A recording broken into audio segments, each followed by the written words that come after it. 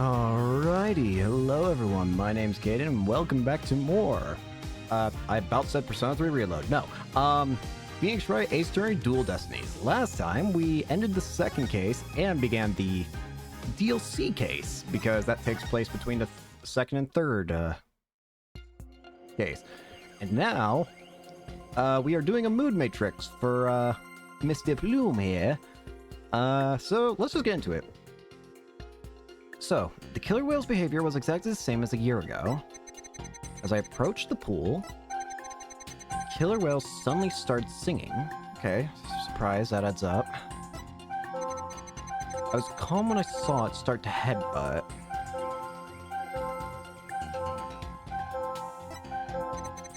But when the pirate hat and victim came floating up, I let out a scream. I was calm? That's not exactly what I'm seeing, madam. Mademoiselle. In fact, I'd argue something different. Got it! Oh, sadness then? We find the unexpected emotion. Wait a minute. Really isn't anything strange here. I'm fine. Wrong. Got it! Why are you sad? Very sad, in fact. Mr. Plume, Orla really frightened you with her head button, didn't she? Don't be absurd. I certainly was not frightened by the likes of any killer whale. It must have been something else that scared her then, boss. However, I do remember being very afraid for some reason while I was doing that. It sounds like maybe you saw something we haven't discussed yet. Take your time and try to remember what it was. What did you see? This is practically turning into a counseling session. I saw something. Oh! I remember now. Alright, let's see what you remembered. Okay, good. Now, if you could please tell the court what you saw. I saw bright red blood. The killer whale's ramming caused the victim to bleed. There was a great cloud of blood. What? Yes, that's it. That's why I was so sure. That's when I knew that killer whale killed a person for the second time. Well, that was a very compelling statement indeed. Looking at this again, there does appear to be something that could be a cloud of blood. So her terror was a reaction to blood, was it? That would certainly explain what happened yesterday. Please take a look at this bloodstained coin. Cease and desist at once. What kind of man shows a lady blood? She doesn't have to get so worked up. So that's why she panicked. I was badly injured during an interview once. Ever since then, I've been terrified of blood. The very sight of it dreadfully upsets my delicate sensibilities. This is a bad turn. Mr. Plume saw blood. And does that mean Orla really did attack the victim? It would appear that orcas are even more vicious than I am. So, how does it feel to be thoroughly rammed by your own cross-examination, right, Dono? What do we do now, boss? That testimony was not all what I expected to hear. Wait a minute. There's still some discord left in Mr. Plume's heart. What? You mean there's more? Yes, but there's no telling what it is. It could be something even more damaging. Ugh. Is there even anything left of our case to damage? Well, whatever it is, we have to face it head on. Athena, you believe in Orla, right? If so, there's no reason for us to shy away from the truth. Yeah, you're right. I know we can handle the truth, whatever it is, so let's delve a little deeper. You've got it, boss. Alright, let's try something else here. So, killer whale's behavior was exactly the same as a year ago. As I approached the pool, the killer whale suddenly started singing. The blood. After it started headbutting, I saw that awful blood and was terrified. But when the pirate hat and victim came floating up, I let out a scream. Interesting. Why? There's a strange jump. There's a strange fall in your sadness. What's this? Got it! Huh? Her fear appears to lessen here at this statement. Mr. Plume, weren't you afraid when you saw the victim with blood coming out of him? My, that's a very good question. I was shaken after witnessing a murder, yes, but then the blood seemed to disappear. Disappear? Why do you suppose that was? Simple. It was because of the pirate hat. After the killer whale put the hat on, the cloud of blood disappeared. Objection! Excuse you? What does that mean? And how exactly does that work? How should I know? I'm just telling you what I remember, Blue Boy. Wait a minute. From whom was this blood that Mr. Plume saw actually coming from? Wait. Was the blood actually coming from... I'm gonna take a weird guess. You know what? Was it Orla? Take that! Consider this. Maybe the one who was bleeding wasn't the victim. I beg your pardon? What kind of ridiculous nonsense is that? There was no one else in that pool besides the victim. Oh, I wouldn't say there was no one else. It is an orca pool, after all. What? Then where's the alleged injury on the defendant? I'm not sure, but if simply wearing the pirate hat made the blood disappear, it covered up the wound. Then the blood must have been coming from somewhere on Orla's head.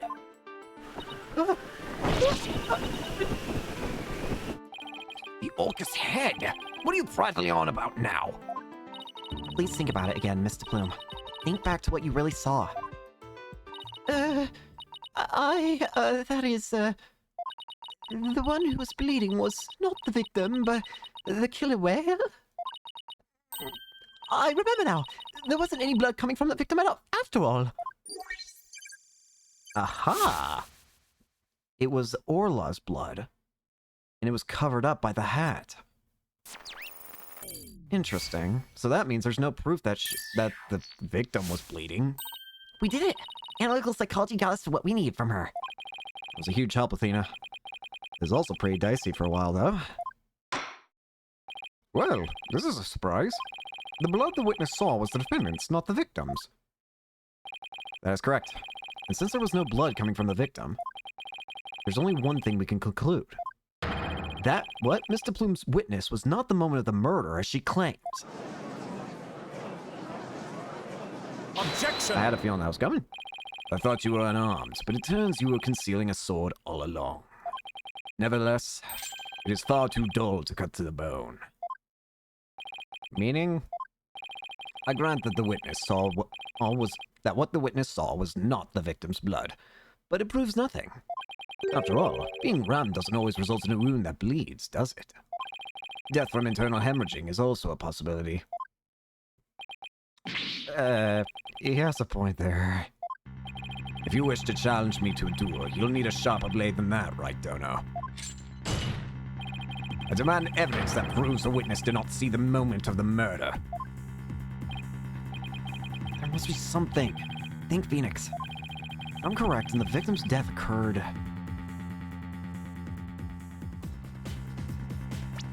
It had to have been before, right? Maybe that Orla was thinking that they were just taking someone they liked back up to air. It had to be before, right? If the victim was already dead when Orla started her headbutting, then that would mean he died sometime before Mr. Plume was watching her. The events Mr. Plume witnessed took place around 10:10 a.m. We must have something that can tell us about what happened before 10:10 a.m.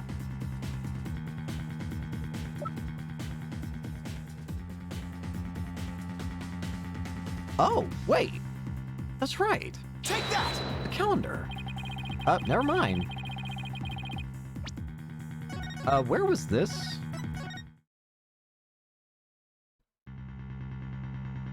Oh, whoops. It had to have been before.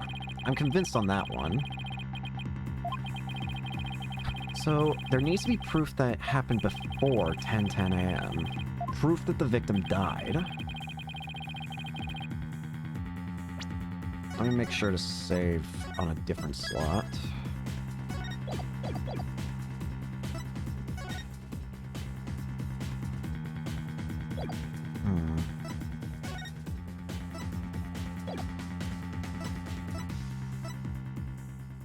Which starts out at the aquarium's 10 a.m. opening. Oh! Wait, what? Oh, wait. No, this is not what I would have wanted.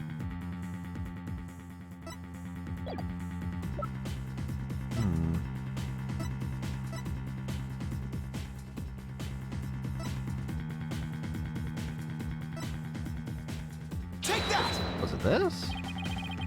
This is the evidence that proves... I gotta go.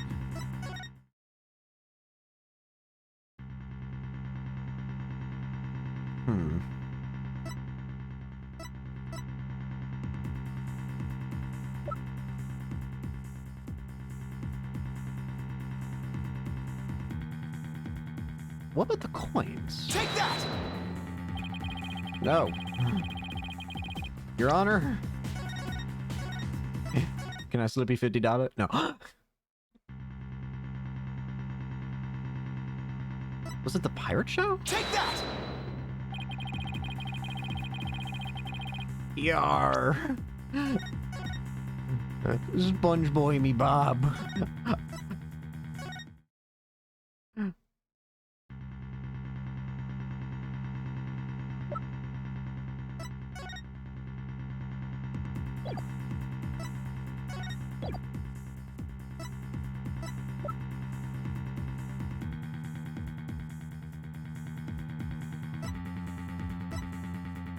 Take that! We've only seen the footage from 10:09 to 10:10, which means there's still footage going further back that we need to check. Your Honor, I request that all of the security footage be played for the court. All of the footage? Mr. Plume witnessed a cloud of blood at around 10 o'clock 10 a.m., but I believe the victim was already dead by that time. So your assertion is that the murder took place before Mr. Plume arrived? Exactly. The security camera footage starts at 10 o'clock a.m. when the aquarium opened. And I believe there's vital evidence in the 10 minutes before. You're quite the gambling man, right, Dono? Are you honestly willing to risk everything on those mere 10 minutes? I've bet on slimmer chances before, but when he puts it that way... I don't really have good bets, do I? Hold it! Huh? My boss is no coward, Oscar Blackwell, so I suggest you get ready to eat humble pie. Uh-oh. I can't back down now. Well, if the defense is that confident in its importance, Prosecutor Blackwell, the security footage. Fulbright. Roger! I have the rest of the security footage right here. Very well. Please play it for the court. Please, please have something for me. This is what it looks like at 10:10 a.m. The witness can be seen here. Alright, I'll just back the footage up to the beginning now.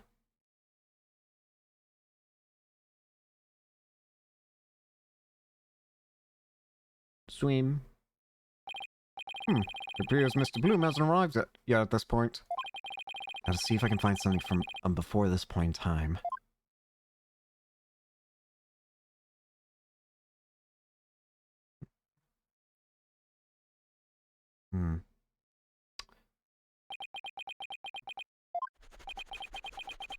Well, don't look at me!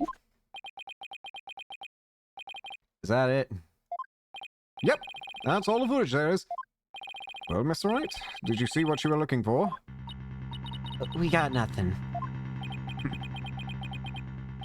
Well, right, Dono.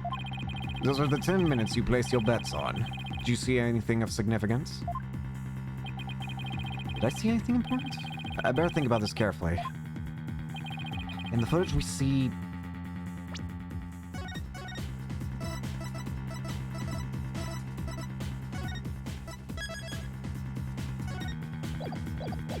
There's gotta be something, right? This is the important thing the footage shows. There's gotta be something different with this image. So the hat obviously is gone. That makes sense. I need to compare this with the actual...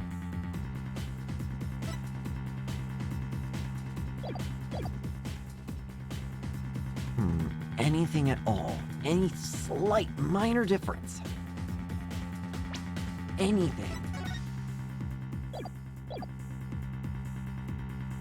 Anything?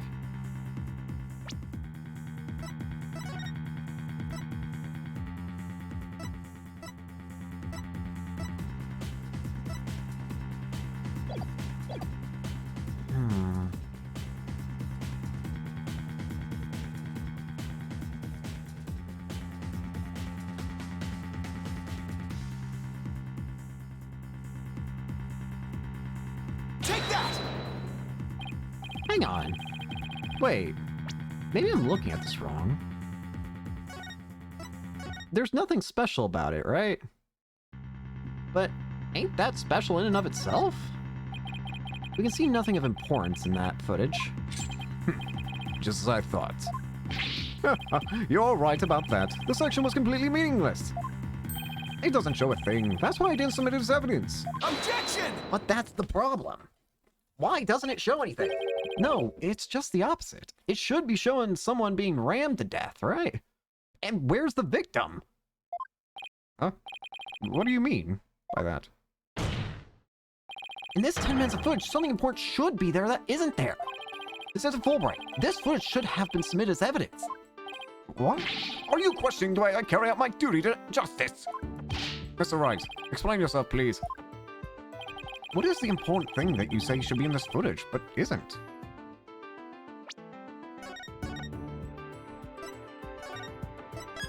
Okay, think this through. Which thing would you want? Let's compare. Take that! What's the problem you perceive that... What is the problem? Problem is that... I gotta go.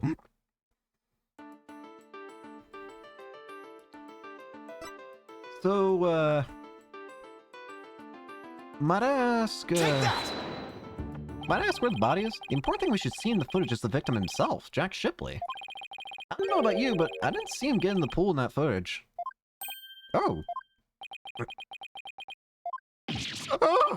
That's right! If the victim is not shown entering the pool in this footage, it means that he must have been there by the skull rock during those 10 minutes.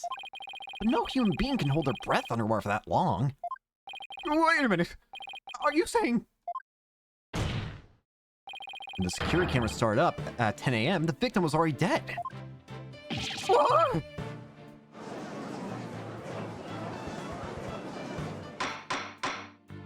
Order in the court. If that's the case, then when was the victim murdered? I don't know, Your Honor. But we now know that it had to have been sometime before 10 a.m. Therefore, this footage can no longer be called decisive evidence against my client. There is no one else who could have killed the victim. Not necessarily. The defense believes that the true culprit may have been human. And we have evidence to back up our theory as well. Do you now? I would be very interested in seeing this evidence. The defense's trump card, the thing we found during our investigation yesterday. I won't go so far as to call it decisive, but now's the time to play it. Are we talking about the coin? Very well, Mr. Wright. Please submit your evidence. What evidence shows that the crime may have been committed by a human? I'd assume it's talking about the bloody coin, if I remember. Which I don't, but we'll figure that out the hard way. Take that! What's this? A coin? Yes, a fake coin used in the aquarium's pirate show. We found it beside the pool. This coin is quite possibly the real murder weapon. This tiny little coin is the murder weapon? Mr. Wright, if this is another one of your bluffs... As they say, the bolder the presentation, the less confident the solicitor. This is no bluff, and this isn't the only coin. There are 300 of these coins in all, weighing a total of about 7 pounds. This one just happens to have blood on it. Did you have the blood analyzed to see who it is? Not yet. But there were coins scattered all around the body, and the victim had a head wound. Taking these things into account, I believe it has to be the victim's blood. So, if you put it together, we have about 7 pounds of coins by the side of the pool. One of them with a blood stain on it. I think the answer is pretty clear here. Your Honor? The defense proposes that the victim was killed beside the pool. The side of the pool? But if the murder took place there, it would be difficult to say the orca did it. I realize you were trying to defend your client, but the theory is preposterous. How could 300 coins possibly be made to hit someone all at once? It'd be pretty easy if they were in a bag or something of that nature. And so, where was this bag the coins were in? Unfortunately, Your Honor, we recovered nothing of the sort from the scene. It's possible the culprit took it with them. They took it? The true culprit used the coins as a blunt instrument to commit murder. They then threw the body into the pool before the security camera started up. And then they left, taking the bag the coins were in with them. They got rid of the evidence that points to a human culprit to pin the blame on Orla. I get the feeling. That was brilliant, Mr. Wright. You found a way to introduce the possibility of a human perpetrator. Yeah, somehow. Let's hope my luck calls out. Wonder why Prosecutor Blackwell hasn't said anything. The possibility of a perpetrator other than the defendant has now been suggested. But if we hold this possibility to be true, then what did Mr. Plume witness? That's right. I saw the killer whale attack the victim. Just like it did a year ago, singing a song. I guess there still is that. Even with somebody else as the culprit, Orla's behavior still seems pretty bizarre. I wonder why she was doing the same thing she did a year ago. But is it really that bizarre? What do you mean? To explain the inexplicable, all we have to do is turn our thinking around. Turn our thinking around, huh? Sounds good to me. Time to give the old turn my thinking around method a try. Instead of trying to figure out why Orla did the same thing she did a year ago, I should consider the results that were produced by her behavior this time around. So what resulted by her doing what she did? Orla sang a song, did some headbutts, and bit the victim. If the real culprit wanted to shift the suspicion onto Orla, then they would have needed to give people a reason to think Orla did it in the first place. Mr. Wright, as a lawyer, how do you explain your client's actions? I believe we should think of it in this way, Your Honor. What kind of effect did Orla's action have on the case? Very well. Then why don't you explain it for the court? How did the defendant's actions affect the case?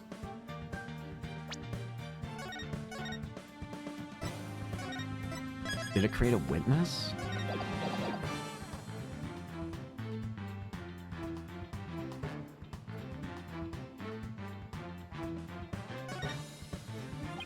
Miss Plume focused her attention on the orc pool because she heard the song.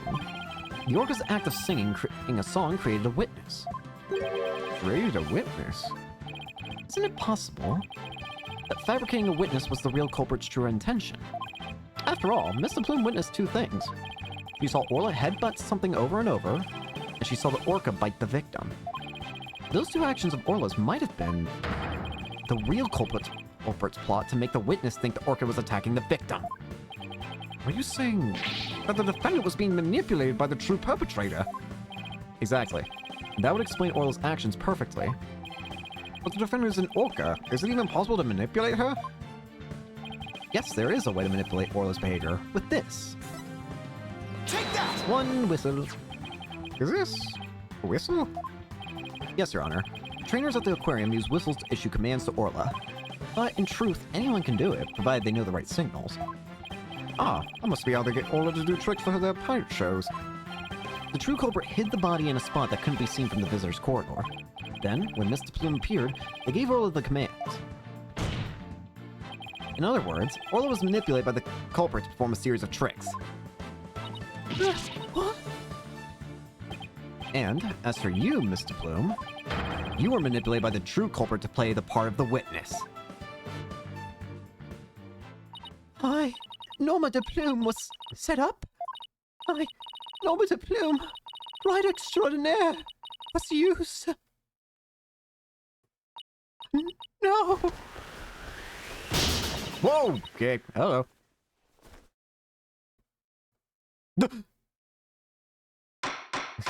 Put your clothes back on. Mr. Plume, please do something about your attire. Ugh, that was one wardrobe malfunction I did not want to see. It would appear we need to shift our suspicion towards someone other than Orla. Prosecutor Blackwell, please have the blood stain coin analyzed. You waste your breath.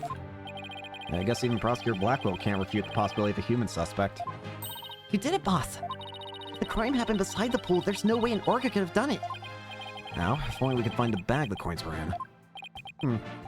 In light of the new discovery, it would appear that the orca couldn't have done it. Exactly, Your Honor. If the blood on the coin proves it to be that of the victim, we can unequivocally overturn Orla's accusation. Objection! I had a feeling that was coming. Hey, no! Overturn the defendant's accusation. I think not. Hey, no! Ah, my beautiful! And then another strand just falls into place. Yesterday, a new inmate was brought into the prison. He said, the moment you relax is when you're most vulnerable. And what's this man going for? He is merely a sneaky thief who enjoys a spot of fishing now and again. Now I want fish. The right donor here would be easier to hook than any fish. Dagger? Oh. That heart sure does love the judge's head. Oh, whoa! Hey! What's this? The coin from before, and some sort of bag? A bag? I don't think I'm gonna like this. This is the coin bag the 300 coins were in. I believe you were looking for this. How did you get that? I never said we didn't find it at the crime scene. The bag had blood on it, so naturally, I had it sent to the crime lab. And does the blood belong to the victim? It does indeed, as does the blood on the coin. You knew it. So the blood on the coin did belong to the victim. The bag was open and the coins had all spilled out. But the bag alone wasn't proof enough to say that it was used as a murder weapon. However, thanks to the defense in their coin, I'm more than satisfied that it was. Prosecutor Blackwell, are you conceding that the true culprit committed the murder with the bag of coins? I shall concede that the victim was put into the pool after his death. However, even with the bag, it doesn't change the fact that it was the orca that killed the victim. What? How can you still suspect Orla? You said that the true culprit manipulated Orla's behavior. But Orla isn't the kind of orca that would let someone control her. If anything, Orla used the victim's behavior against him to murder him. What? But are you all agreeing that the orca manipulated a human being? Prove it. I've summoned another witness. Marlon Rhymes. Take the stand. Marlon Rhymes? Is a witness? Okay, this is weird. I can't remember the voice I gave you. Well, don't just stand there. State your name. I told you I didn't want to be a witness. I thought one witness would be quite enough to prove the defendant's guilt. But apparently Right Donor won't be satisfied until every stone is turned. Little son of a... Alright, fine. If I gotta talk, then let's get this over with. Mr. Rhymes doesn't seem like a willing witness. I wonder what Prosecutor Blackwell's going to have him testify about. Could we have your name and occupation for the record, witness? I had a feeling that was coming. Feel the law, time to testify, showing my crew at the ship shape, orcas, penguins, and the seascape. Man thin, and there ain't no end. The them bright kids' doors I shall transcend. New animal keeper from the House of Rhymes. I'm the master keeper, Marlin with the rhymes. Oh my, I'm afraid I couldn't understand a word you said. Is that flip-flop music young people nowadays like? So close, Your Honor. So close, and yet so far. Please proceed with your testimony, witness. Without the flip-flop. Okay, fine. But I don't want to do this, I tell you. I feel like I'm selling Sasha out. Eh? Selling Sasha out? The man manipulating Orca At about 10 o'clock 10 a.m., I was in the staff room. I heard a loud noise from the pool room. I went to the door to look in. I couldn't see the captain or the orca, but I saw a bunch of coins scattered around. The orca knows there's a certain spot where people stand to play volleyball with her. I think maybe she knocked down the stuff that was piled up there and hit the captain. So that gives us a little more info about the area around the orca pool. Okay, strange. It also has information about the area around the orca pool on the first and second floor. The pool is about 65 feet deep. The defendant made the stuff fall down. Overturned crates and assorted props were scattered all over the pool room floor. Oh, that might have been Athena's fault. There's no doubt it was the orca that caused the mess. But could she really have done that from within the pool? As I said, the orca is the only one that could have performed such a feat. The pool in its room was tidied the night before, including its various odds and ends. But when our rhyming Marlin took a look-see, over 400 pounds of props had fallen. To move it all in one go would challenge even the brawny prisoner in the cell next to mine. What is he? The jail gossip? So, how did 400 pounds of items fall all at once? I'll tell you how. The orca pulled on the cloth that was underneath them. A weight that would be all but impossible for a human to move. It was child's play to an orca. During a friendly game of volleyball, the defendant made the crates fall. And the bag of coins was among the items and to fall on the victim's head and kill him. The orca then toyed with the victim's body underwater, which is what Mr. Plume saw. Objection! Bruh? But the witness only said he heard a loud noise. That doesn't automatically make it the sound of Orla making items fall. Also, why did you only look in on the pool room anyway, Mr. Rhymes? That orca sometimes makes a loud noise to summon her trainer. But I'm still a newbie, so I don't have a security card to get into the pool room yet. So even if she tries to summon somebody, there isn't much I can do about it. I see. So the witness couldn't enter the crime scene. Objection! Mr. Rhymes couldn't enter the room. There's at least one thing he can't be sure about. His statement that the orca was playing volleyball is purely speculation. Silence! Whether the orca was actually playing volleyball or not is the issue. Traces of the orca's saliva were found on the cloth that was underneath the crates. The important point is that the orca is the only one who could have moved the items. Oh, I have to discredit that statement somehow. If I don't, it means that Orla was the culprit, even if the victim died inside the pool. Aside. Alright, Marlin Rhymes. Ship-shape aquarium.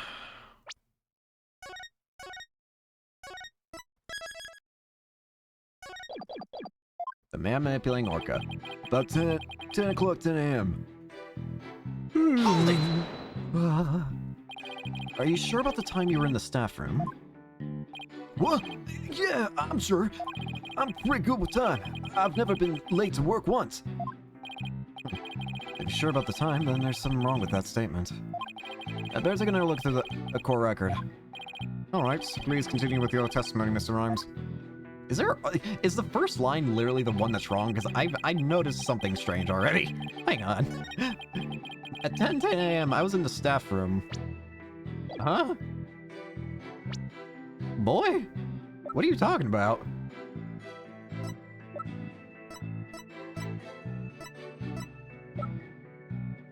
Objection! You were in the kitchen.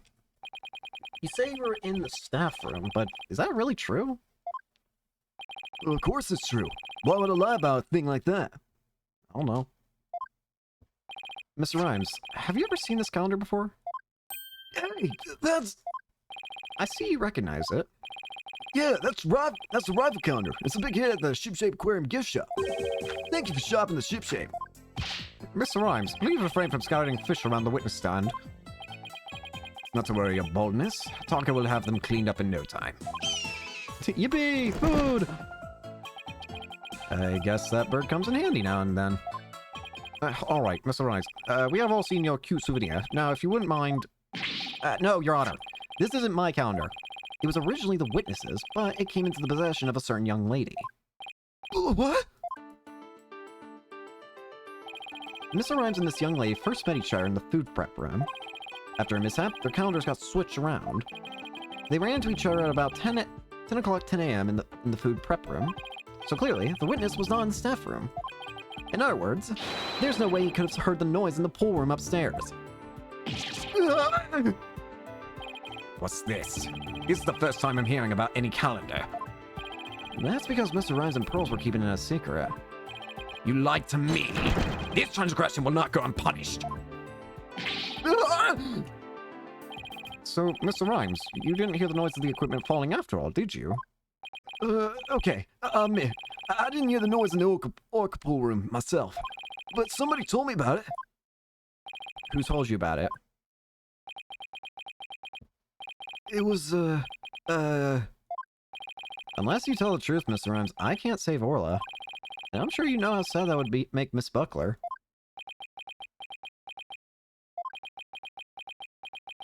I heard about it from Sasha. What? From Miss Buckler? That doesn't make sense. What's going on here? Now it's the trainer's own words that drive the orca into a corner. How do you like being bitten by your own client, right, Dono? Oh, I certainly didn't see this coming. But perfect timing. There was something I wanted to ask Miss Buckler about the orca.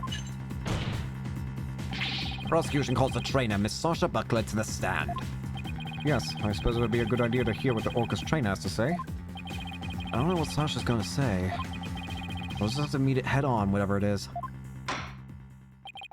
We'll have make a 20-minute recess while the witness is summoned. Who's gonna stay behind and watch the orca, though?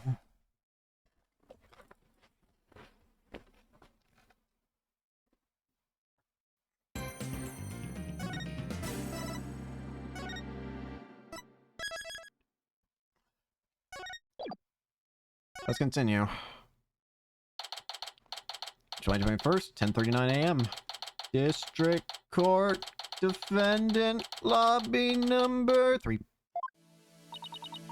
Mr. Wright, are you going to cross-examine Sasha? I guess I'll have to ask her about the noise from the stuff falling down. Hey, Mr. Wright, Mr. Rhymes, why did you lie? I didn't want Sasha to have to appear in court. I thought if anybody had to testify, I should be the one to do it for her. But why would you go to all those lengths? Did you see the entry for the 20th on that calendar? You know about meeting the captain at the orca pool? Yeah, I found that calendar in the app room. I think it's probably Sasha's. What? Then that means... Guess it does look more like more of a woman's calendar than a man's.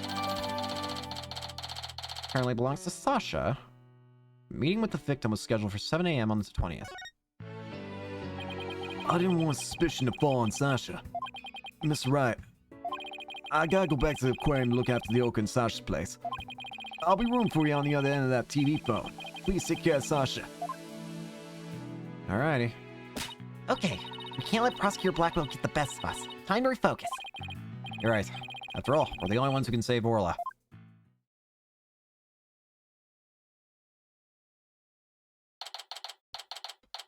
July 21st, 11:02 a.m. District Court, courtroom number 4. Hi. The court will now reconvene. Prosecutor Blackwell, please call the witness to the stand. Again, you waste your breath. What? Hi. Me name be Sasha, and I be one of Captain Orla's swashbucklers. I come to rescue me bucko from the false charges put on her by Dread Pirate Nostache. Nostache? I guess Nostache refers to Prosecutor Blackwell this time. Well, it can't be the judge. He has a mustache and a full beard. Now then, Captain Judge, shall we begin the pirate court? Captain Judge? I really like that. It makes me feel like a salty old sea dog.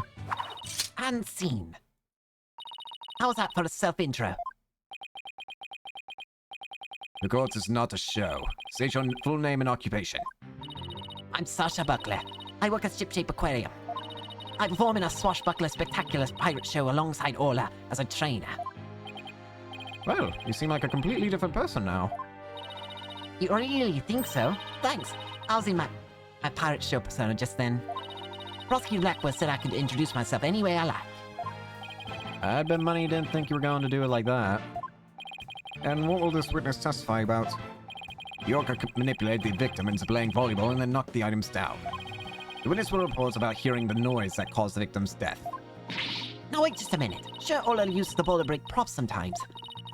She even spiked the ball at the giant octopus's leg yesterday when I was cleaning. So Orla was the one who broke that leg, huh? Was she gonna have knocked down that huge stack of equipment with a little ball? I thought you were paying attention to the trial of the telecast. But you apparently know nothing of what we have been discussing. The orca knocked down the equipment by pulling on the cloth that was underneath it. No one said anything about the orca knocking it down with a ball. The floaties! Is that what we're talking about? I came in here to give Prosecutor Nostash a good keel hauling. I'm the one getting the canine tails. Oh, he's as vicious as a tiger shark. Buckler, just focus on your testimony and you'll be alright. Don't worry, we'll take care of that tiger shark for you. Blow it up! Thank you, Athena. Okay, I can do this. My testimony will be phenomenal. Alright, Miss Buckler, please proceed with your testimony. Alrighty. Hearing the noise. I admit I heard Orla summoning me with a loud noise. But the aquarium's guest scream I heard over the walkie-talkie was more urgent. I talked to Norma de Bloom first, and then went into the pool room with the security guard. The equipment was everywhere, and the captain was lying in the middle of it all. The story doesn't seem to be much different from Marlon Rhymes' testimony. Or does it? The circumstances are different. The actual order of Orla's actions depend on the order of the witness heard the two noises. If she heard the scream first, the prosecution's claims don't stand up. Objection! Unfortunately for you, she doesn't remember the order of what she heard. She doesn't? I was distracted at the time, so I don't really recall which one I heard first. I was lost in thought until the guard brought me back to myself. Sorry I'm no help. As long as the order remains unclear, I shall not alter the prosecution's claims. After killing the victim with the bag of coins, the orca toyed with the body in the water. I have to turn things around here somehow. Unless I can prove the sound Sasha heard was not the sound of the victim's murder, Blackwell's claim that Orla pulled down the equipment to kill the victim will stand. If I want to save Orla, I have to find a contradiction, no matter how small. Very well. Your cross-examination, please, Mr. Wright. Alright, let's see it. Hearing the noise. I admit I heard Orla summoning me with a loud noise. Hold it! What made you think Orla was summoning you? All I know is the sound of her cries doesn't carry far enough. So sometimes she summons people by making a loud noise. That Orla is smarter than the average whale, I tell ya. Tucker would not be bested in a battle of wits. Hold it! This is not a fight, Blackwell. Wait a minute, which is the smartest one of all? This is not a battle, Athena. Mirror, mirror on the wall, who's the smartest one of all, Widget? Am I expected to enter true seeing this? My kid is better than yours, Appaloosa. And did you hear the summons of this very intelligent Orla immediately? I couldn't right away. Although I was concerned about her, of course. The aquarium's guest scream I heard over the walkie-talkie was more urgent. Hold it! You heard Mr. Bloom scream? That's right. I heard it through the walkie-talkie of a guy making his rounds. Ah! I could still hear him in my head. It was so loud, I thought it was a sea lion. Mr. Bloom sort of reminds me of a sea lion, actually. I know, right? Oh, I should call her Sea Lion Lady. See how she likes it. I guess Athena's still upset about being the yellow girl. And what did you do after hearing the visitor scream? Talked to Norma de Plume first, and then went to the pool room with the security guard. Hold it! You and the security guard head to the Orca pool room? Yeah, apparently, that obnoxious rider lady said she didn't trust me by myself. That's why, after talking to her, the guard and I went to the pool room together. Why be the wench so suspicious, sir? I demand a swordfish duel. That's what I felt like saying to her anyway. I'm afraid I don't get it. That was a line from the show when Orla and Sasha quarreled with each other. Didn't you do your swashbuckler spectacular homework, Your Honor? Why am I getting scolded here, Mr. Wright? Why are you asking me? And why am I getting scolded here, Your Honor? Miss Buckler, please tell me what happened after you headed to the pool room. Alright, when the guard and I got there, we saw that... The equipment was everywhere, and the captain was lying in the middle of it all. Hold it! What do you recall about the scene exactly? I don't remember much, to be honest. I was in total shock from seeing the captain like that. If you ask me something specific, I might be able to remember, though. Specific questions, huh? Okay, let's see, what should I ask her about?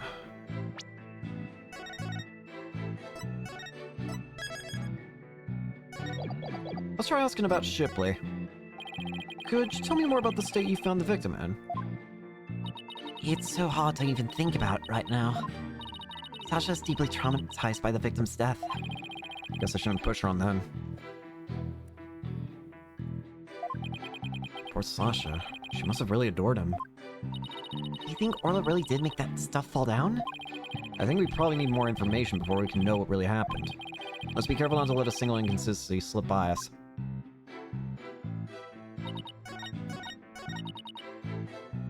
Hold it! Madam! Mademoiselle! Tell me about the things around the floor. Could you tell me more about the things that were scattered around? They were equipment and props for the new show. The new show? Yeah, we were supposed to debut a brand new swashbuckler spectacular yesterday.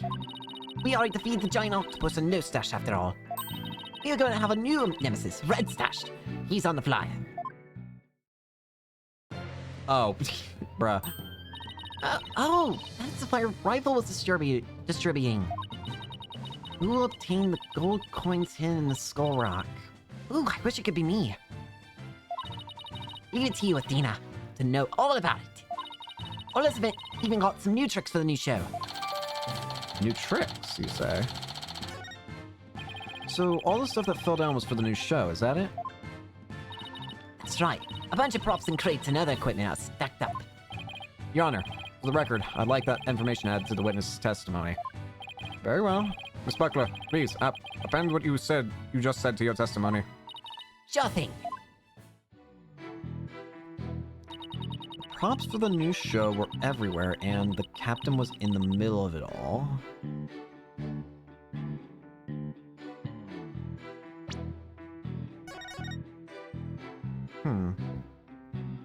Why does that feel weird to me? That feels really weird to me. Interesting. Is that why? Objection! No, it's not. Because the statement is clearly inconsistent with the fact that my brain hurt, Honor. What did you just say? Phoenix, where are you going?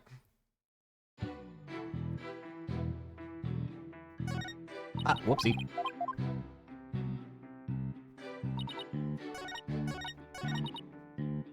Hold it! Mademoiselle, these props for the new show, what kind of things were they? A blow-up dolphin in an anchor, Red Stash's costume, a bag of coins, stuff like that. The captain was wearing his usual costume, and the new props were all there. Wait a minute. Something about that doesn't seem right.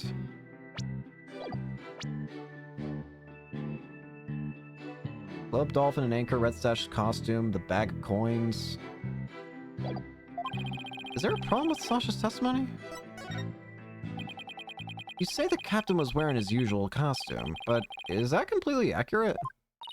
Come on, Phoenix. What are you nitpicking my testimony for? If we look at the body, we see that there's a discrepancy between that and your statement. You stated that the victim was wearing his usual costume, but you notice that the victim was wearing a red scarf around his neck. I imagine this red scarf is part of his costume for the new pirate show. Oh, you're right. It's run right here in the fly for the new show. Featuring the dashing Red Stash with a fluttering red scarf. Although I have to say, it looks just like a red scarf was added to his old costume. Yeah, well, the captain was never one to spend much money on costumes. But, you know, the captain wasn't wearing that red scarf. But in this photo, I believe I see a red scarf. But it's not wrapped around his neck. It's just draped on top of his neck. Our red scarf was packed away with the rest of the new show's equipment. Must have fallen on top of the captain when the equipment fell down. Oh, I see. It looks like your discrepancy wasn't really a discrepancy after all. So the scarf doesn't have anything to do with the case. There was something about the timing of the stuff falling that bothers me. Hold on. Timing of the stuff falling. Timing. Maybe my theory's been all wrong from the beginning. Maybe the bag of coins isn't the murder weapon. and so your last cross-examination ends in failure as well. You should know that such a feeble slash will never hurt me. As I said, the orca made the equipment fall and then toyed with the body in the water. Objection! Let's take it. I'm sorry, Prosecutor Blackwell, but based on the circumstances at the scene, the defendant couldn't have dragged the body into the water after the equipment fell. And why, pray tell, is that? Oh, I'll tell you, alright. My theory has been all wrong, then I'll just have to fix it. Yes, Mr. Wright. Please do tell the court. What indicates the body was not dragged into the water after the arms fell? Wait, hang on. What indicates that the body was not dragged into the water after the Imes fell?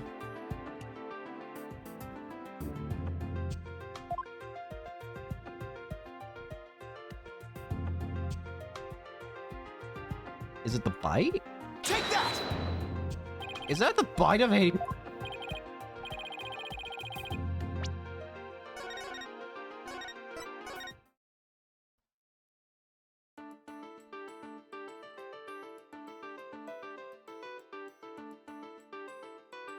Oh, wait. The scarf, right? Hang on. No. Point there. Take that! This red scarf fell at the same time as the bag of coins. But if the body was dragged to the pool after the bag of coins fell, then the red scarf wouldn't still be on top of the body. What? In other words, the victim was already dead when the equipment came crashing down. Therefore, the bag of coins that fell with this red scarf was not the murder weapon. Silence! But it was the defense who claimed the bag of coins was a murder weapon to begin with. Well, yes, that's true. Do you intend to abandon your original argument? After hearing the testimony, I realized my theory about the murder weapon was wrong. Please recall the facts we have learned so far. It's a fact that what Orla bit it was the victim's dead body. After all, when we saw the victim on the security footage, he was already dead. But then, Orla carried the victim's body to the side of the pool and knocked down the equipment for the new pirate show that was piled up there. Maybe Orla was trying to alert the humans to the victim's condition. If Orla knocked the Imes down on the victim after he was already dead, then it means the defendant didn't kill the victim with those items. What preposterous!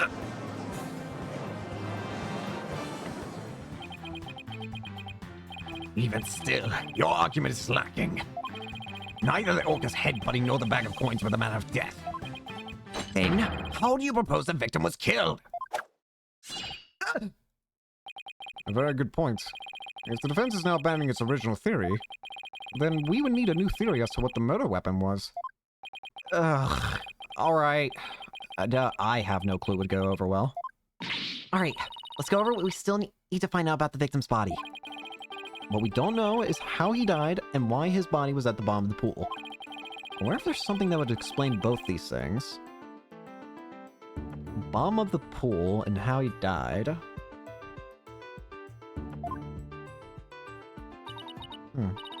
How'd the victim's body sink to the bottom of the pool?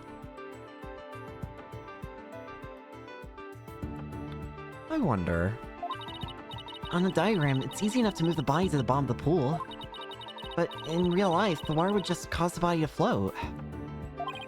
Right. Hold on. Water? Okay, then what if we flip that around? What if there was no water? I had a feeling. Then the body would go right down in an instant. It fell! So could the real manner of death be... They were pushed in. Thanks for the great hint, Athena. What? I helped you and I didn't even know it? They fell to their death. Your Honor, I think we know the real manner of the victim's death. I think won't do, Mr. Wright. I expect a clear answer. Now then, what was the real manner of Jack Shipley's death? What's the manner of death that moved the victim to the bottom of the pool in an instant? Falling. Please take a look at this diagram of the orca pool. If there was no water in this pool, that'd be quite a deadly drop, wouldn't it? Then it would be a very easy to move the victim's body to the bottom of the pool. In fact, it would kill anybody. He would drop straight down. Oh my! Could that be the true manner of death? The orca pool is about 65 feet deep. If the victim were to go from the top of the pool to the bottom when there was no water, then he would, without question, have fallen to his death. Death from a fall? That's your answer. It all makes perfect sense. If he fell, that would explain the signs of blunt force trauma over the body, too. Culprit pushed the victim into the pool when there was no water in it. After doing something to keep the body from floating up, they filled the pool with water. Pool water washed away any signs of blood, so no one would realize that he fell. Surprisingly, that actually makes sense. There's a problem that rises from that now, which is Orla. Order! Order in the court! I'm just as surprised as you are, but I must have order. If falling was the manner of death, then does this mean the defendant's behavior was the result of being manipulated by the true culprit as the defense claimed? Yes, it would have to be. All that needs to be explained now is how the real culprit commanded Orla.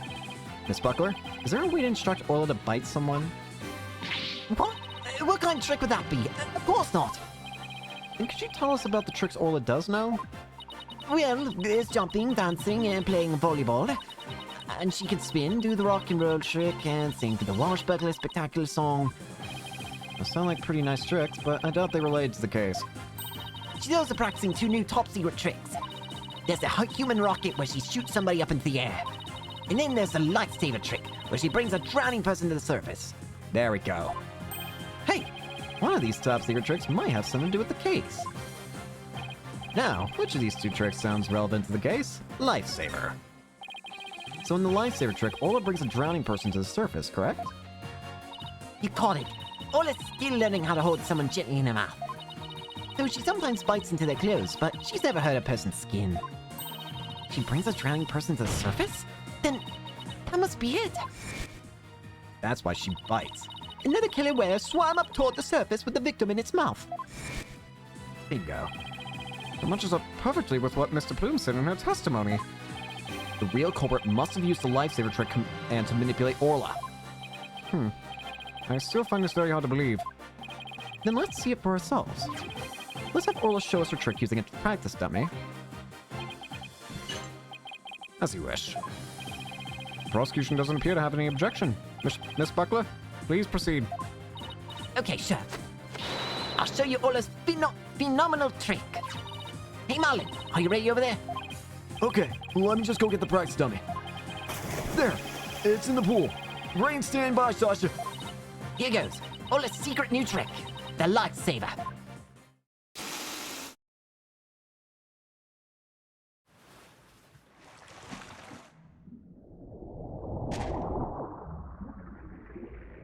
And I wonder, where does she put it?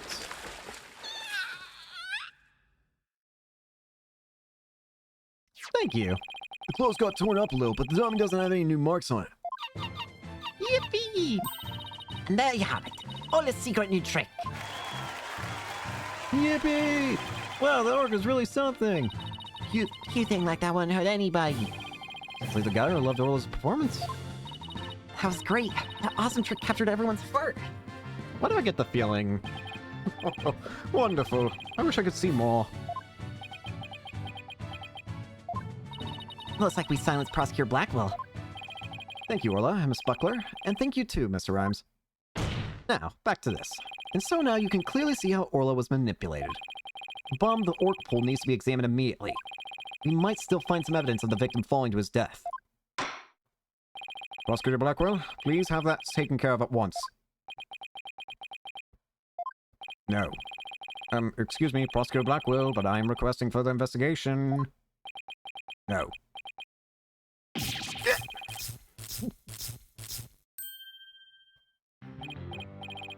Prosecutor Blackwell, you have to answer the nice judge politely. Oh, that's right. I almost forgot. The thing you asked for just came in. You couldn't be bothered to think of a less violent way to deliver it? What did Prosecutor Blackwell ask for? I've been waiting for this. Oh, and what is that? An updated autopsy report. What? Why did it have to come now? During recess, I ordered the body to be re-examined. Something started nagging at me during the course of the trial, you see. Yeah. I think you'd like me to read it. Very well. Cause of death thought to be from 65-foot fall. Bingo. That's just what I needed. But this is decisive evidence that substantiates Wright's theory. What? It's something good for a change? If the man of death was falling into an empty pool, the orca can't be responsible. It seems Orla's complete innocence has been proven. I suppose I can't deny that. This is fantastic. You did, Mr. Wright. Mr. Blackwell isn't even trying to refute it. Orla's saved. Yeah. Is it really safe to celebrate? Yeah, I have a bad feeling about this. It would appear that more investigation into this case is necessary. But first, allow me to render my verdict. The court finds the defendant, Orla Shipley, not guilty. The orca is saved. But I get the feeling I know what's about to happen. Because we're not going to end the case here, obviously. You did it. Thank you so much, Phoenix. Thank you, Athena. Ola and Marlin, thank you too. Congrats, Sasha. Time to celebrate. Go on, eat up. Yippee! Glad to see everybody so happy. I'm absolutely thrilled about the verdict. Had a feeling. Thank you, Right Dono. Huh? What? The drained pool. Thanks to you, the truth is finally clear. Fulbright, arrest this woman. Had a feeling. Certainly, right away, Prosecutor Blackwell. Sasha Buckler, you are hereby under arrest for the murder of Jack Shipley. What? What are you talking about? What reason could you possibly have? Come now. You must have had some idea in the back of your dull little mind. The true culprit manipulated the orca in order to have false charges brought upon her. And who was the only one with the ability to accomplish that? It can only be the orca's trainer. But I'm sure there's some other explanation. Silence. I don't need any of your baseless counter-arguments. Have you forgotten? In order to enter the orca pool room, a security card is necessary. A security card that only the victim and Sasha Buckler possessed. Miss Buckler is the only one who could have caused the victim to fall to his death. Uh-oh. Incoming! Ah! What? No, I don't believe it. Miss Buckler was so upset by Mr. Shipley's death, she couldn't have done it.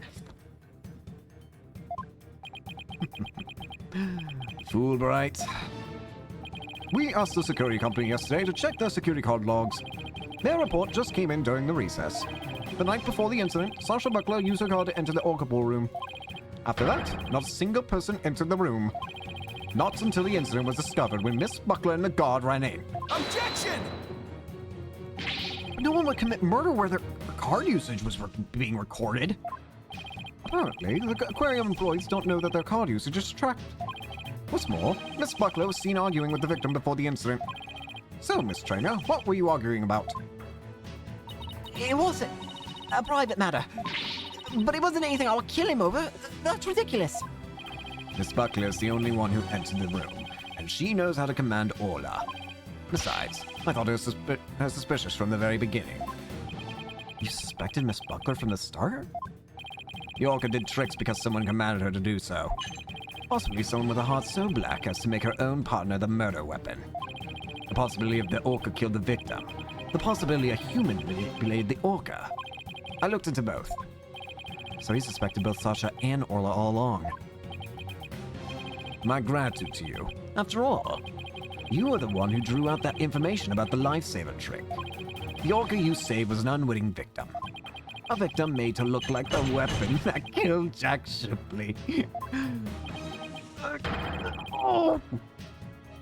All right, come along then. Let's have a good long talk. Wait, I didn't kill the captain. I would never try and frame Orla. Why would I hurt the ones I love like that? Sasha, Phoenix, Athena, you can't believe me.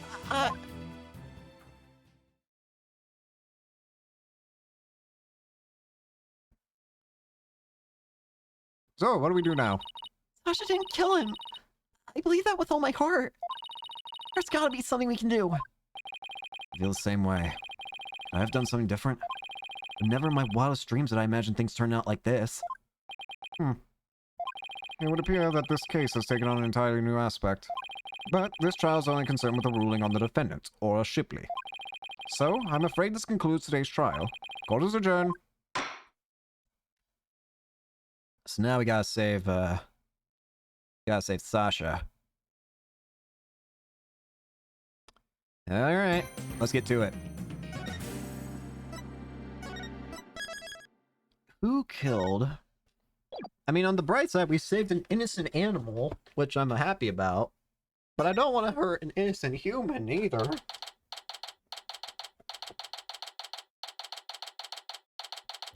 Right, anything agency? What? That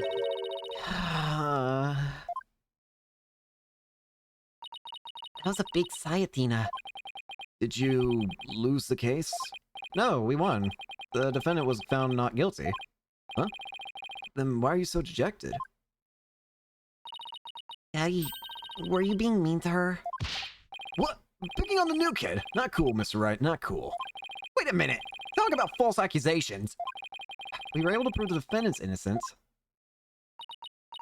But then Sasha got arrested instead. So that's what happened. That's too bad. So what are you two going to do now? We're gonna get to the bottom of this. I don't believe for a second that Sasha did what they're actually accusing her of. I don't believe it either. I won't give up. Boss, let's go see Sasha and tell her we want to represent her. Right now, I imagine she's still being questioned by the police. Let's get started on the investigation first and look for proof of her innocence. Sounds like a plan. Just leave the office to me and Polly, Daddy. If there's anything I can do to help, just say the word. Well, thank you, Apollo. Thanks. If you could organize the evidence and clean the office, that'd be great. I mean, anything I could do as a lawyer. Unnecessary evidence given to Apollo. My trash can. That takes care of that. Time to head to the scene of the crime.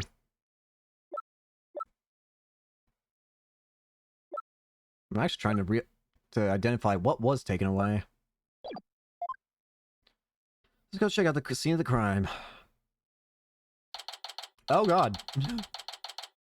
Ship-shape aquarium. Orca pool. Huh? There's no water in the pool. Orla, where are you? Oh, what? I can hear her at the bottom of the pool. Maybe there's some water down there. Orla sounds so sad. Maybe she misses Sasha. Careful there, you shouldn't get right up to the edge like that. Who's that? You don't want to end up like the victim. Besides, the police are still conducting their investigation here. Don't go poking around. Detective Fulbright. Ugh. Is something wrong, Miss Lawyer? You look angry. I feel an immense sense of danger. I object to you arresting Miss Buckler. Detective, I'd like to ask you some questions about the case, if you don't mind. Go right ahead. Look at this. So that's your symbol of justice, is it? But this is mine! You can whip that badge out fast. We can top. Take this. Win attorney's badges. No fair! What? I've already seen this dialogue before, though. You bully me for repetitive cases? Ha ha ha, I screwed you over with the autopsy. There's probably nothing we can actually ask about. Why arrest Buckler? Miss Buckler is 100% innocent, so why did you arrest her? I understand your desire to believe in her, but the fact remains that she's suspicious. Right now, there are investigators on the scene, so you can come in as you please. But ordinarily, a security card is required to enter this oracle pool room. The victim and Sasha Buckler were the only ones who possessed this card. And yesterday, the day of the incident, there's proof the suspect's card was used. Isn't there proof that, like, is there, like, actual, like, visual proof? Anyone could just take this card and use it, you know? The question, and that's probably what happened. The question is who? Objection! Somebody else could have used Miss Buckler's card. Oh my, I guess that would be one possible explanation. Didn't I sound just like a lawyer right there? Yeah, you can't be in trouble if you didn't. I was about to say, that's your job, Athena. If you don't sound like a lawyer, we're screwed. Except, the suspect confirmed she entered the room at the time the record states. She said that she was here from 3 o'clock to 6 o'clock a.m. on July 20th. Apparently, she was giving the orca pool a good cleaning. Cleaning? In the middle of the night. Yes, she said that a lot of the heavy-duty cleaning is done at night. This suspect also admits that she was fighting with the owner before his murder. What's more, nobody saw the victim again after he met with the suspect. Objection. There must be something I can object to in there. Save your objections for tomorrow's trial. By the way, Detective Fulbright, do you think Miss Buckler's questioning is over? No, not yet. But I told the guy in charge to take it easy on her. Why? Why? Is something wrong? Oops, I forgot I said anything. It doesn't concern you two anyway. But it does concern us. We intend to represent Miss Buckler. Well, you do. In that case, I have a favor to ask. Could you get this medicine to her?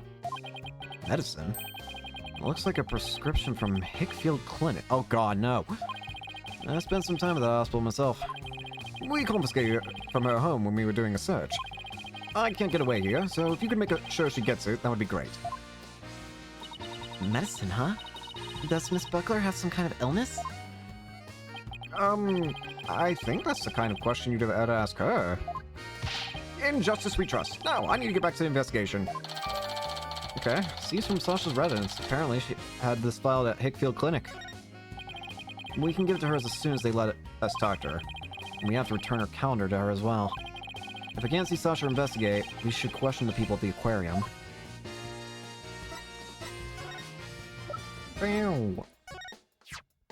Please give that to Sasha Buckler. It's very important that she has it.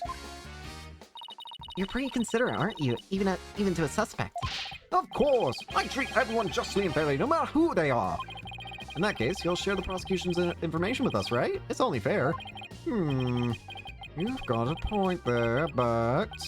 quite the pickle! His heart is filled with confusion. I don't think we'll get him to listen now. 404! Yeah, I didn't really think it was going to work.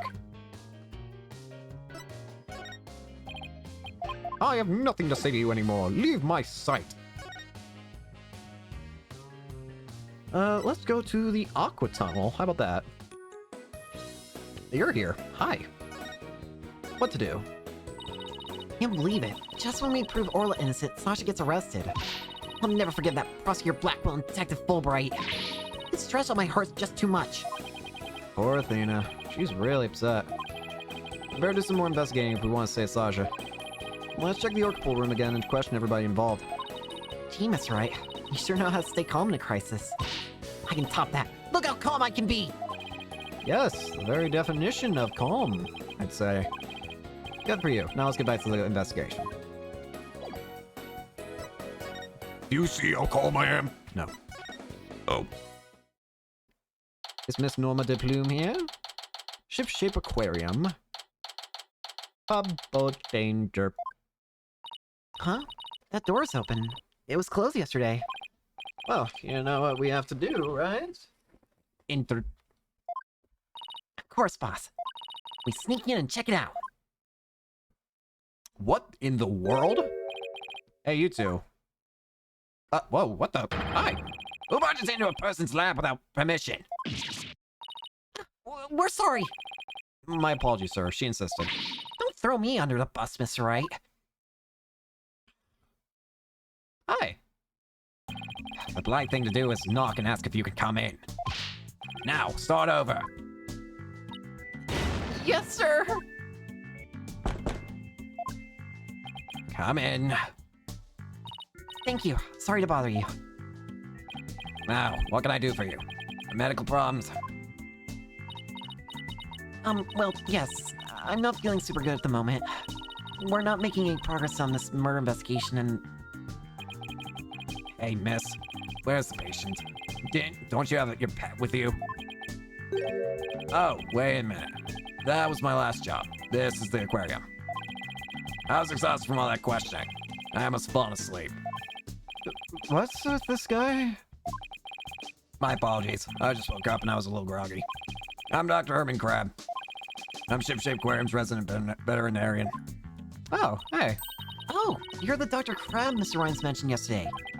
And Rhymes also mentioned he hadn't seen Dr. Crab around. Wonder where he was. Son of a gun. This little what the? Hi.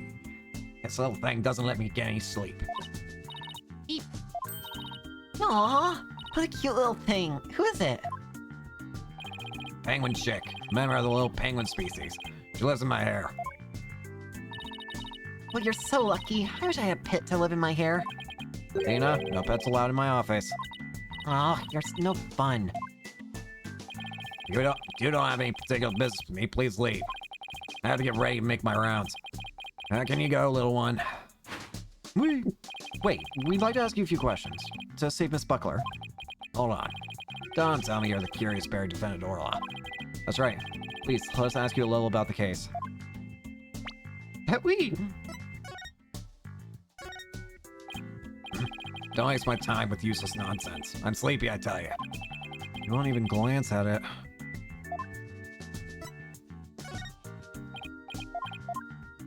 Well, at least your dialogue's quick.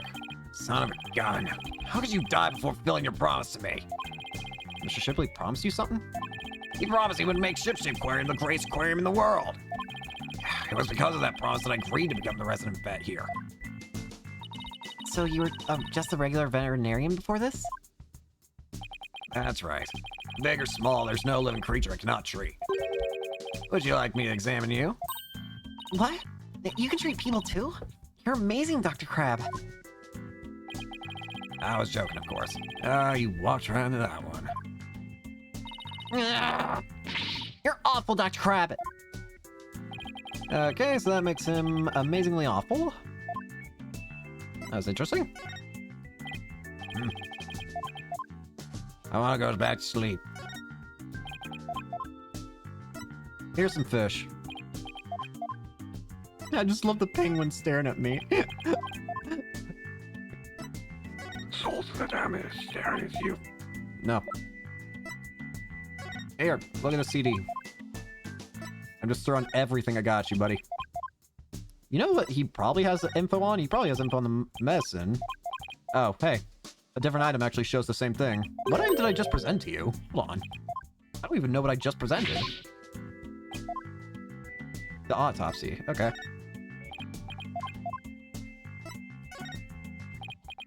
This is probably what you're going to talk about, aren't you? Really? I would have thought. Herman Crab. Dr. Crab, were you gone from the aquarium yesterday? That's right. I had some minor business at Supermarine and Aquarium.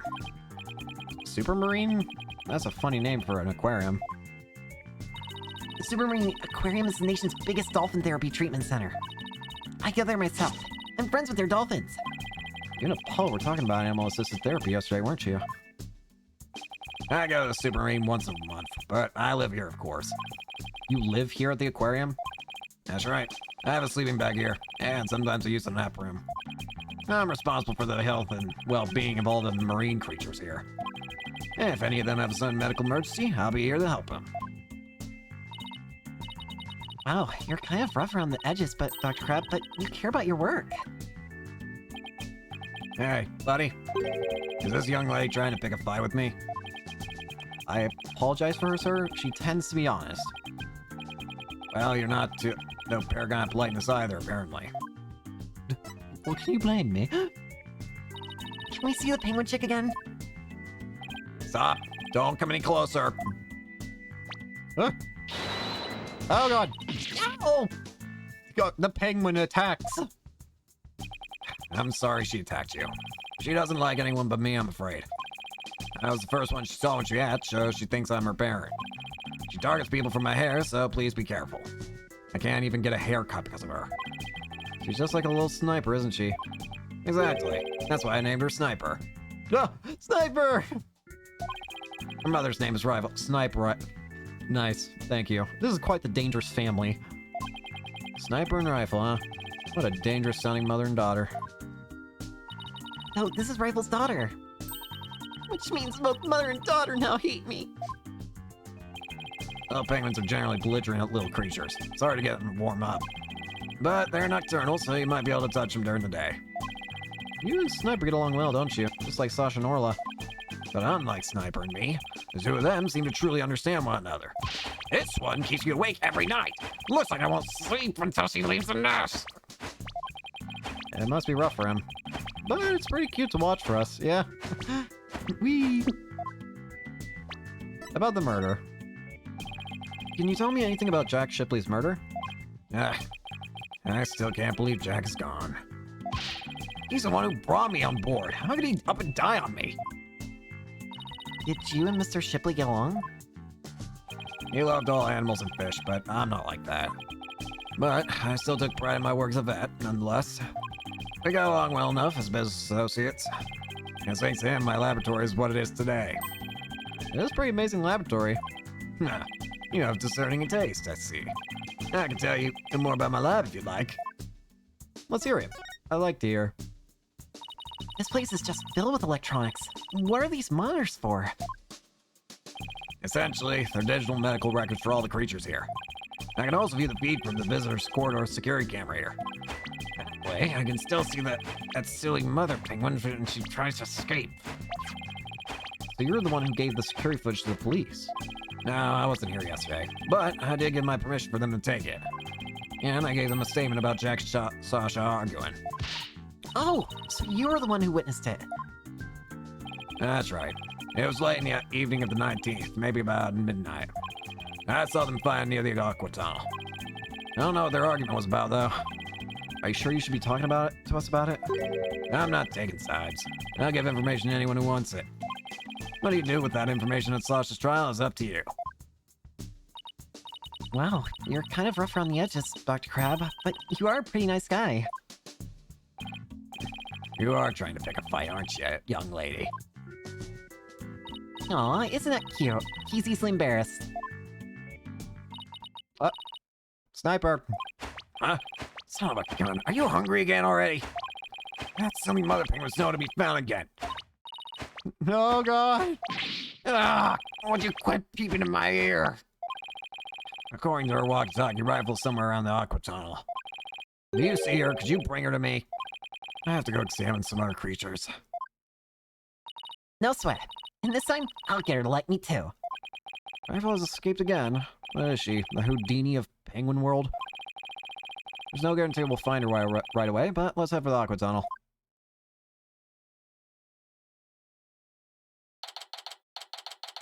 Penguin!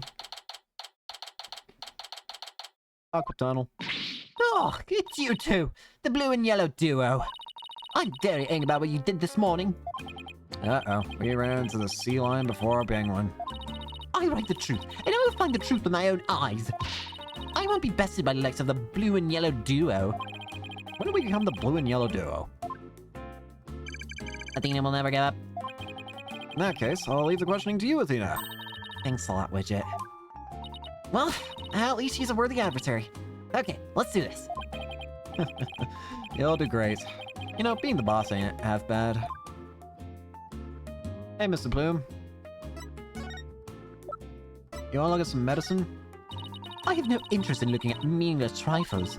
As a matter of fact, I have no interest in looking at you, Blue Boy. What, so now I'm a meaningless trifle?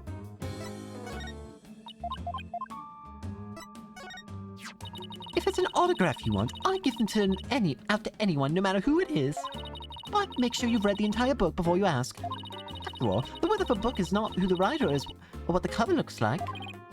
Huh. That actually made sense. I'll be sure to read it. I read it.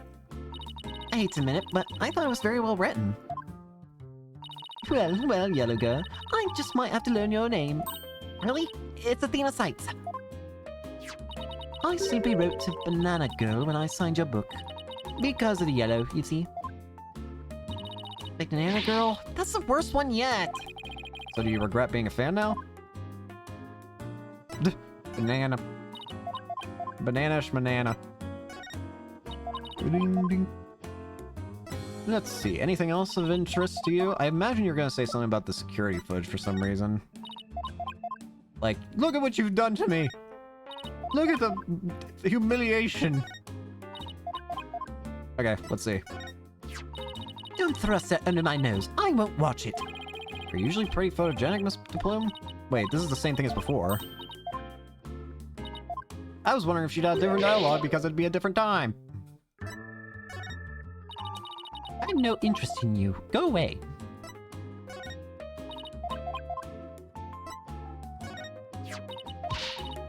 Yep, I already saw all this. It's easy to tell if I've already seen a line or not because lines that I haven't seen won't allow me to skip them like that. I just hold down the mouse button. And if it lets me skip through it like it does there, then it means that I haven't seen it before. That I have seen it before, sorry. Anyways, Mr. Bloom, last year's scoop. Have you been gathering material about last year's incident ever since? That is correct. An acquaintance of the victim asked me to look into it, you see. Acquaintance of the victim? I refuse to divulge any information about my client. The aquarium is saying it was an accident, but I don't believe that's the truth. It seems to me they're all hiding something, every last one of them. Only thing I can think of is that the killer whale murdered that poor girl. We don't even know if that's true or not. That's enough out of you, Yellow Girl. As I said, I'm still investigating the matter.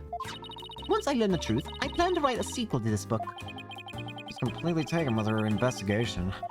I came to make a report on the anniversary of the previous trainer's death, only to find the aquarium owner murdered. I was deeply shocked. This incident happened on the exact same date as the last one. That can't be a coincidence. Anyway, we better ask Mr. Bloom about today's trial. Wait, Mr. Bloom, I need to take a drink of water. Better. So, you heard Orla singing. That's when you realized something was happening? Correct. Oh, it's all so galling. I still can't believe that the culprit used to me, Norma de Plume. In any case, I swear that Killer Whale song brings misfortune. First last year, now again. A fun song like that, how could it bring misfortune to anyone? You think that barbaric song is fun? I never understand the tastes of children. I don't remember that Swashbuckler Spectacular song being all that barbaric. Well, if you don't remember it, I will gladly sing it for you. Uh-oh. Avast, mateys, What? Why? lovers Why are we go, part of the crew now? hand o'er all your gold. Pillage, plunder, then feast like kings. Them's the joys of pirating. Why is Athena part of it? That's how it goes. Now, what is fun about those lyrics, pray tell? She seemed to be enjoying it well enough. Wait a minute, that isn't the Swashbuckler Spectacular song. This is the song from the Swashbuckler Spectacular.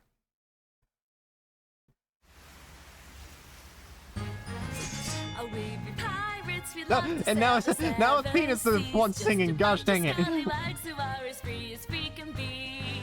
We swim through storms and waves, all because you see, got treasure and adventures waiting just for me. So why are there two different songs? What was that? I've never heard that song before.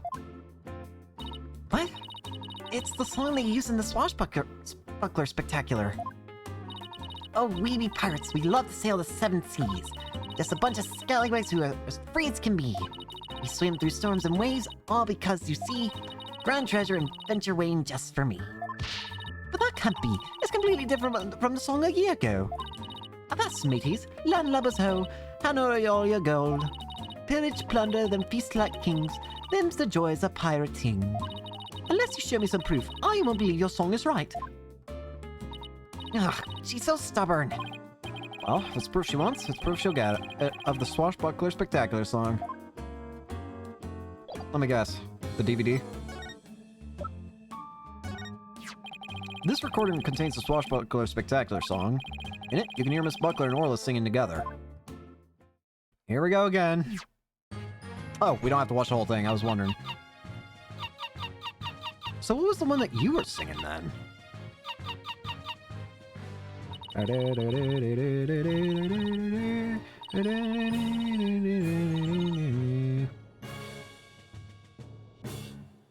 So why the change? But I've never heard this song before. Huh? But they always sing this song during the Swashbuckler Spectacular. Well, I haven't seen the show recently. A year ago, they used the song that I sang to you. I'd recognize it anywhere.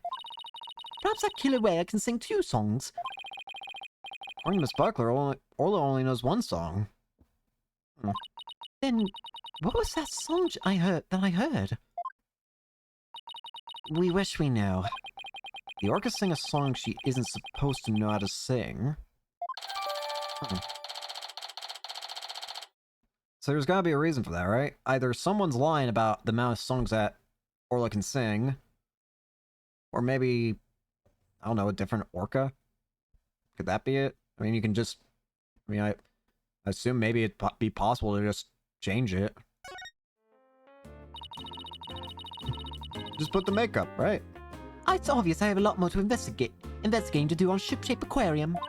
And perhaps I'd better look into the Center for Dangerous Animal Control as well. Center for Dangerous Animal Control? What's that? Can you tell us about the Center for Dangerous Animal Control? Just as the name implies, it's an organization that monitors dangerous animals. The center demanded that the aquarium put the killer whale down a year ago. Put her down? But the aquarium owner refused their demand, saying it was an accidental death. But I hardly think a persistent organization like that would just give up and go away. I'm quite sure the power of money helped convince them. What makes you think that? Once a month, the other owner and the vet disappear from this aquarium. And I came to find out that each time a large amount of money was being paid out. Oh, and you think the money was going to the Center for Dangerous Animal Control? I'm looking into it now. You'll have to wait until my book comes out to see. In any case, I can't catch that man out on anything. But that veterinarian is not to be trusted. Dr. Herman Crab. There's still so much we don't know about him. Well, I don't see Rifle here. What do we do next? I think we better stop by the office and discuss a plan of action. Bye, Miss Bloom.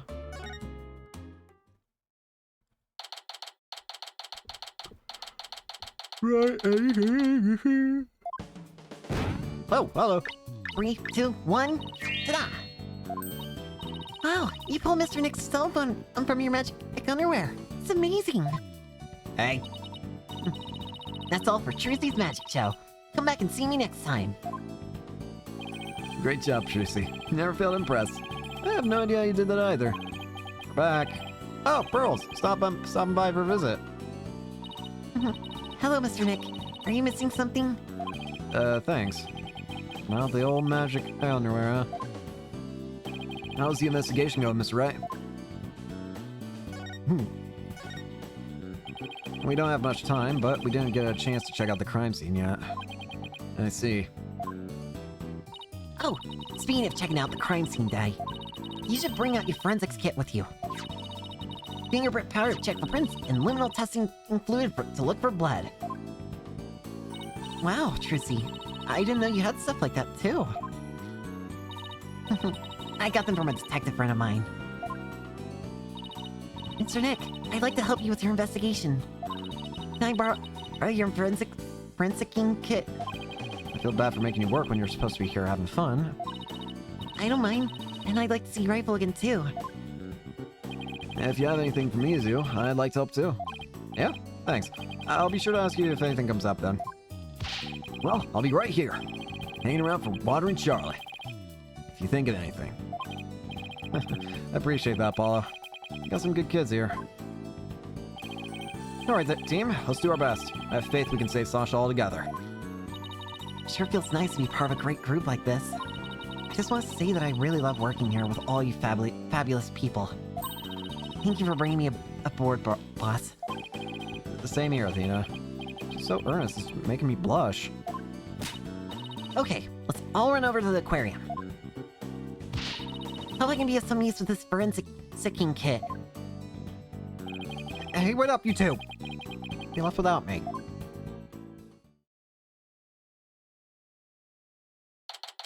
July 21st. Before we continue, I'm going to go to the restroom.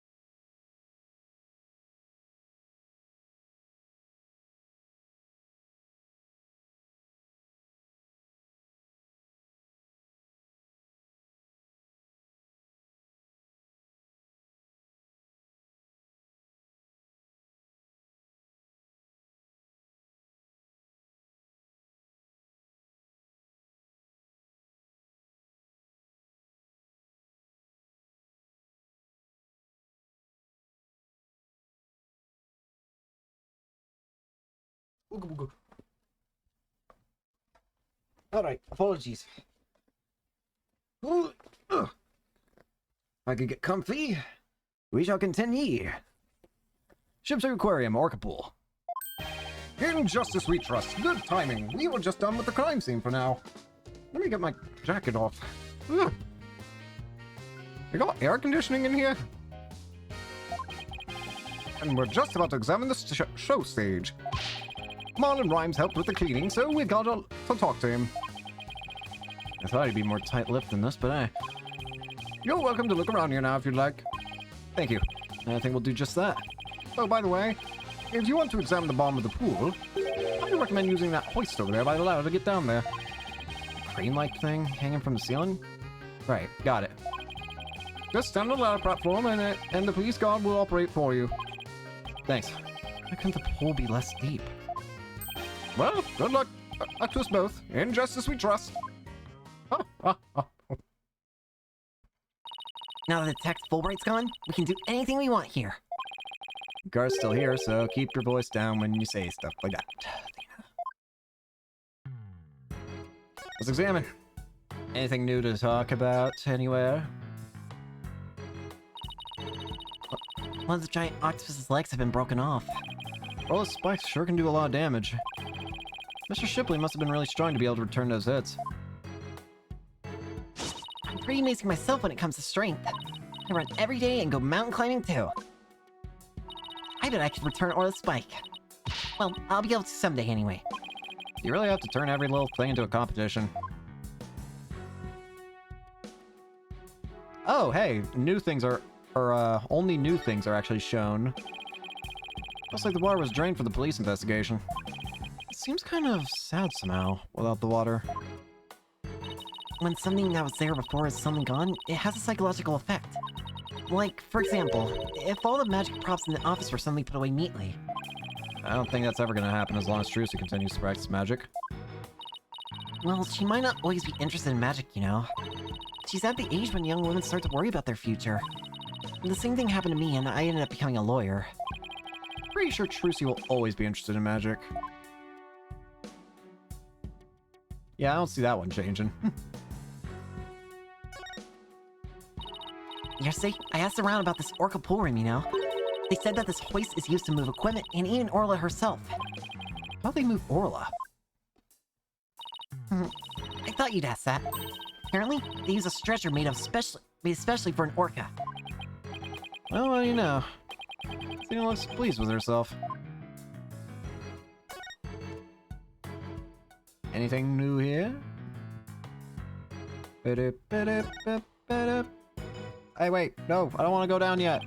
Let's use the hoist to go down to the bottom of the pool. Whoa. There you are. Howdy. This must be Orla's bedroom. There's even a sofa and everything. Orla, congratulations on your not guilty verdict, but we have bad news. Now Sasha's been arrested instead. Aww. Orla seems sad. I'm sure she is. I can sense the sadness filling her heart. Don't worry, Orla. We'll save Sasha. No. Happy. I think Orla's wishing us good luck. Orla really seems to understand what we're saying. She can't understand our words, but I think she can understand our hearts. No, baby. Treasure. There's a lamp here. They called this the captain's cabin on TV. Every night by the light of the lantern, Orla pours over her treasures. Sounds more like a miserly housewife going over the family finances. There's a skull rock. A map, a compass, and a spooky skull-shaped rock. Orla's room is filled with pirate pizzazz. That skull rock seems out of place. It doesn't go with the other things. Yeah, it does seem pretty weird to have a big skull rock next to your desk. Maybe Sasha wasn't finished arranging the set? When it comes to Orla, Sasha doesn't seem like the type to leave something half done. Her state of mind when she put it there? That could be the key to this mystery. I bet that it's a mystery I can solve.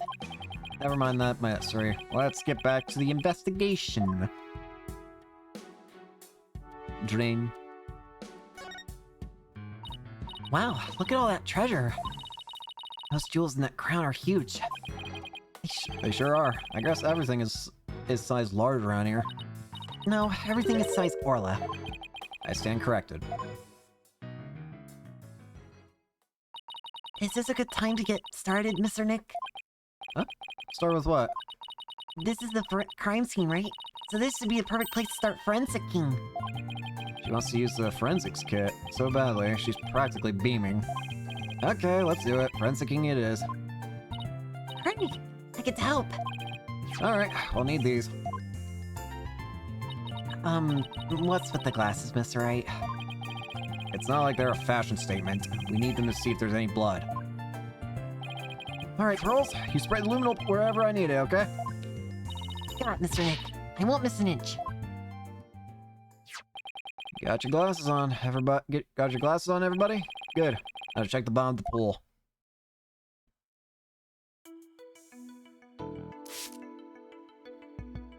Oh. Oh no! I'm so sorry. I got someone Orla by mistake. Calm down, Pearly. It's okay. Look, there are luminol reactions on Orla too. Poor thing was bleeding yesterday. Luminol must be showing her injuries. But wait a minute. Mr. Bloom said the blood disappeared when Orla put on the hat. So shouldn't her injuries be under her hat? This blood isn't from Orla's injury. Then what could it be?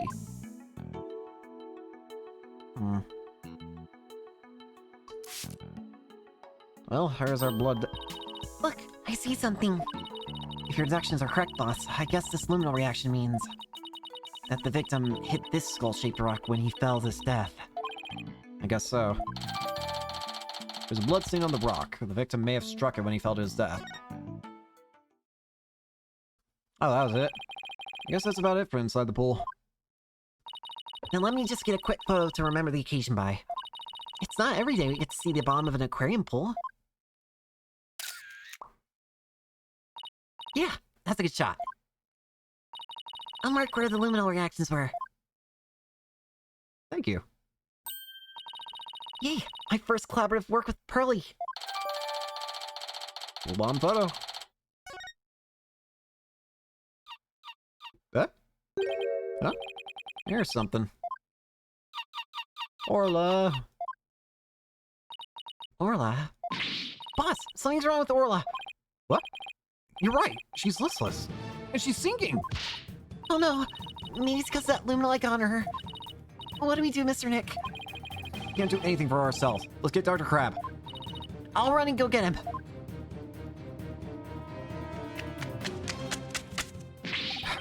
What's Orla's condition? She's listless and sinking. Maybe she's unconscious? Pool is drained. Oh my god, who did this? She'll drown unless we do something. Here, give me a hand. Huh? Us? No, I meant the Steel Samurai. Of course you. Just help me. What? All right, what do you want us to do? There's no time to fill the pool together to the top. Get the Orcus treasure. It's a piece of black cloth with a skull and crossbones on it. Looks like a pirate flag. When the stretcher's ready, press the hoist button. Okay, we're on it.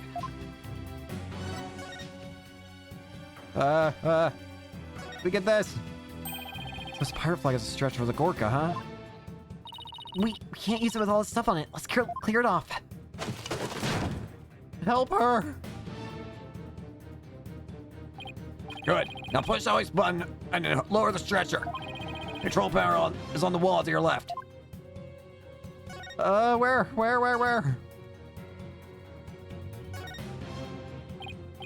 Ah, this must be about to move this hoist.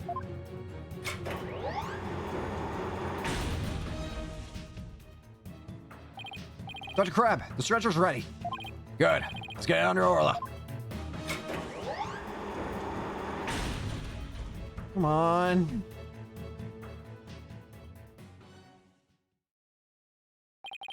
I'll take it from here. Stand by. Back. I have to treat her immediately.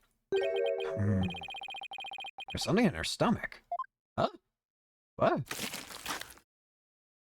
Did you just pull it out of her stomach? There. I got it all out. Will Orla be alright, Dr. Crab? Yeah, she'll be fine. She's just sleeping now. Orcas are mammals, so they won't die if they're out of the water for a little while. But their own weight puts stress on their organs, and their skin starts to dry out. I put some of my special handmade cream on her skin as an emergency measure. Feel better soon, Orla. Oh, if only I hadn't gotten that luminol on her. Luminal? Nah, no problem there. That stuff just washes right off. Orla's condition has nothing to do with you, young lady. Really? Then what is wrong with Orla? I don't need to share that information with you people. It's not your business. I have to get back to my rounds, so I'll leave the rest to the crew. Please keep an eye on Orla while I rouse up some of the crew members. Dr. Crab sure is acting funny. He seems to be hiding something. Maybe we should check on Orla's condition before the staff gets here.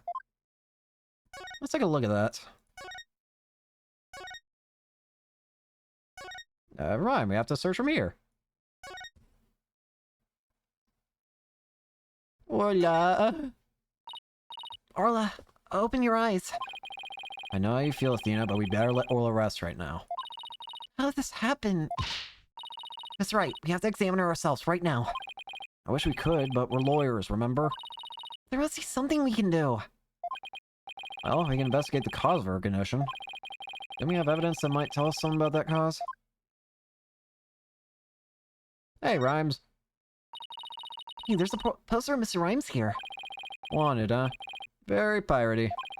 Looks like they list the staff's likes and nicknames and other stats too. And there's a reward amount listed too. Reward? Yeah, they have this special event where they give you a prize for tagging a staff member. The bigger the reward listed, the better the prize. The crew tries hard not to get tagged. Sounds like my type of event. I would totally dominate in a game like that. Uh-oh. Our competitive to fire starting to blaze out of control. Alright then, what's the problem? Oh, what the? We should check out the contents of Orla's stomach. I guess. Hey, I see something mixed in with the fish. It looks like a medicine capsule. There's something written on it. I think it says 3 Z's. What would it be doing in Orla's stomach? 3 Z's, huh? I don't know what kind of medicine it is. Let's ask Dr. Crab.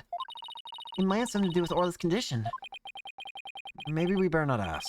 He must have noticed it himself, yet he didn't mention it. I think he's hiding something about Orla's condition. If we show him the capsule, he might try to take it away from us. Yeah, I guess he was acting pretty sketchy. Okay, let's look into it ourselves then. Good idea. When we get back to the office, we can ask for Apollo's help. I guess that wraps up our investigation here. Orla still isn't fully awake yet. Oh, here comes some staff. Looks like they're going to put Orla back in the pool.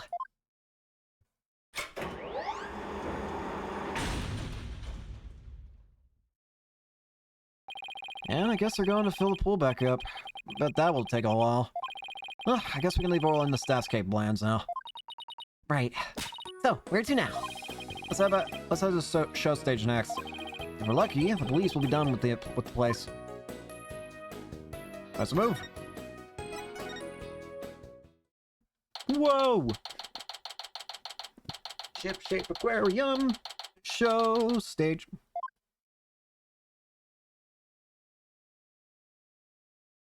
Huh.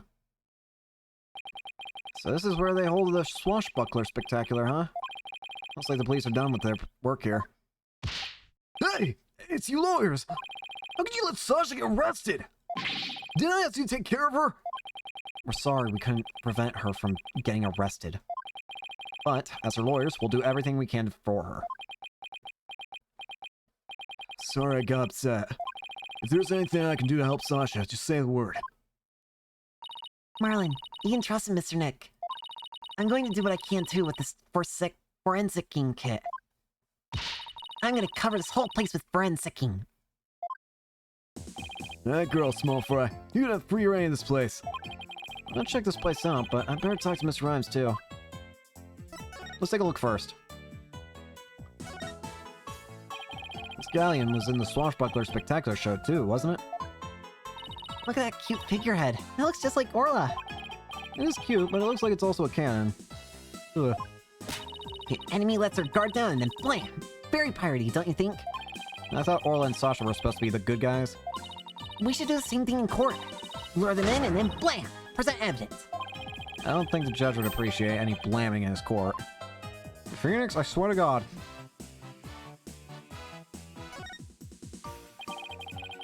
We saw the same device in the Oracle room too, didn't I? Yeah. We used it to lift Orla when she was on the stretcher. In the show, Sasha makes her grand entrance by hanging from this thing. Oh, we should think of a cool grand entrance for us too. I always wanted to burst into the middle of somebody else's trial with a loud bang. I've always wanted to crash in through the ceiling. I bet that would really knock the socks off the judge in the gallery. Just what exactly was this girl learning while she was in Europe? Rock. Barrels. This ladder only goes down to the surface of the water. Well, it's not like a public pool. Everybody who gets in this pool knows how to swim. Just like in the courtroom, it's sink or swim in there. A newbie could really get hurt. You know, like last time in court, I could have really gotten her injured. I was an inch away from getting attacked by a witness. Yeah, trial with Apollo can be a pretty dangerous affair. You'll get used to it. There's a skeleton here adrift. It's just a prop. Were you really scared? A little bit. While you're screaming. Is this skeleton an enemy defeated by Irola's pirates? Good flavor text. Any flavor text, good flavor text. X for me. I think it's interesting. No, he's an informant named the Skeleton Kid. A dashing, spirited character, neither friend nor foe. So you're saying he's alive in the show? How? Look at this pool. It's huge. So this is where they do the swashbuckler or spectacular. The show pool's the same depth as the orc pool. They practice the tricks in the orc pool, then do the real show here. Are you interested in the swashbuckler spectacular? Oh, of course. I've only seen it on TV though. Well, I'm new here, so I've never even seen it once. Bina's a big fan. She watches the recording over and over. I love the show in the ocean. Standing here makes me feel like I'm at a beach. Especially with it open to the sky. You can even hear the sound of the surf nearby. Why don't you take a dip in the pool? Really? I can? In that case, What? What are you talking about? You can't swim here. You're just joking. right. Of course, I was joking too. Don't tell me she was actually going to do it. Starfish. What's these?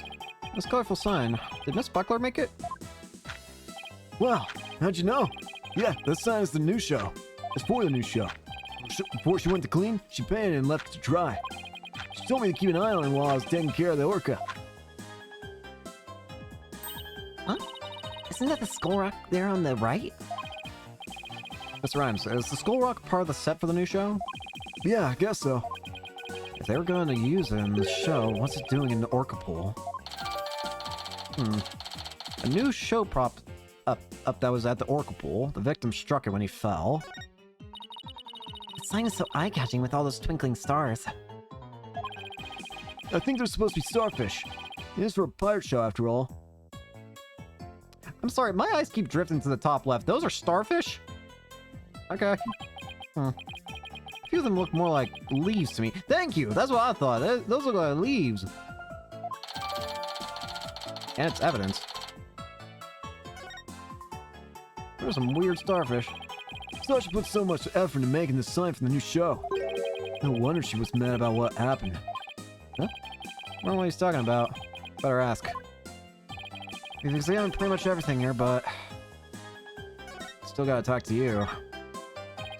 I hear you helped Sasha with the cleaning, Mr. Rhymes. Well, not really helped. I was just taking care of the orca here while she cleaned. Sasha felt bad for making Orla stay up so late, so she asked me to give her a snack. It was a little bit less than her ordinary meals, but she seemed satisfied. Oh yeah, and I put Orla on the transport stretcher too. Transport stretcher? You see that hoist up there on the right? The stretcher can be suspended from it. This stage show is right next to the orca pool room. And we use the hoist to move the orca cargo between the two areas.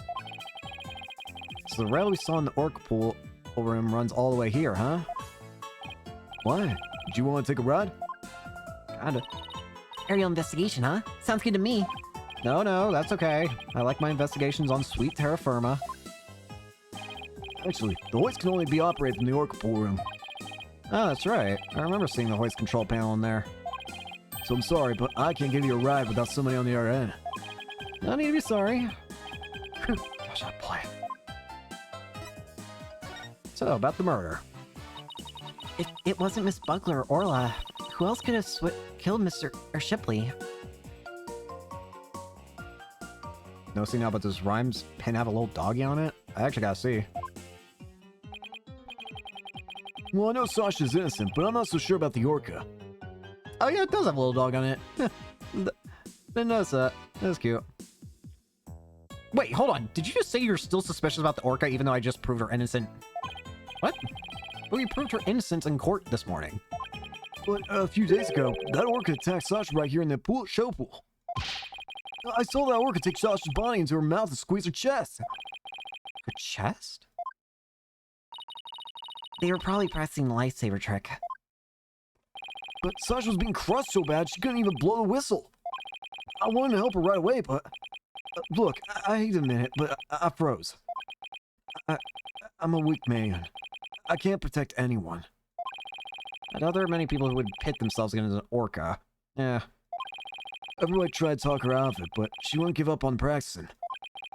When we said orca could kill her, she said she trusted Orla. Yeah, well, everybody else seems to think Orla's a killer. How can you trust a creature that can't speak? You can't even know what it's thinking. But with orcas and dolphins, you can have communication of the heart. The new show. You say Miss Buckler was mad. Was it because of the new show? Ugh, me and my big mouth. Okay, but you never heard from me. There was a rumor that the captain wasn't gonna let Sasha be in the new show. What? Well, why not? Oh no, it was just a rumor. I don't know if it was true or not. So Mr. Shipley was going to do the show all by himself. Strange. It appears that Sasha was not slated to return. can't even imagine the show without Miss Buckler. It would be like, where's the beef? Is she trying to say it would be like bones without any meat on them? Sasha wanted to go back to the old Swashbuckler Spectacular. But now that the captain's gone, who knows what's gonna happen with the show. Oh, hi, Mr. Nick. I found some peculiar fingerprints. Pearls. Almost forgot she's been forensicing for me all this time. Oh, who's that? Huh? Who? Whoa! Hey! What? Why are you here? Prosecutor Blackwell! What are you doing here? This is weird. I'm not used to front-facing Blackwell. Hi. Just some business to attend to. Prosecutor Blackwell insisted, so I brought him along to get a little exercise. Is it business with us? No, not you. My business is with that animal keeper there. Marlon Rhymes. You will be a witness for the prosecution tomorrow. You gotta be kidding me! Why would I want to testify against Sasha? What you want does not matter.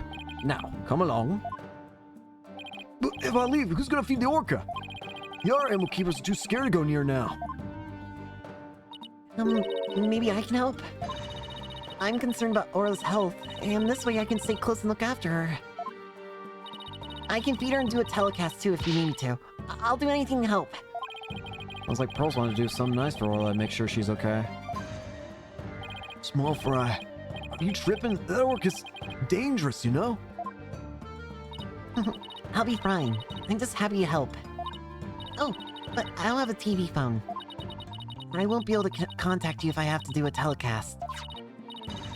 Marlon, may I please borrow yours? What? Sure, small fry. Anything for you. Especially when you're going out of your way to help like this. I don't know if I'm gonna testify, but I guess I can at least hear what the police have to say. Thanks for your cooperation. Now, justice will be served with a strategy meeting. Ugh, come on, Mr. Wright. Let's get back to our investigation. That's sad. The police have already investigated all there is to investigate. Your efforts are a waste of time. Nothing we do to try and save our client is a waste of time, Prosecutor Blackwell. Today, the orca. Tomorrow, Sasha Buckler. You intend to save them both. You say you believe in your clients, but isn't money really your true motivation? Boy, I'm pretty sure I haven't gotten a single paycheck this entire series. What makes you think I got cash? Why not admit you're only doing this for your own benefit? I could understand that much more readily than your empty, righteous talk. Our own benefit? That's not why we're doing it. Now, Athena, try not to let him get to you. All right, we should be off, Prosecutor Blackwell. In justice we trust. I'm still positive we haven't gotten a single dollar this entire series. Ugh. I've never been so insulted. Be right back. I need some water to wash off the anger. Athena? Uh-oh. She hit Prosecutor Blackwell with that water. He doesn't seem to care, though. I guess prosecutors these days are more about harsh monochrome than fancy frills. What does that say about Edgeworth? Huh? Oh, wait. What about those peculiar fingerprints you said that you found, Pearls? I'll tell you all about them. Pearls! So tell me about this big discovery you made. Well, I don't know if it's a big discovery, but I found some odd fingerprints on the pool ladder over there. Okay, so what's so peculiar about them? Well, they're on the left side of the ladder, but they're right-hand prints. Oh yeah, that is kind of weird, but... Right hand print... How the... Wait. How the heck... How would you hold that then? What? What? Wouldn't a person usually hold the left side of the ladder with their left hand? Plus, I think they were made from above by grasping the ladder with the right hand. Why? That is weird. What? Now that you mention it, that is strange. I wonder whose prints they are. I compared them with the prints on file, and they turned out to be Marlin's. Marlins? How'd he manage to leave prints in such an awkward position? So, Mr. Nick, was I helpful? Yes, you were. Thank you very much, Pearls. I don't know if they're related to the case yet, but I'll keep them in mind. So, Merlin's prints were for some reason strangely on the ladder. Okay. I bet Detective Fulbright doesn't know about these prints. I imagine their search wasn't as thorough here as it was at the crime scene. Probably right. I'm sure they checked everything at the actual crime scene. But I guess they can't do forensics on every inch of the rest of the aquarium. But we could, thanks to Pearly. And now we have a new piece of information. This might be a trump card, potentially. You're embarrassing me, Athena. Oh, Rifle! Hey! Hey, it's Rifle! We gotta catch her. Don't worry, she's been a good girl right here on my lap. Well, I'm glad she's been found. I forgot we were looking for her, actually. Yeah, thanks again, Pearly. Thanks, somebody's jealous. Well, I think I'll go talk to Steph about Orla. Alright, good luck, Pearls. And thanks again. Well, I guess we're done with things here. What do you want to do next? How about we have Apollo check out our mystery evidence? Oh, that's right. We haven't done that yet. Good idea. Let's stop by the office. I do want to know, what's this pill for? And why did Orla have it? July 21st. Write anything agency. Oh, you're back. How's the investigation going? Yeah, it's going pretty well, but there are still things we need answers to. Let me know if there's anything I can do to help. Apollo, do you know anything about medicine? If so, then I got a job for you. Apollo, there's something I'd like your help with. You have work for me? What is it? Did you have this capsule checked out? I think it's some kind of medicine. Sure thing, Mr. Wright. I'll go to a hospital or something and have somebody take a look. Let's see. Pretty sure the closest one is Hickfield Clinic. Good luck, Apollo. And thanks. I wonder if they'll let us see Sasha now. It's been quite a while. Let's stop by the detention center and see. We have something delivered to her, too. Don't forget. I wonder if it's the same thing. We have that medicine for her. Is it the same as that pill? And if so, what would that mean? Alright, boss. Chin up. We have to list if Sasha's spirits. I like your enthusiasm. I don't think she needs them. Oi there, me hearties. Thank you for coming in her. I'm in good spirits. Worry not about me. She's trying to cheer us up. Well, that went over like a lead balloon. I was trying to make up for all your trouble. Maybe the two of you need to take it easy. I guess they both had the same idea. We came to let you know that we can take on your defense if you'll have us.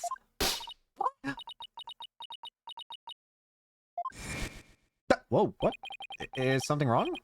Why is she hiding from us? Prosecutor Blackwood said that you two abandoned me. But here you are, to my rescue. That's why I'm so happy. Sounds like she's crying back there. Of course we wouldn't abandon you. Sasha, don't cry. Maybe the two of you need to take it easy. Great, now I've got crying in stereo. Floaties! Okay, I'm alright now. Thank you for taking on my case. We're glad to do it. Well, now that you're smiling again, we have a few questions to ask you. I'm gonna just start off right at the bat. This is yours, alright? Detective Fulbright asked us to give you this medicine. Alright, that bill-sucking blackhead had the spine to send me a gift. Dread pirate and no stash. Don't stand there gaping like a weak minnow. Have at ye! Oh, a real swashbuckling battle. Arr, if it be a fight you want, a fight we shall have. Could you two please not drop into show mode, Blue? Okay, sorry about that.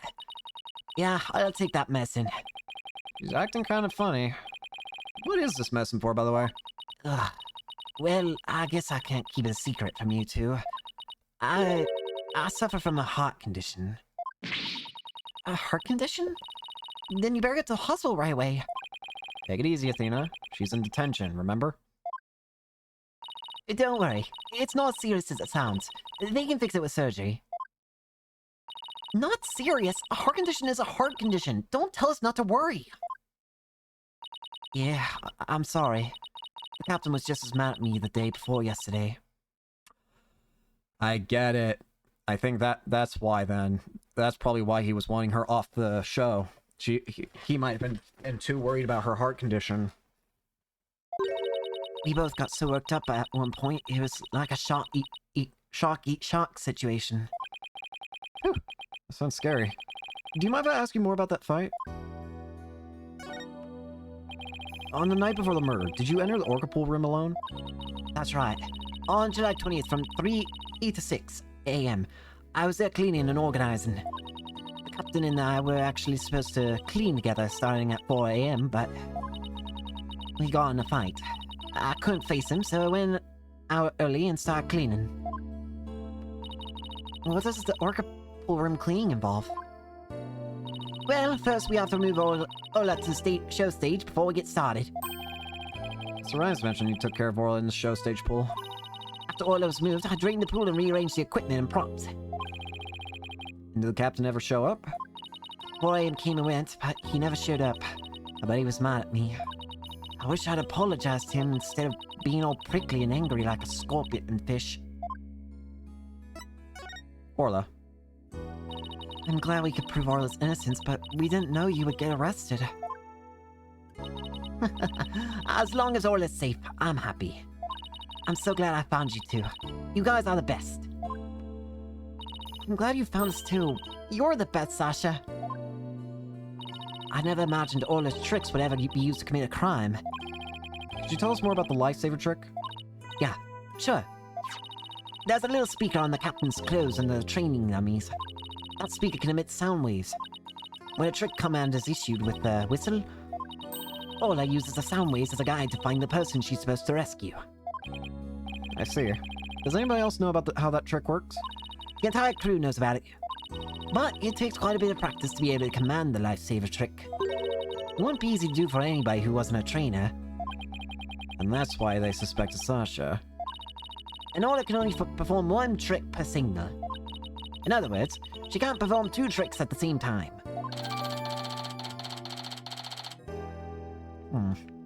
Okay. Wait, so she can't do the singing trick and the lifesaver trick at the same time? Oh! Wait, then that throws into question the whole deal with the Plume.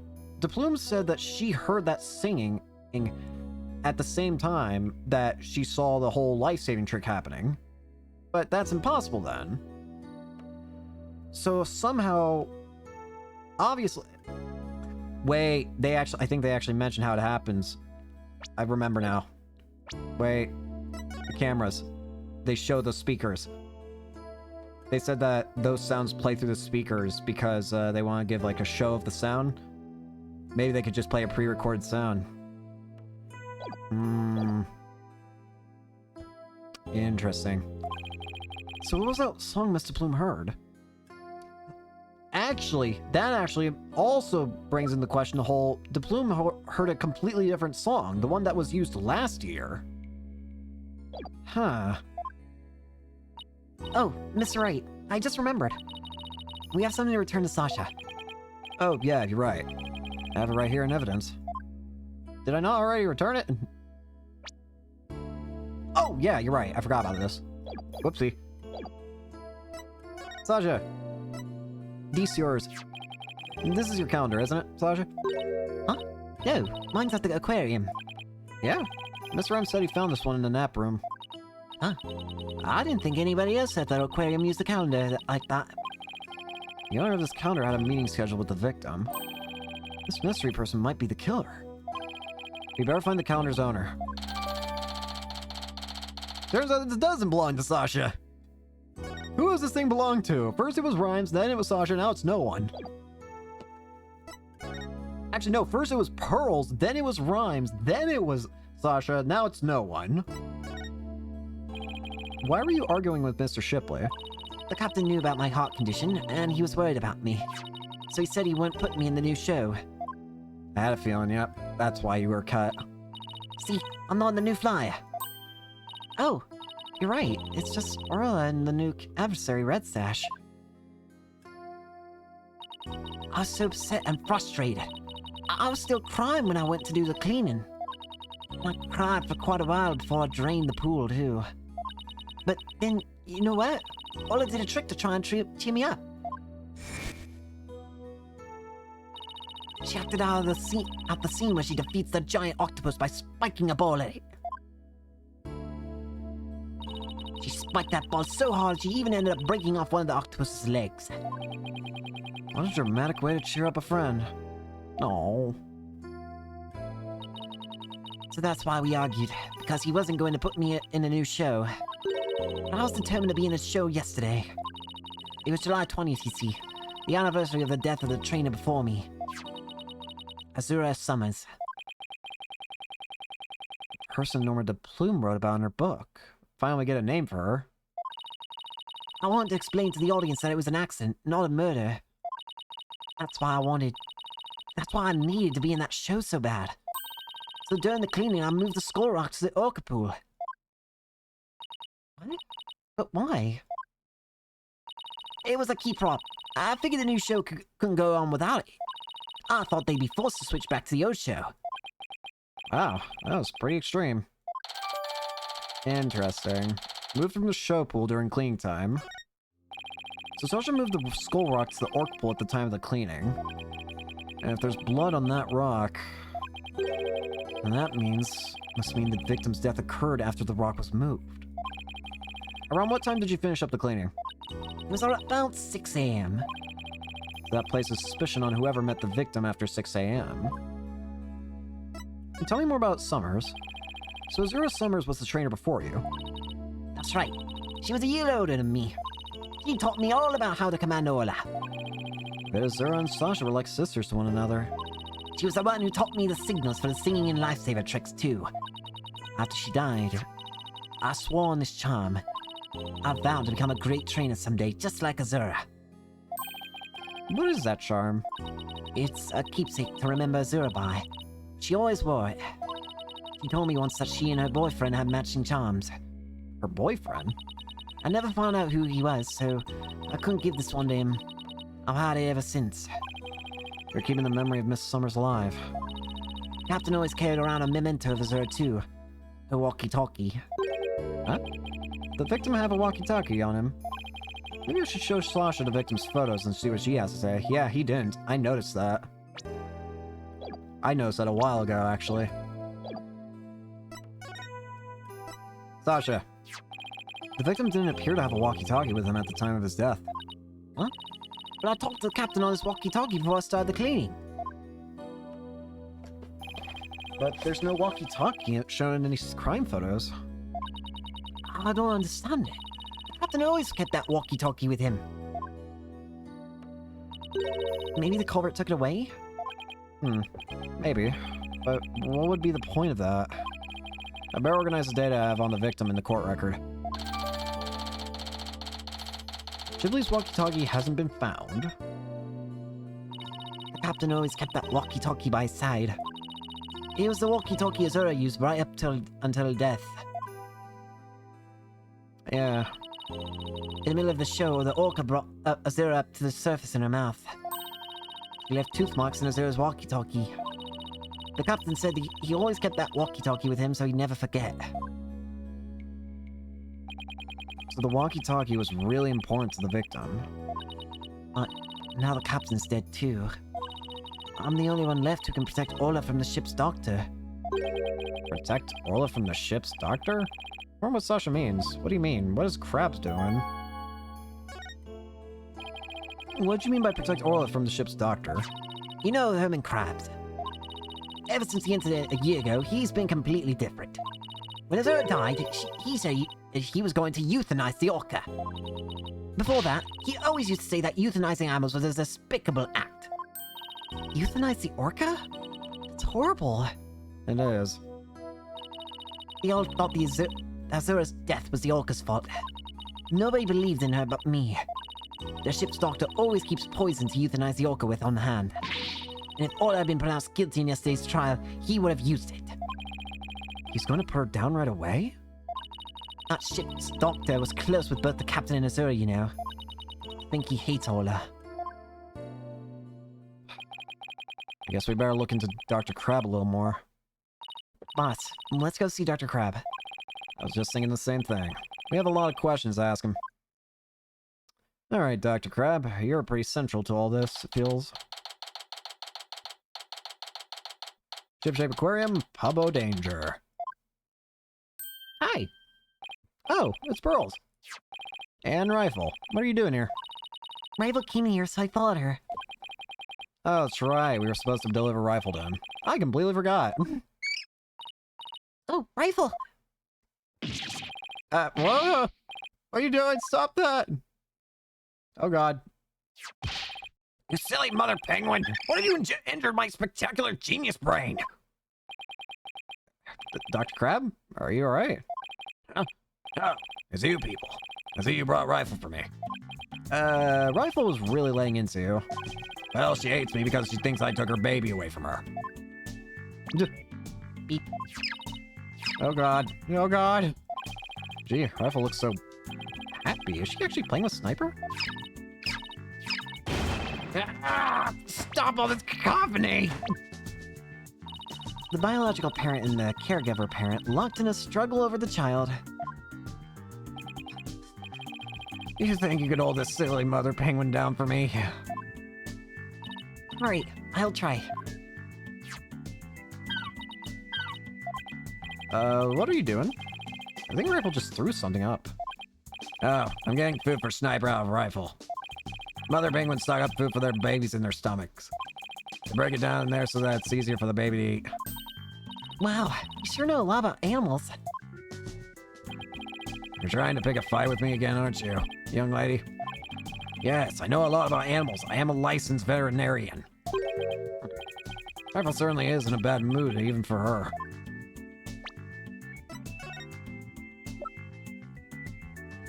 Wait. This wouldn't be the euthanasia medicine, isn't it? Is it?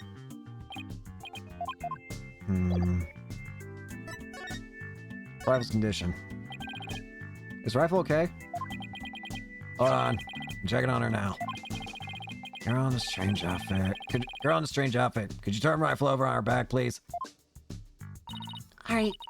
Rifle, I'm just gonna turn you over, okay? What the? What's this? Bomber Peter Pink. Wait a minute! Oh, huh. So that's why those are there. And that's why I get to keep this sign. I was wondering, it was weird to have the sign, but I also thought it was weird that these didn't look like...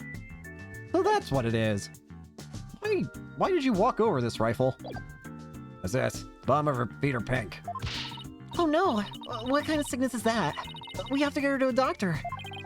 Athena, get a hold of yourself. Dr. Crab is a veterinarian, remember? Yeah, it's just something she stepped in by the looks of it. It's her stomach that's the problem. There's still something in there. There we go. Looks like she swallowed something odd. Oh. It's the other charm. I know this penguin will eat anything, but where did she pick something like that? Son of a gun. I had to talk to Marlin about her care. Dr. Crab, maybe see what was in Rifle's stomach? Huh? Please be quiet. I'm busy right now.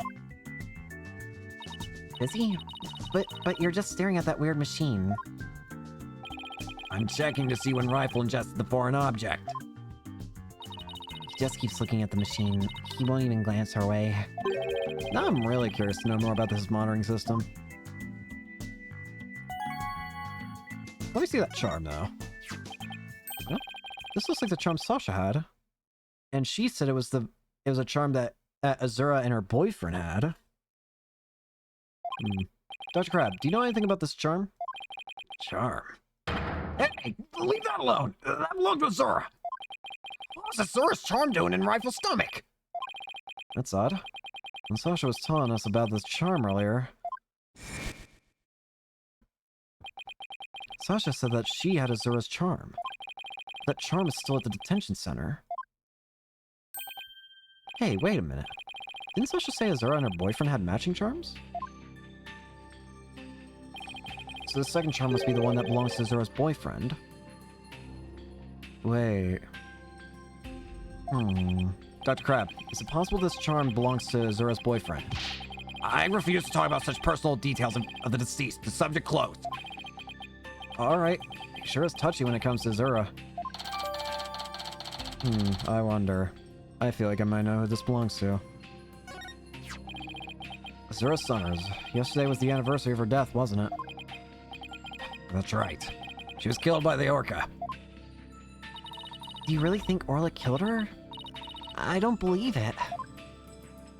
Who can say if the Orca did it on purpose? But the fact remains that she killed Azura. I was right there, the day of her death a year ago. I saw the Orca bite Azura with my own eyes. But is that really the whole truth of what happened? I guess only Orla knows what really happened, both a year ago and this time. Could you tell us about the monitoring system you have there? It's a collection of electronic medical records for all the creatures here. With this system and the camera footage, I can monitor the creatures 24/7. I won't tell you any more than that. It's private company business. The medical records are usually just a history of past medical exams and data. I never heard of anything that could monitor 24/7. Good point, Mr. Lawyer. I can see there's no fooling you. But why would you want to fool me? You son of a... Ugh! This guy's going to be a tough nut to crack. I have my reasons. Oh, that's a little bit of a shame, Dr. Crab. Because I don't much care for your reasoning. Take that! You will tell me. The monitoring system. I want you to tell me about the monitoring system here. You don't let up to either, do you, Mr. Lawyer? They're just electronic medical records and feeds from security cameras. These, I can monitor all the animals 24/7. And I say that's not true. I have proof that you can't monitor the animals 24/7 with this system. Is it gonna be the pill? You didn't run, did you? Mind explaining me this? Take that! Does this hurt? I'm actually curious. The only thing that evidence proves is that you are mistaken, Mr. Lawyer. Guess I got it wrong. But I still say it can't be true, and that's because... Oh, it doesn't even hurt anymore. That's nice.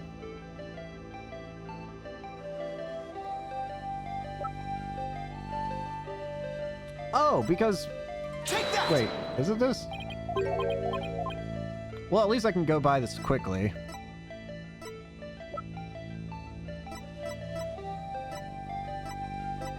Let's just try and see if anything here works. What about the security cameras? Oh yeah, wait. The security camera doesn't begin recording until 10 a.m. It's not 24/7. If that's the case, how can you possibly monitor the animals 24/7? Okay, you got me. I guess that was a pretty weak explanation. Okay, that's one. You're right. I guess I can't monitor the animals 24/7. But if I see anything unusual in the camera feeds, I can spring to action right away. And if I can examine an animal, I can usually tell exactly what's going on with them. Oh, he's really confident in his abilities. But I still say you can't do that 24/7. I'm here at the aquarium most of the time. And I can go anywhere or at any time to examine an animal. Anywhere? Say that's not true either. I have proof that there's a place you can't go to. Take that! The only people who have access to the Orca pool room are the owner and Sasha. So how can you say you monitor all the animals? Oh god! Son of a gun. You knew about the security card, did ya?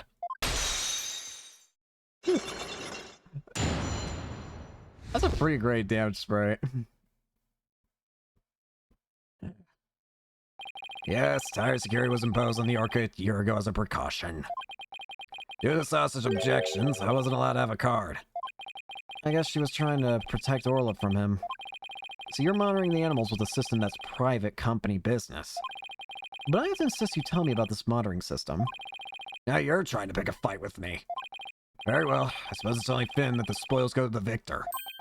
I'll tell you about the Ship-Shape Aquarium's ecological data organization system.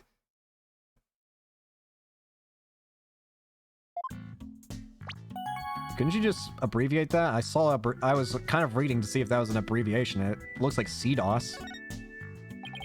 So what does the machine you were using do? It's a system of ecological data organization developed in Europe. They call it the Torpedo. What do you think? Very impressive name, isn't it? Torpedo, as in man in the battle stations and all that? No, it's the name I gave this data organization system. Torpedo. It stands for Teleobservation, Real-Time, Pertinent, and Data Organizer. Okay, but is it super admin restricted desktop as password protect? Wait, what? SP.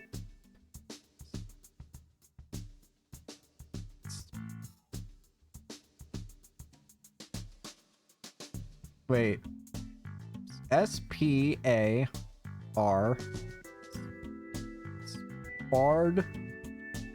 Sparta?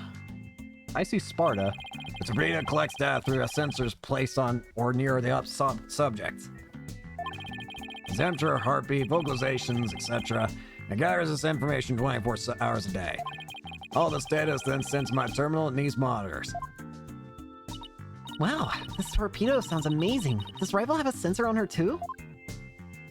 Yes, she does. Where and which kind of sensor is attached depends on the animal.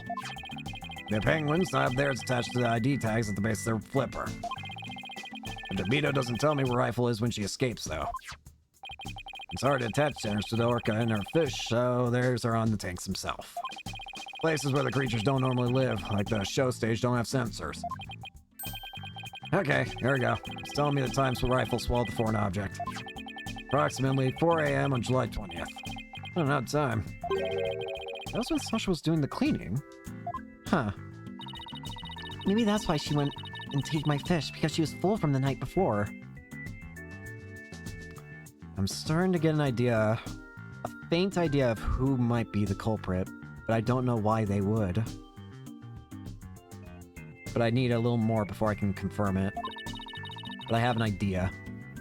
At least Orla ate it, so that's okay. Orla ate another animal's food? That's odd. She's never done that before. And then she had that episode, too. Huh. I better take a look at her data. Huh? She didn't eat anything from the evening of the 19th to yesterday afternoon? Rival had a late-night snack, but Orla went hungry? Huh? It appears so. But, let's see. She's been eating normally since yesterday afternoon. Come to think of it, Jack was supposed to feed Orla yesterday morning. Maybe he died before he had the chance. I'm worried about Orla's condition. I better remember this torpedo data. I'm starting to get... Whoever fed her that pill. And that pill was a poison attempt, I think. I still wonder why he wouldn't tell me about the torpedo. Why hide? Dr. Crab, why did you want to hide the existence of the torpedo system? Well, it's a safe system that has been proved for use in other countries. But it hasn't been legally approved in this country yet. That's why I always carry this terminal around with me. It's not something I want the police poking their nose into. You mean you're breaking the law? Which is why I was keeping it a secret. It would create a problem for the aquarium. I had Jack's permission. He felt the animal's care was more important than the legality. But we wanted to shield the rest of the staff, so we kept it a secret.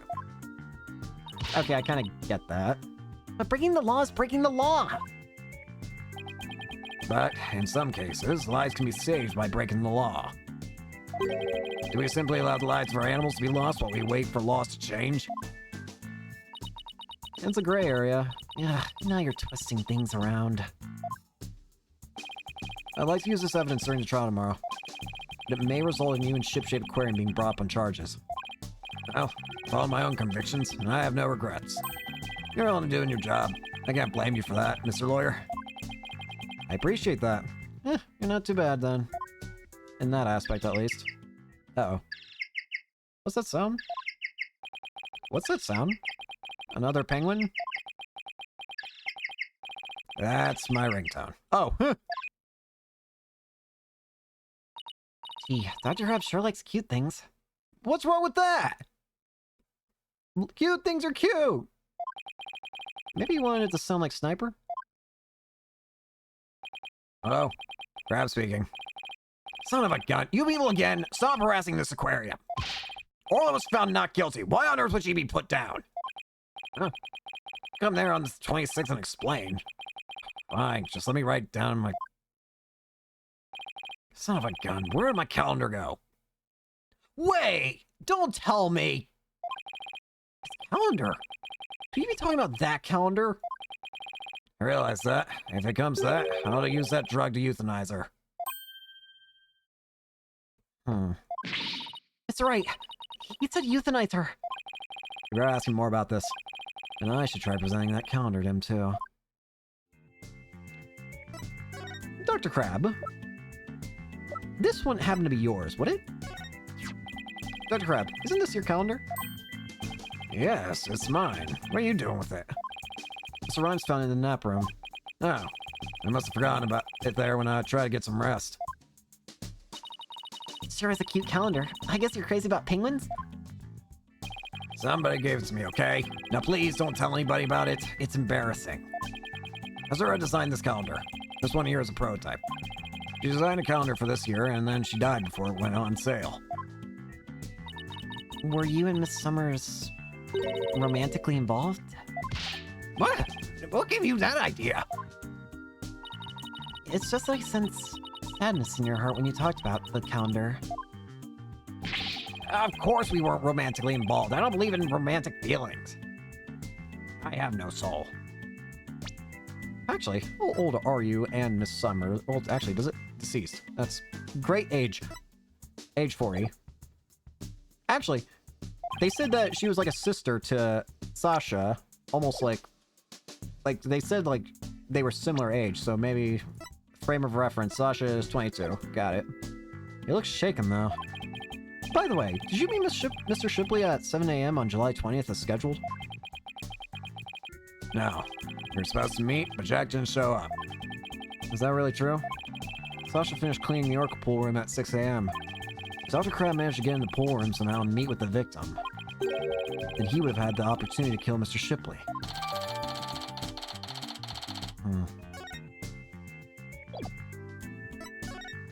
Why are you talking about euthanasia? Who was the phone call from? Son of a gun. You heard that? Who didn't hear that? It was from the Center of Dangerous Animal Control, calling with a demand. They said that the orca may have been found not guilty this time, but that if she ever attacked a human again, we would have to put her down. Put her down? But that's horrible. Did you agree to their demand? Animals sometimes do attack humans. And, of course, humans sometimes do kill animals to protect themselves. When it comes to that, yes, as a veterinarian, I am prepared to carry out euthanization. Euthanization. Using this poison. Someone stole it. Someone stole it and tried poisoning her. I don't think it's you. Because I have an idea who the real killer might be, but I need more before I can determine if it's really them. Huh? That capsule. It has the same letters on it as the one that was in Orla's stomach. Dr. Crab tried to kill Orla? Please let me ask you one more question, Dr. Crab. What is it, Mr. Lawyer? You look so grave. I heard something disturbing from the writer Norma de Plume. The center demanded that the aquarium put the killer whale down a year ago. Put her down? But the aquarium owner refused their demand, saying it was an accidental death. I hardly think a persistent organization like that would give up and go away. I'm quite sure the power of money helped convince them. What makes you say that? Once a month, the owner and the vet disappear from this aquarium, and I came to find out that each time a large amount of money was being paid out. So is this true? I think Ship-Shape Aquarium might be keeping some kind of secret. And that it has something to do with the recent murder. Bingo. Uh-oh. Oh, crap. That's a big secret. Life Cyclox? Alright, her. She just has to stick her nose in everyone's business. Son of a gun. Should have dealt with it all more carefully. Am I ever gonna remove all those? Huh? Huh? What the? Sorry to interrupt, but Prosecutor Blackwell wants Dr. Crab. Detective Fulbright. You again? You couldn't possibly have any more questions for me. Well, you see, we're having a little problem. We were going to call the animal keeper as a witness for the prosecution, but he's being very stubborn and refusing to testify. So we thought we'd ask you to be a witness in tomorrow's trial. She really now? No, I'm not taking sides. I'll tell what I know. No more, no less. That would be fine. Now, if you would please come along with me. Well, looks like we'll have to continue our talk at the trial tomorrow. I don't know what secret you and this aquarium are hiding, but I'll uncover it if it'll help save Miss Buckler. Give it your best shot, then. I'll see you tomorrow. Well, it looks like we'll be going up against Dr. Crab in tomorrow's trial. I'll bet you'll be one tough customer. Okay, we better get our evidence organized for tomorrow. I'll have Athena hold on to the evidence I don't think I'll need in court. Evidence has been reorganized. Hey! My phone! Hello? Miss Wright! I went to the Hickfield Clinic. Apollo, use your indoor voice. Sorry about that. Anyway, I found out a lot, so I want to tell you right away. It turns out that mysterious capsule is a powerful sleeping drug. Apparently, the brand name is 3Zs. Okay, yeah, it says 3Zs right on it. And they said the ship-shaped aquarium vet recently bought a large quantity from them. The vet? Dr. Herman Crab. 3Zs is supposed to be for people. But Dr. Crab told them they would work on other mammals like orcas and dolphins too. So Dr. Crab's euthanization poison was actually sleeping pills? Wait, what? When Orla almost drowned today, was it because she'd been given sleeping pills? Sleeping? And I found out more than just that capsule. Dr. Hill himself gave me some information. Shipfield Aquarium had someone on their staff named Azura Summers, right? Yeah, the one who died a year ago. Well, Azura Summers was getting a certain medication from Hickfield Clinic last year. The same heart medicine medication that as Sasha Buckler. Really? Azura Summers had the same heart condition as Sasha. Nice work, Apollo. Thank you. We'll be coming back to the office soon. Okay, Trucy and I will be here. Well, we better get back to the office and get ready for tomorrow. What are you gonna do, Pearls? I thought I'd stay overnight here and be with Orla and Rifle. I'll be ready for a telecast during the trial tomorrow. Good luck to both of you. Thanks, Pearly. That way, when we prove Sasha innocent, she can see right away. I'd love to see Sasha and Orla back together again, both free and clear. Before that can happen, I have to prove Sasha's innocence.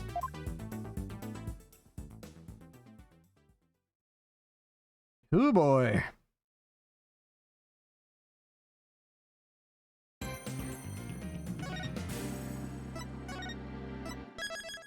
Let's continue. All right. July 22nd, 9:17 a.m. District Court. Defendant lobby number 3. What? The ship's doctor and Azura were romantically involved. That's not the right voice I gave you, but you know what? Considering your surprise, maybe it would make sense that you'd break out of accent. Well, that's my theory, but I don't actually know if it's really true.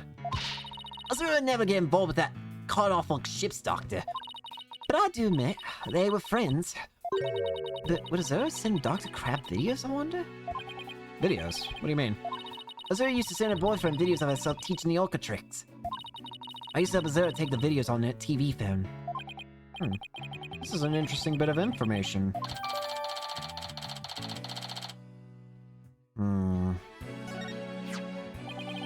The TV phones can shoot videos too, huh? My dumb phone sure can't.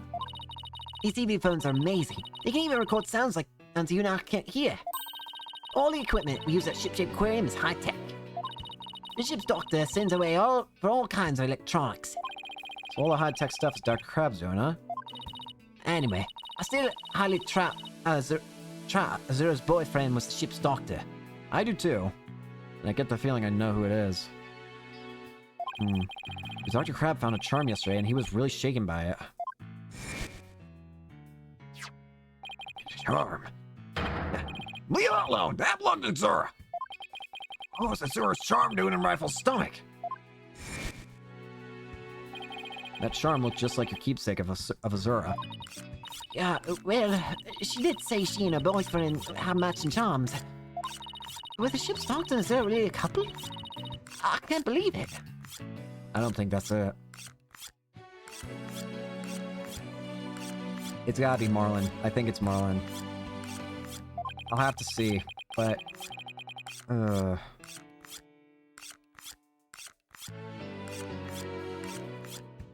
There actually might be a... Marlin. I think it's gotta be him. Something strikes me as odd with him. I think Dr. Crab will be called as a witness today. There are still so many unanswered questions. But I hope to solve them all in today's trial. I believe in you too. I know you can do it. And we will, Sasha. We promise. The question is if Marlin's actually gonna come out. District Court, courtroom number 4. Hello again. I am here. Court is now in session. All rise. Including the bird. Court is now in session for the trial of Sasha Buckler. Defense is ready. Ah!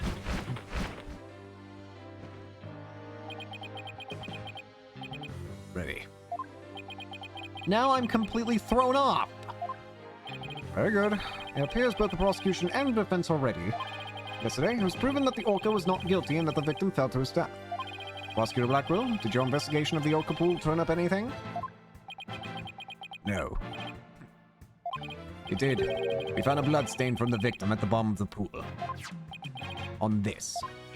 Oh my, what a frightening looking rock. And you say there's blood stain on it. Just looking at it gives me the wheelies. So can we assume that there was no water in the pool at the time of the incident? Very good. What a clever little deduction. Well, it's nice to get a compliment from the prosecution for a change. Prosecutor Blackwell has completely tamed the judge with his carrot and stick approach. Guess I should have brought a few carrots of my own. Right. Moving along. I prepared a witness. Buckler was the only one who entered that room when there was no water in the pool. The witness will prove that. Come to the stand, witness. Is it going to be Dr. Crab? Hey, Crab. Name and occupation. Dr. Herman Crab. Nope. Penguin. Sniper! Stay in there! And who is that cute little creature? Such a restless bird. Quite unlike Taka. You want to be friends with the penguin, Taka? Oh no, you scared her! Wow. Chalk one up for Taka. You shut Sniper up with a single sound. Son of a gun. Dr. Urban Crab, Shipshape Aquarium's veterinarian. And could you tell us the name of your cute little friend there as well? Your Honor, please focus on the case. But it's important to learn all we can about the witness. There's a sniper. Beep. She's the offspring of a penguin named Rifle. Sniper lives in my hair. She might cause a commotion now and then, but please try ignore her. I was originally going to call the animal keeper to stand, but he refused to testify, so I settled on the veterinarian. Now tell us, why was the defendant in the orca pool room and when the water was drained?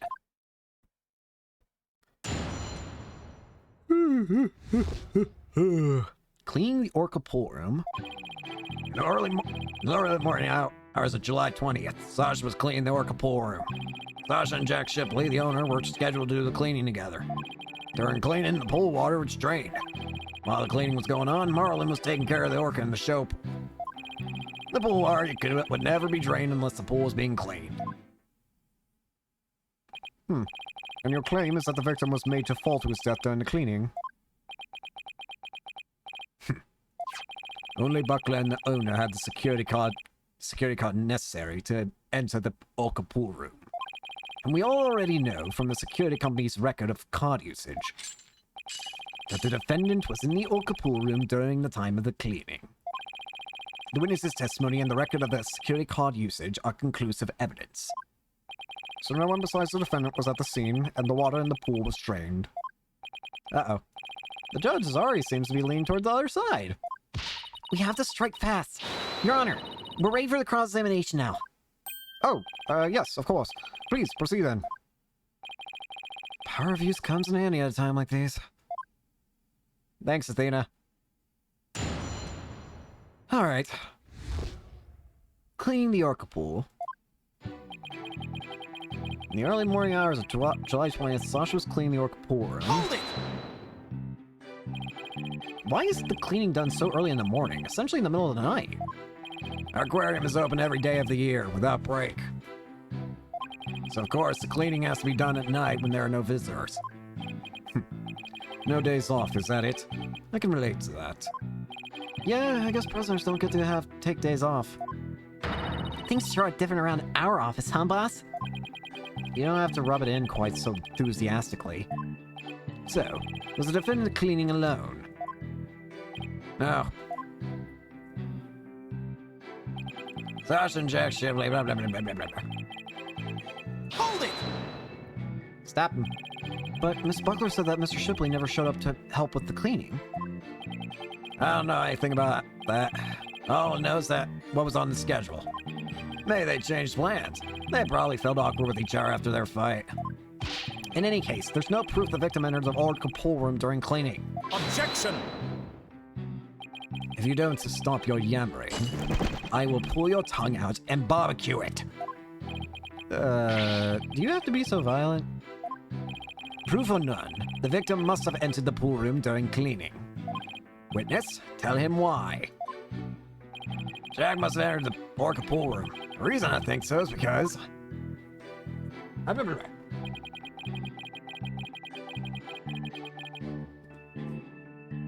had to take a drink of water. Oh, I'm gonna have to get comfy. Hold it! Wait. Don't you mean to say that the record shows both of your cards being used? No, only Sasha's. But they must have gone in together. Jack's body was found in that room, so that's the only logical explanation. We talked about this yesterday. What purpose does that brain of yours serve? You're even more bird brain than rifle. Objection! Witness, I will not allow birds to be belittled in my presence. Limit your disparaging comments to the defense alone. No. So I get disparaged either way. Great. Bird lover, huh? I guess we're not destined to become best friends. That's fine. All I need is for you to talk about the state of the scene during the cleaning. Alright, fine. I don't know. I think the two of them were made for each other. During cleaning, the pool water is drained. Hold it! So the cleaning is done with the pool drained of water. That's right. They used to always lower themselves at the bottom of the pool. They can do regular cleaning with water in the pool, but this was an intensive session. I never cleaned my own lab, however. Don't you think it might be due then? I guess I can't talk though. Well, Sasha and Marlin come in and clean it for me on occasion. But I'm too busy myself. I have animals to look after, like this one, for example. Such an adorable little creature. It lends cheer to his bleak courtroom.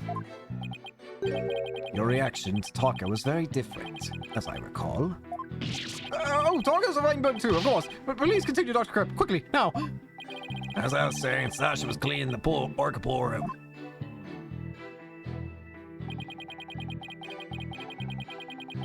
While the cleaning was going on, Marlon was taking care of the orca in the show pool.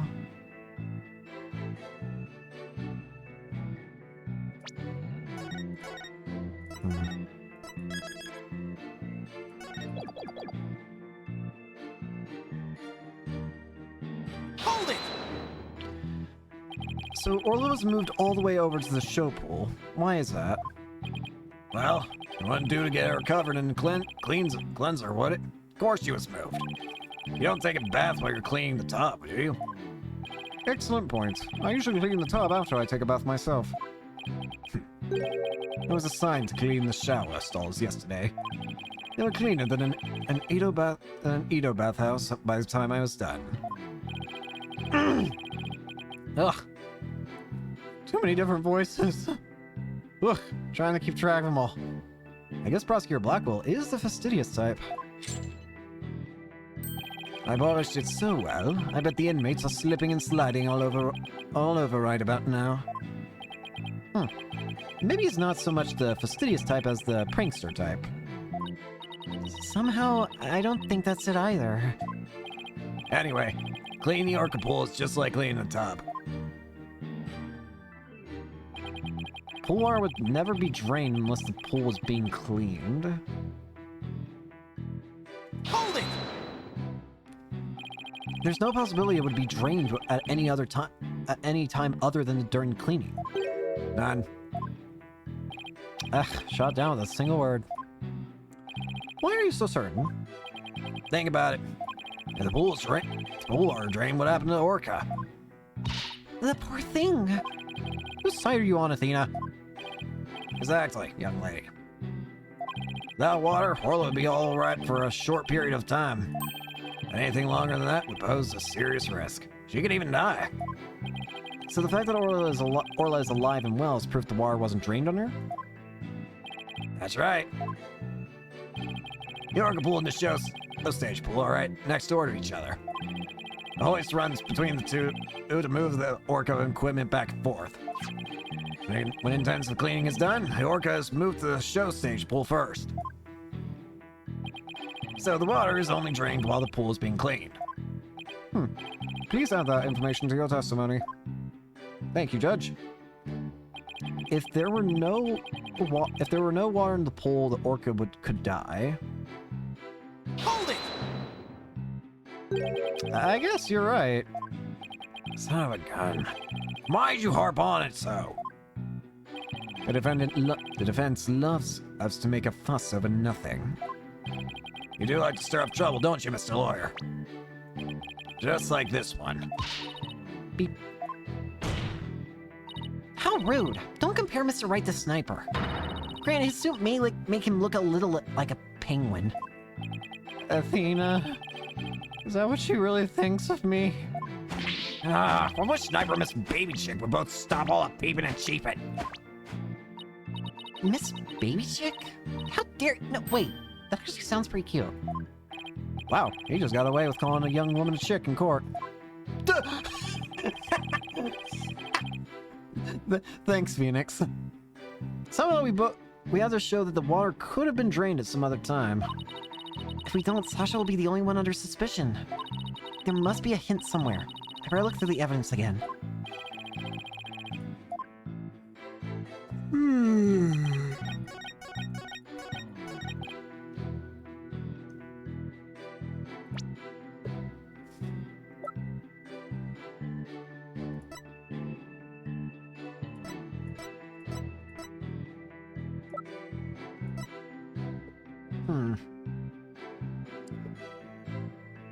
To be honest, I'm actually not really that sure here.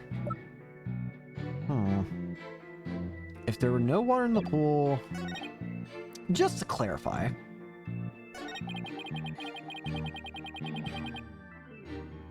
Okay, I figured. I just need to make sure of that. Moved from the show pool during the cleaning time. The victim struck him when he fell his death.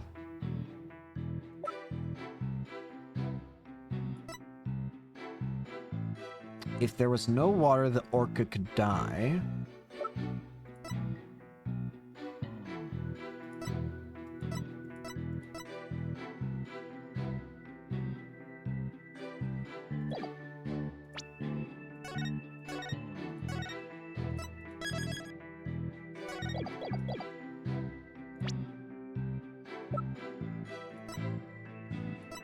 Objection!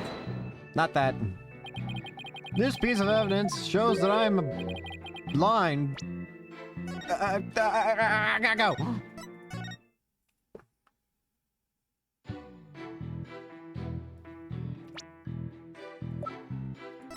Objection! Your Honor. What were we doing again?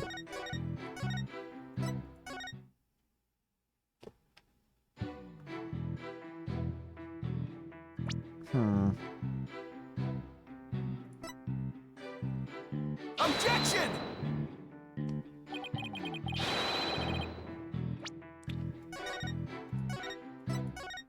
Why am I having an actual meltdown in my head right now? What is going on? Hang on.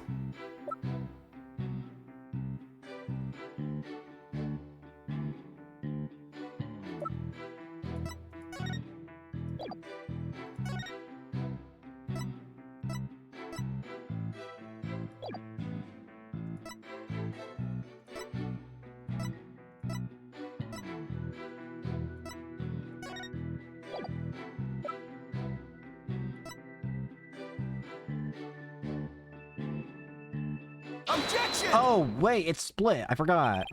If the water in the pool is drained, you say the orca could die. But is that necessarily true? What are you talking about?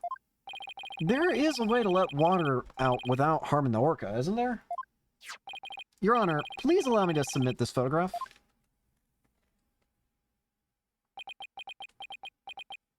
Oh, this is... Yeah, it's got just enough for her to live. As you can see, there's no water around the Skull Rock area. With the pool in this state, the victim could have been made to fall to his death. However, there is water on the other side of the partition. And Orla looks just fine. Son of a gun. In other words, if the partition is set up at the bottom of the pool, the water can be drained without doing Orla any harm. Are you implying the water could have been drained at a time other than the cleaning? Yes, there is that possibility. Dr. Crab is shading. Looks like he has something to hide. Could it have something to do with the counter note about the meeting with the victim? It might. I'll submit it to the judge. Your Honor, please take a look at this calendar. Ah, you waved that around in court yesterday. No need to drag your souvenir today. Actually, I would like you to make note of the entry for the day of the incident. Let me see here. Meet the captain at the orca pool room at 7 a.m. This note is about a meeting planned with the victim. What? The defense would like to argue that, at the time of the meeting, the pool may have been drained of its water. Whose calendar is that? It belongs to Dr. Herman Crab. Isn't that right, Dr. Crab? Son of a gun. So you suspect me, do you? What is the meaning of this calendar entry, Dr. Crab? Explain yourself. Fine. I was supposed to meet Jack at the orca pool at that time. But I ended up not going. So you're saying you simply broke your promise. You can't get out of it that easily. I believe you have some explaining to do. Objection! Uh-oh. Your blade is sharper than I thought, right, Dono? But your cut was shallow. A mere surface scratch. There's a saying amongst prisoners. Do not see, hear, nor speak to smooth-talking lawyers. If you think the witness is suspicious, show your proof. The calendar alone isn't good enough, huh? I have to prove the victim could have fallen to his death at 7 a.m. Meeting time. Let's put our heads together, boss. The victim could have fallen during cleaning when the pool was completely drained. Or, using the partition, it could have been at 7 a.m. with the water partially drained. What would be the major difference in circumstance between the two possibilities? What circumstance was different? The answer could really tell us something. What circumstance was different between the two possibilities of cleaning 7 a.m.? Wait, is it because of the orca?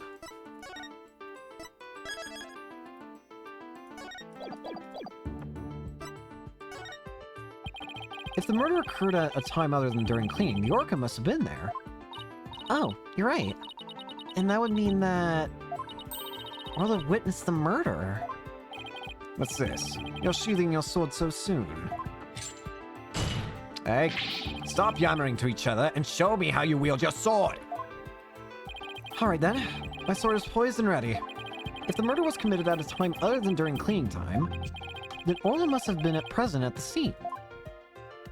If I can prove that the murder happened right in front of Orla, then I can prove that Miss Buckler is not guilty.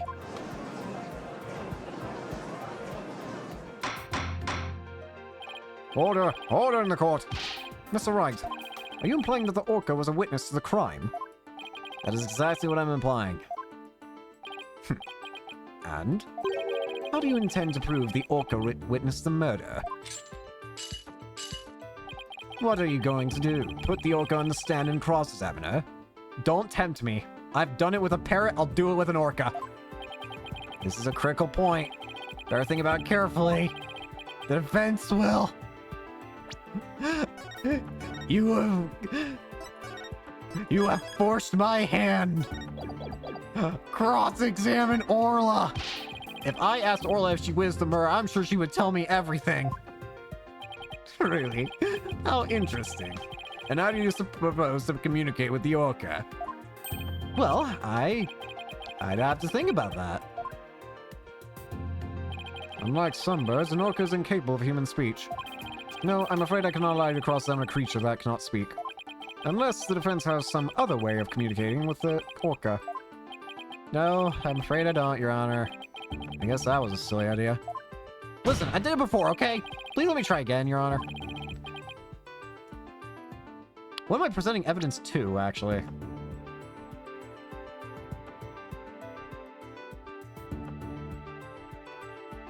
How do you intend to prove the Orca witnessed the murder? Let's continue with Crab. I'll continue my cross-examination of Dr. Crab. That's fine with me, but I've already said everything I have to say. You still haven't told the court why you broke your promise to meet with the victim. Objection! Before we get to that, why don't you take care of your Orca witnessing the murder, Balderdash, first? Balderdash? Is that some sort of shot at me? That seems to be quite a sensitive subject with the judge. Maybe I better come up with something that isn't Balderdash. Defense will, fine, I'll present freaking evidence. Defense will present evidence. Evidence that will prove Orla witnessed the murder. You're going to present evidence? Ugh. Knowing the defense, I thought surely you would try to cross-examine the Orca. I did, but you said no! I must say I'm a little disappointed. Gee, sorry to get your hopes up, Your Honor. Very well, let's see this evidence then. I tried! But the game wouldn't let me.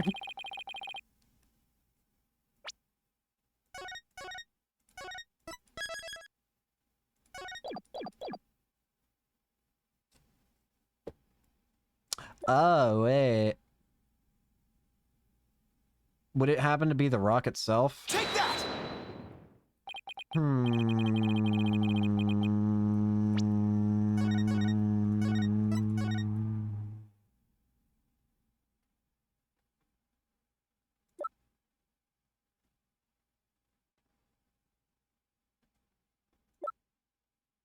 I'm actually really confused with this whole trial. Take that! Oh, this one. This photo indicates where we discovered luminol reactions yesterday. By accident, we got some of the luminol testing fluid on Orla. We were then very surprised to see luminol reactions on Orla's body. Objection! So what's of that? There's nothing odd about that. As was discussed in yesterday's trial, the Orca was bleeding. Traces of the Orca's blood were also found on the skull rock. The Orca must have injured herself when she rammed the rock. So that cloud of blood that Mr. Plume saw was from Orla headbutting the skull rock, wasn't it? Those luminol reactions you saw in the Orca are most likely from her headbutting. Objection! But what's odd is the position of those bloodstains. Please take a look at that photograph. Why is it on it? Yesterday, Mr. Plume said the blood disappeared when Orla put on the hat. That testimony indicated that Orla's injuries were under the hat area. However, these luminal reactions are in two entirely separate areas from her injuries. These bloodstains can't be Orla's own blood, from when she was headbutting. Then where did the blood come from? It's my firm belief that it's the victim's blood. The victim was killed right in front of Orla, and the victim's blood splattered onto Orla's body.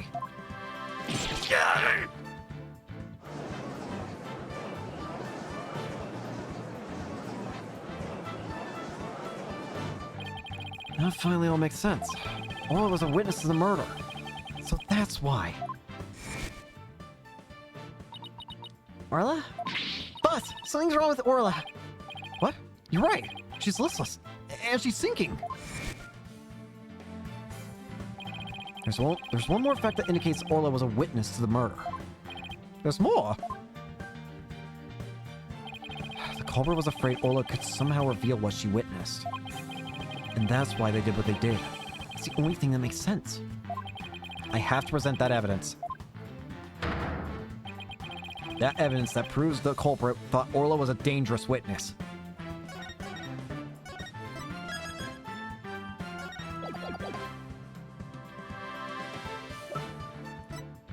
Take that! The defense would like to submit this evidence. What's this? It looks like some sort of medicine. It's a sleeping drug, Your Honor. A very powerful one. This sleeping drug was discovered in Orla's stomach yesterday. The culprit tried to drown Orla by putting her into a deep sleep. Tried to drown the orca, but why? I don't know. Are you trying to tell this court that the perpetrator tried to kill the orca off to prevent a witness from talking? Do you really expect me to defeat me with that feeble attack? My sword has been drawn. I'm not about to sheath my evidence now. Orcas have an enormous potential for intelligence. The possibility that Orla could somehow manage to reveal the truth that can't be denied. The culprit believed in this possibility, and that's why they tried to kill her. Dr. Herman Crab, you purchased the sleeping drug, didn't you? What? Does this mean the veterinarian tried to do away with the orca? Who but a veterinarian would better know how to disguise an orca's death? He could even prevent the police from examining Orla's body. Why, you? Are you actually accusing me of trying to murder the orca? Whoa! Don't kick the stand. How dare you! How dare you slam the noble profession of a veterinarian? My goodness, one could cut the tension in this courtroom with a knife. Stop it! Yes! I admit to purchasing that sleeping drug. However, it was subsequently stolen from my lab. That's such a flimsy excuse. It's the truth. What else can I say? Any one of the crew members could have entered my lab. I guess that weakens my evidence quite a bit. Besides, think about it for a minute. Who was it that treated Orla after she swallowed the drug? It was I. But as I recall, it took you quite a while to give that treatment. You didn't even come on your own. We had to go get you. Son of a gun. You just remember all sorts of little details, don't you, Mr. Lawyer? The orca pool in the lab are far apart. It's no wonder he didn't know Orla's condition. Objection! Didn't know. That's highly doubtful. As far apart as they are, Dr. Crab still had a way to know all about Orla's condition. The defense would like to submit evidence that the witness knew about Orla's condition. Take that! The torpedo? You just had to bring that up, didn't you? With this advanced data system, surely you would have known Orla's condition. Objection! Wait just one moment. What is this torpedo? Dr. Crab, how dare you bring a weapon of mass destruction to my courtroom? The torpedo, or teleobservation real-time pertinent data organizer, is a data system. Until yesterday, only Dr. Crab and Mr. Shipley knew about the torpedo. It isn't legally approved in this country, so it was kept secret from the police. It's illegal! Dr. Crab, I demand an explanation! No! Oh! Son of a gun! You and your big mouth, Mr. Lawyer. Yes, it's true. I'm using a legal system to monitor the creatures of the aquarium. The system uses sensors like these, and yes, there's one in the orca pool too. These sensors send sound waves through the water to gather data on the creatures. If it finds abnormalities in their condition, the torpedo alerts me with a sound. Oh my goodness, how very high tech. But if it's illegal, I will not turn a blind eye. This matter will be appropriately dealt with at a separate time. Now then, Mr. Wright, please continue. With the torpedo, I'm sure Dr. Crab knows the danger Orla was in. But he made no attempt to come to her aid on his own. And the reason for that is that Dr. Crab wanted Orla dead. The torpedo didn't give me a warning message. That's why I didn't know there was anything wrong with Orla. The sensor in the orca pool wasn't working at the time during the police's investigation. Objection! Boy? Can you prove that statement? Objection!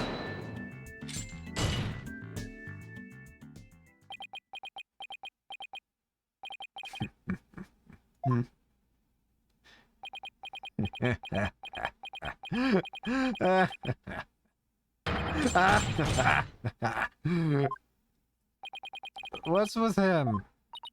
I guess this is all so high-tech for Prosecutor Blackwell that it's making him a little funny. Funny. Yes. I find this all very funny. Witness, those sensors send sound waves through the water, correct? But what if there isn't any water? And they won't work. They would automatically switch off. I see. And where is the sensor in the orca pool located?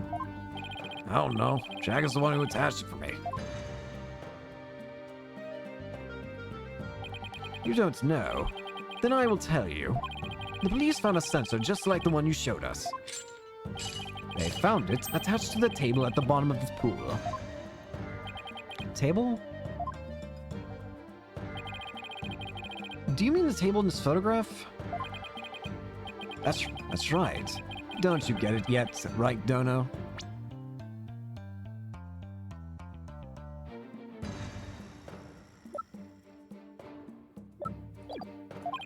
The table is on the Skull Rock side of the partition. It's affixed to the bottom of the pool, and it can't be moved. Oh, and if the water was drained from the Skull Rock side of the pool... Precisely. Without water, the torpedo sensor would not work. Witness, when did that sensor automatically switch off? Hang on, I'll look it up. The only times lately were during cleaning 2 days ago and the investigation yesterday. Of course, I knew the pool would be drained while they cleaned it. But I had no idea they drained it for the investigation. No one let me know. That's why I didn't know about Orla's condition yesterday. So Dr. Crab really did want to save Orla. Did you hear that right, Dono? Yes, the water can be drained without harm to the orca if the partition is used. But if the water is drained from the Skull Rock side, the sensor turns itself off. If the sensor was always on except for during the cleaning and the investigation, it means there must have been water in the pool at all other times. It was never drained. In other words, no one but the defendant could have committed the crime. Ah!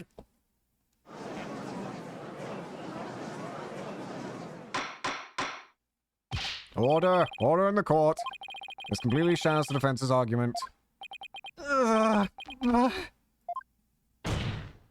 fact still remains that Orla was nearly killed with Dr. Crab's sleeping drug. Objection! But are you forgetting one important question? When was the sleeping drug given to the orca? You're right. That hasn't been discussed yet, has it? The orca pool is the scene of the murder. The police were all there yesterday. The only way to give the drug to the orca undetected is to put in her food. Yesterday, someone gave the orca food during the trial. Someone did? I'm afraid I don't remember that. Oh, crap! You don't remember? You're not that old yet, are you? It was the defendant. Sasha Buckler. Ugh. So that's the orca that stands accused, is it? Aw, she's waving her flipper at us. Maybe she's cheering us on. Hola! Wish Phoenix and Athena luck. damn it! So your argument is that Miss Buckler is the one who gave the orca the drug? The prosecution's argument hasn't changed. Buckler made the victim fall to his death and then manipulated the orca to pin it on her. Still not satisfied, she further planned to kill the orca with the sleeping drug. And hearing reports of Dr. Crab feeding Orla. Maybe he didn't have a hand in Orla's attempted murder after all. But is there anybody else who could have fed Orla besides Sasha? If it's true the defendant is the one who fed the sleeping drug to the orca, then that places even more suspicion on her than ever. Objection!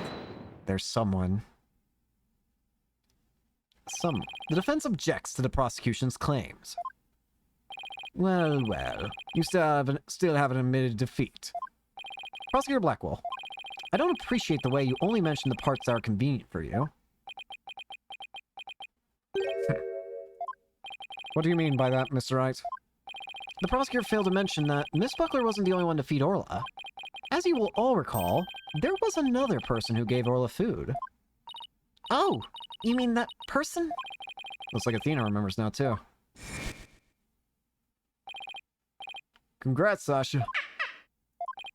Time to celebrate. Go on, eat up. And he always loves to throw by the handful. Oh, Miss Wright. No. I don't want to believe it either, but we can't ignore the truth. The other person who fed Orla during the trial was... Marlon Rhymes. Take that! Please recall when Orla was found not guilty yesterday. Marlon Rhymes gave the orca a large quantity of food. If the sleeping drug was mixed in with that food, it could be given to the orca without arousing police suspicion. Now that you mention it, I do remember that flip-flop of feeding the orca. Objection! So you remembered, did you? I see the time for a true sword fight has come. I call Marlon Rhymes to the stand. Mr. Lawyer, both Miss Orca Lover and Marlon Rhymes are important members of our crew. I don't want to suspect either of them, but I'm ready to accept whatever truth you find. Here, take this. Oh, the charm. It's the charm that matches the one Azura Summers had, isn't it? So you, Miss Summers, were romantically involved, weren't you, Dr. Crab? What? No, of course not. Sorry to disappoint you, but this doesn't belong to me.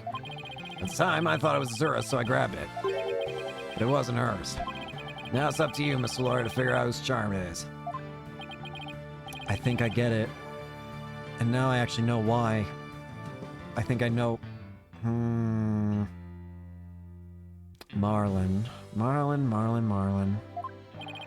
After all, I'm interested in the court outcome of this trial, too.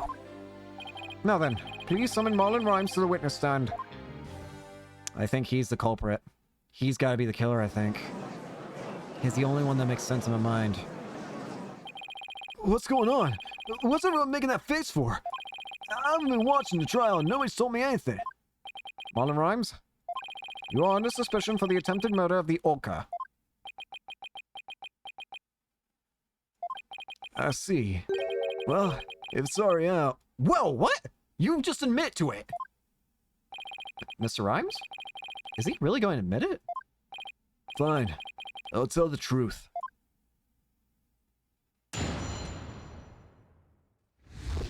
The truth. Sasha's lying to protect that orca. At 3:03 a.m. on the 20th, there was still water in that orca pool. The incident happened before the orca was moved to the show pool. Orla killed the captain by bashing him 30 feet high and making him slam into the water. So I thought the orca should pay the consequences. You're what? Now we're back to the orca game. I did not see that testimony coming. Now just wait 1 minute. Yesterday, Orla was proven innocent. Besides, you said Orla was in the show pool during the cleaning. I don't want to sell Sasha out. That's why I didn't tell the truth. The fact is, all three of us, Captain, Sasha, and me, were cleaning the pool room. But Dr. Crab and Miss Buckler both said you were at the show stage. Well, the only thing Dr. Crab knew about the cleaning was what I told him.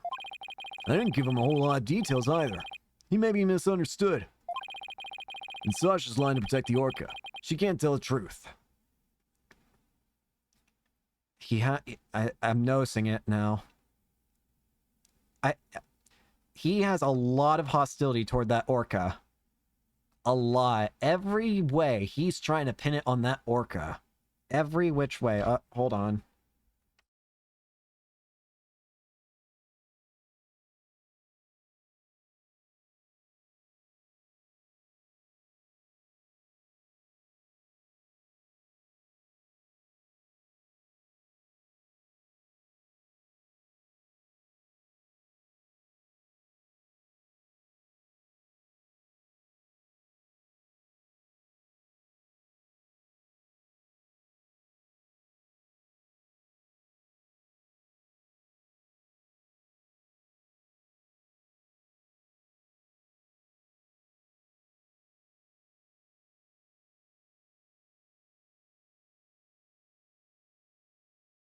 Apologies, I just got a call from my mother. Sasha's lying to protect the orca. She can't tell the truth. Sasha put blood on the skull rock herself to make a fake bloodstain. I think it's pretty brave of her to let herself get arrested to protect the orca. Mr. Rhymes, how can you lie like that? It's the truth. Besides, wouldn't it be better for you if I wasn't lying? If the orca did it, you win your case. What? This is all very hard to believe. But if Mr. Rhyme's story is true, Miss Buckler would be innocent and the orca would be the killer. Meaning, if we turned our backs on Orla, we could save Sasha. Having a witness lie to save your own client.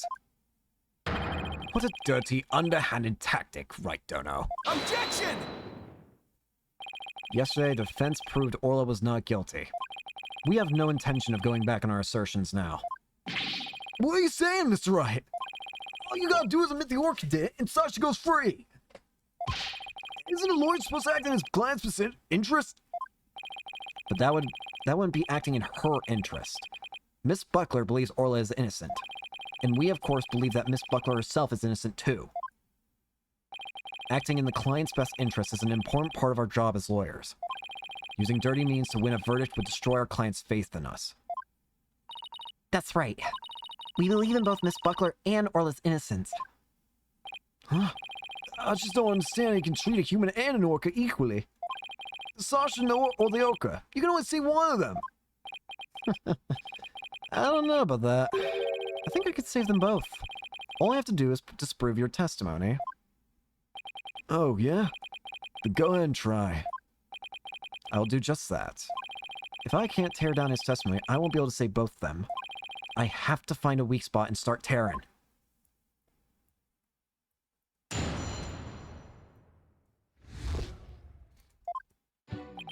So he's lying. Whoopsie daisy, I want to...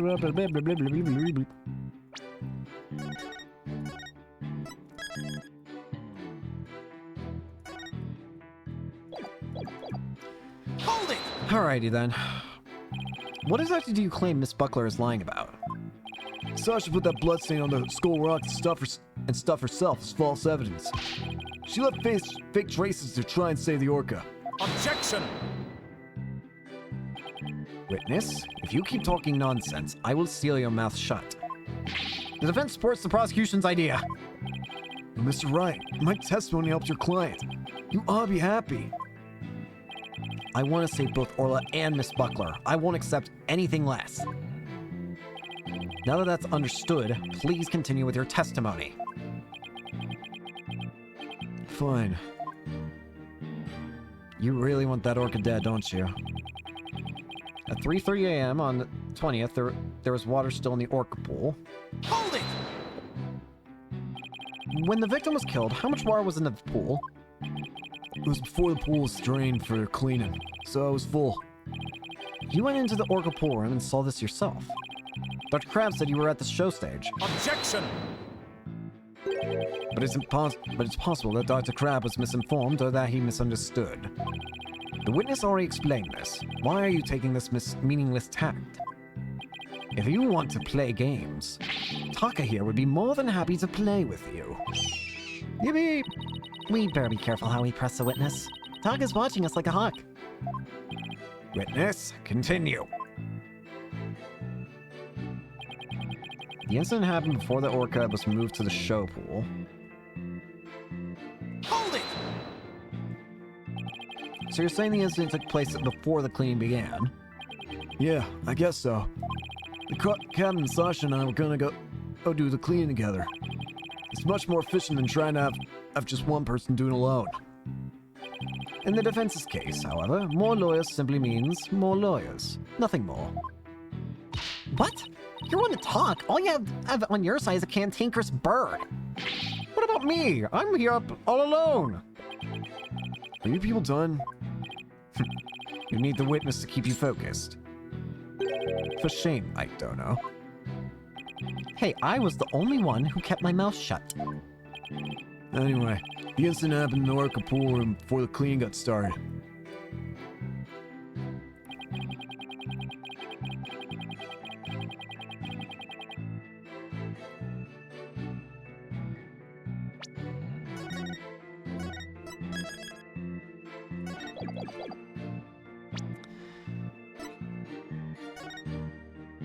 I've had enough of your lies. Objection! Marlin. When lies are piled on top of each other, contradictions start to emerge. This time is no different. Are you saying there's some kind of inconsistency in my testimony? That's exactly what I'm saying. You claim the victim was sent flying about 30 feet into the air. But the autopsy report shows the apparent cause of death from a 65-foot fall. What? Additionally, in your testimony a moment ago, you said at 3:30 a.m. on the 20th there was still water in the orca pool. With the pool being 65 feet deep, there's only 30 feet between the water and the ceiling. If the pool was full of water, as you claimed, it would be impossible for the victim to fall about 65 feet, as the autopsy states. Mr. Rhymes claimed he was in the orca pool room so he could make these statements. But the truth must be he was at the show stage just as Dr. Crab and Sasha testified. I believe that brings us back around to the orca didn't do it. I didn't believe the witness's testimony from the outset. I'm grateful to you, Right Dono, for shutting the witness up. As I thought, the only person who could have killed the victim is Sasha Buckler. That fact still remains, whether the witness was the one who tried to kill the orca or not. Son of a... Mr. Rhymes was right about one thing. His testimony was advantageous to our case. But pointing out the contradiction in his statement will only drive us into a corner. As Prosecutor Blackwell said, the suspicion against Miss Buckler is now deepened. Uh-oh. If I don't do something fast, the judge's gonna find her guilty. Mr. Wright, isn't there anything we can do? There has to be a way to prove Sasha's innocent. At a time like this, the thing to do is turn my thinking around. Instead of trying to prove that Sasha couldn't have done it, I have to think about what made it possible for somebody else to have done it. How could someone else do it? As long as the crime scene is the orca pool room, then Sasha's the only one who could have committed the crime. No need for pity or baldness. Just finish him off with a swift verdict. It appears the defense has no objections. Very well, I will give my verdict. Hold it! Your Honor, please hold off on that verdict. But you were so quiet, Mr. Wright. Do you have something to say now? The defense has a counter-argument. You do? Pitiful. Such desperation. You look pale. Are you sure you're prepared to make this counter-argument? The worst of times are when lawyers have to force their biggest smiles. I'll never forget those words, no matter how many years go by. Even though it's probably just a bluff, I'll give it to them with a smile. What if the scene of the crime was somewhere else? The scene of the crime? Somewhere else? What? You're finding faults with the police investigation now. As I understand, the prosecution's argument is as follows. The scene of the crime was the orca pool room. only the defendant and victim entered that room when there was no water in the pool. Therefore, only the defendant could have committed the crime. That is correct. But if the scene of the crime was not the orca pool room, then somebody other than the defendant could have committed the crime. Are you sure you know where you're going with this? Might not be too sure, but I can't back down now. Mr. Wright, I hope that I'm wrong, but this isn't one of your bluffs by any chance. Of course not! The judge knows me far too well. And do you have a theory on where the actual scene of the crime was? Yes, of course. Think, Phoenix, think. Think of a place other than the orca pool room, where one could fall to the one's death. Then by all means, please share your theory with the court. Where was the real scene of the murder? I see it. You could probably drain the showroom just as easily, couldn't you?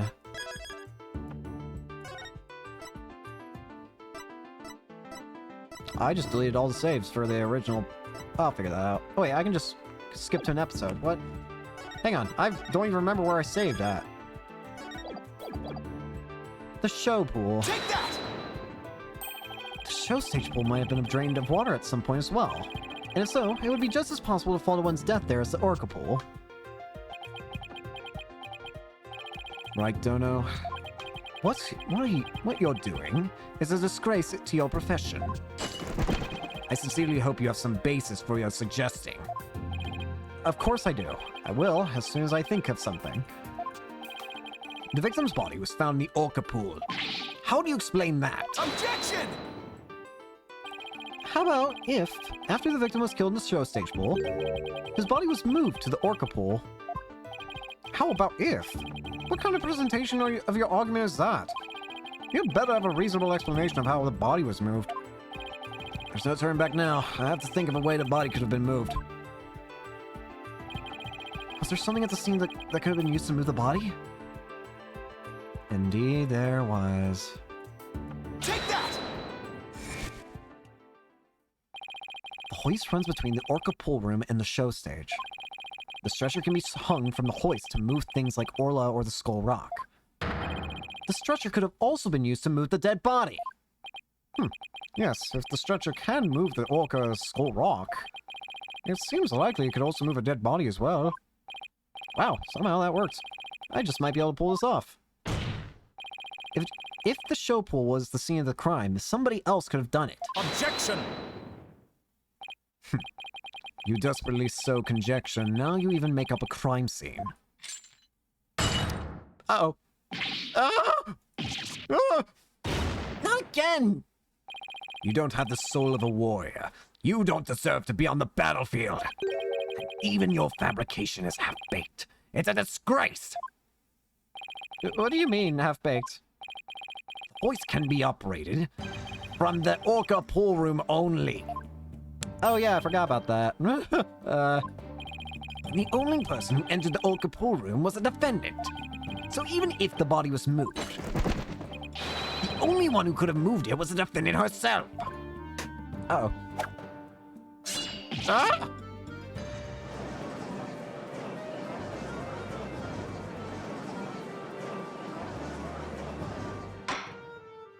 Order. So it comes back to the defendant, no matter which pool it was. Meaning, I can't clear Sasha either way. Sasha said she moved Orla in the Skull Rock. And I believe her. So could it be possible that she moved the body herself without being aware of it? Mr. Wright, do you have an objection to Prosecutor Blackwell's claim?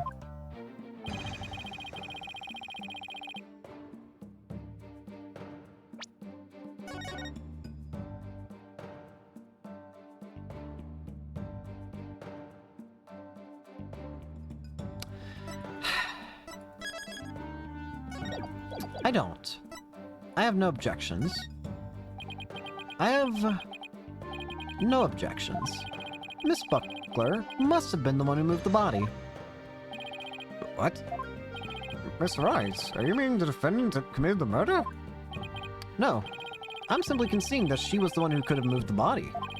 However, I contend Miss Buckler was not aware that that is what she was doing. The culprit made her move it, unbeknownst to her. The defendant moved a dead body without recognizing it was a dead body? How could that be possible? The body was found in the orca pool. It must have been moved from there somehow. I might find some kind of hint of in the thing she moved with the stretcher.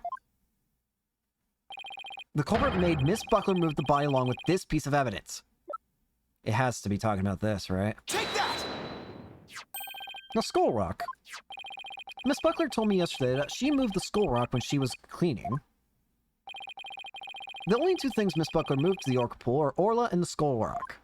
I would like to suggest that the victim's body may have been inside the skull rock.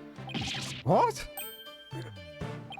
Hidden inside the rock, the body could have been moved to the orca pool with the hoist. At the show stage, Marlon Rhymes loaded up the skull rock with the body inside. And then he used the walkie-talkie to let Miss Buckler know the rock was loaded. Miss Buckler operated the hoist from the orca pool room and moved the stretcher. She moved the rock without knowing the body was inside. Do you really think there's enough space inside the skull rock to place a body? The swashbuckler flyer indicates it could be possible. Please focus on the question at the bottom left. Oh, it says, who will obtain the gold coins hidden in the skull rock? In that case, I suppose the rock is most likely hollow. What's more, if the body was inside the skull rock, it explains the remaining unanswered questions. Such as... Please take a look at the security footage of the scene Mr. Plume witnessed. Where did the body that Mr. Plume saw come from? Please recall, what was Orla doing to the skull rock at the time? She was headbutting it. She was trying to free the body. Oh! That's right. Orla's ramming released the body from the skull rock. The body had been placed inside the skull rock and moved there from the show stage. I assert that the real murder scene was, in fact, the show stage pool. Silence! What rubbish is this now? You don't have a single scrap of evidence. Objection! Do I now? It's easy enough to verify what I say. Take a look inside the skull rock for yourself. You should find some kind of proof that the body was there. Blood, fibers, hair. Oh no!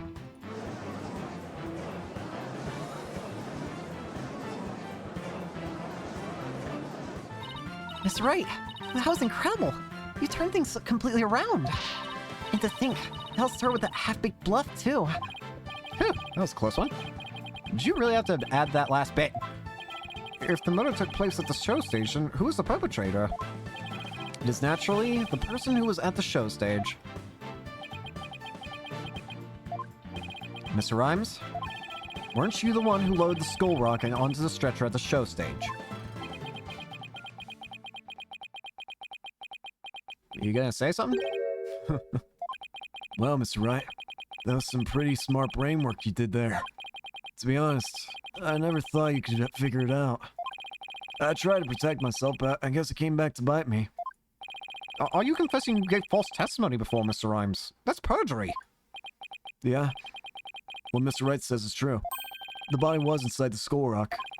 And it's true the captain was killed in the show pool, too. What? He's admitting that easily. This time, I'm gonna tell you the whole truth about what happened that day. You said that before, the whole truth. In the show pool, the orca shot at the captain up into the air. Then the captain came down and slammed into the water. I can still remember the spectator screams clearly. All Sasha did was move the body. She was trying to protect the orca. When Mr. Bloom witnessed the orca find the body, I freaked. Enough of accusing the orca! So we're back to the orca again, I see. If you were going to give testimony like that, why did I bother putting you on the stand? All I'm doing is telling the truth. That day, Sasha wanted to do the old version of the Swashbuckler Spectacular. So I suggest she hide the body in the skull rock and move it to the orca pool. I was gonna figure out what to do with the body after the show was over. The orca's the one that killed the captain. It wasn't me, and it wasn't Sasha. So it was Mr. Rhymes' idea to hide the body in the skull rock. But if Mr. Rhymes is the culprit, why would he protect Sasha? False charges against Sasha would mean he himself would escape suspicion. So why? Mr. Wright, how about if you leave this to me? Athena! Do you mean you heard something? Yep, noise. Discord in Mr. Rhyme's heart. So that means somewhere in his testimony there's an inconsistency in his emotions. Alright, Athena, give him a good counseling session. You got it, boss. Let's go, Widget. Athena, Widget, let's do it. Huh? What's this? What are you getting, Athena? This testimony is pretty complex. Feelings of deep sadness and intense anger are being called up. Those two emotions appear to be running out of control. Out of control emotions? Is that going to be a problem? We'll have to probe their cause if we want to get to his true emotions and testimony. There might even be odd or unnatural spots in his testimony he isn't even aware of. Alright, let's probe for the cause of his out-of-control emotions then. I'll explain how probe. Let's find the root cause together. When you see something off in a statement, press probe. Next, point to what's causing Mr. Rhyme's out-of-control emotions. Finally, press probe to complete the process. When the emotions are out of control, memories can be recalled incorrectly. If you still haven't found anything after all the statements and images, I'll help. Great. Alright, I'll get started comparing the statements with the images. Let's go. Maximum noise. Maximum anger and sadness. In the show pool, the orca shot the captain up into the air.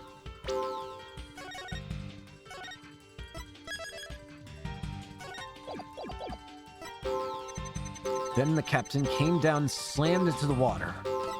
I can still remember the spectator's screams clearly. All Sasha did was move the body. She was trying to protect the orca. When Mr. Plume witnessed the orca finding the body, I freaked.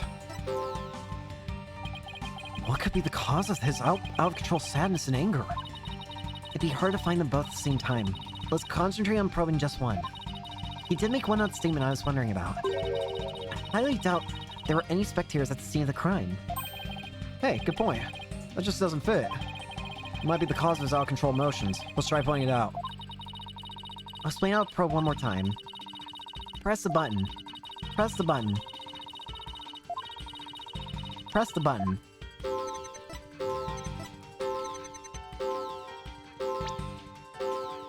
The spectators. Got it! I doubt there were any spectators there at the show stage when the owner died. If there had been, those witnesses would have told us the true crime right then and there. What? Oh, right. Of course. I just made a mistake.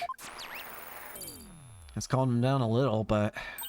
Okay, that made the sadness subside. So maybe the spectators part was what was making him sad? Wonder why we would make that mistake, saying spectators were there. How strange. The only thing I can think of is that he was mixing up one memory for another. Like, he was in a similar situation before and it was deeply imprinted on his heart. A situation where an orca killed somebody and there were spectators. Hey! I think I know he's mixing up his memories.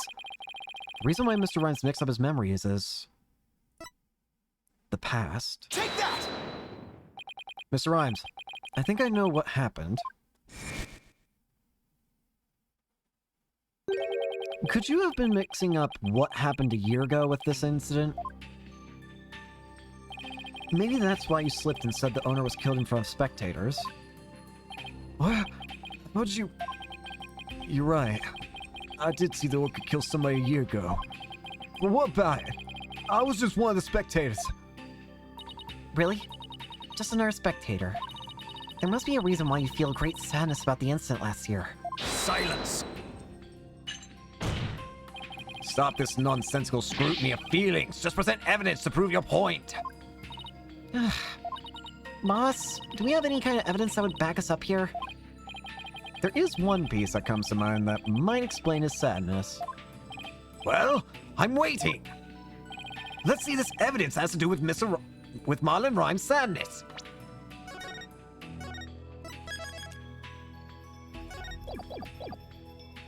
You are the boyfriend of Azura Summers. Take that! Azura Summers died an accidental death 1 year ago. This is her boyfriend's charm. Hey! What are you doing with that charm? It was found in Rifle's stomach yesterday. Judging by your reaction, I believe this charm belongs to you. I guess I need to push him just a little harder to make him admit it. When Mr. Wright said the word charm, he was very rattled. We better examine this charm a little more. Good idea. Let's look inside. Huh? What's this? A photograph?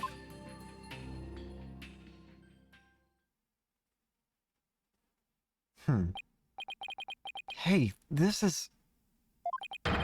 Sarah Summers and Marlon Rhymes.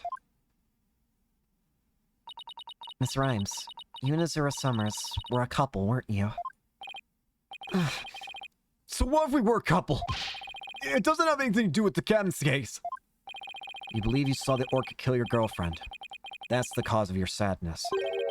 Isn't that emotion of yours connected to the current case? Silence! The only thing you revealed was the witness's connection to the victim of last year's incident. What does the witness's past have to do with the case at hand? I don't know yet. We managed to pinpoint the source of his sadness. Now let's delve into who Mr. Rhymes is angry at. There's only one thing I can think of. I think I know who there's only one thing, because he's been consistently, every single time we talk to Rhymes, there's one thing he always does. Every single time.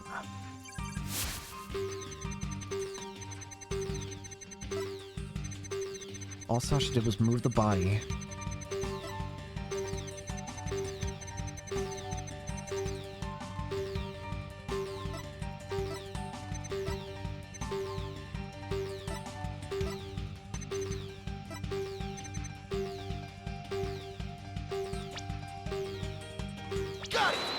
Orla. Mr. Rhymes, you're angry with Orla, aren't you? Angry? At an orca? Why would I be? If you think I have some reason to be mad, then show me some proof. Do I have proof that Mr. Rhymes has a reason to be mad?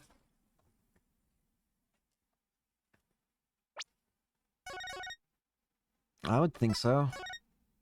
After all, isn't he the one who took away your beloved?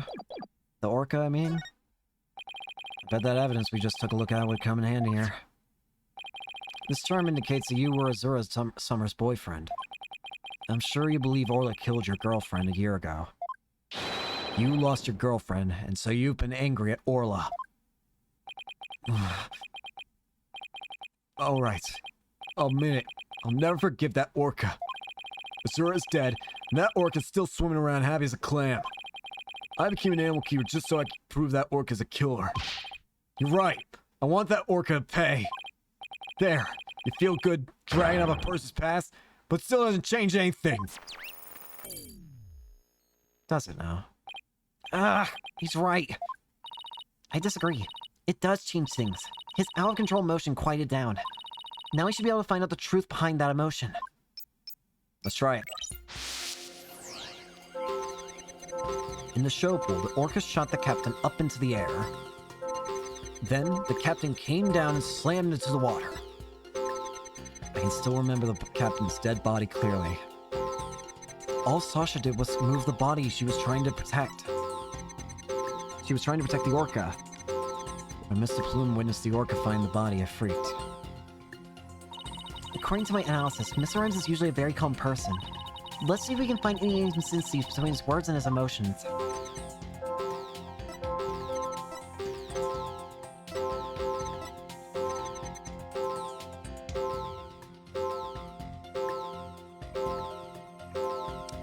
Aha!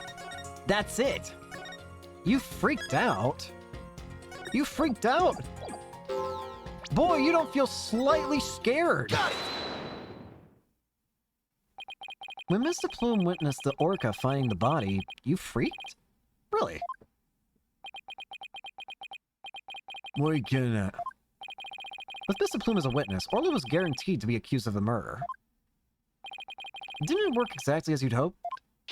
In order to have Orla put down, you made sure Mr. Plume witnessed that scene.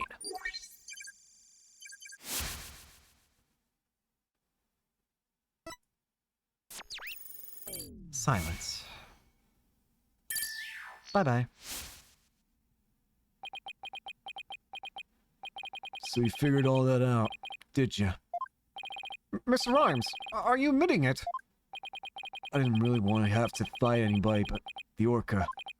But you leave me no choice. Are you eating all your fish? Eh? Oh! What? Oh no! What? Huh? What? Wait, what? He's full-on transformed! Now it's time to get serious. Oh no. And he's going hard. Well, this is not what I would have expected.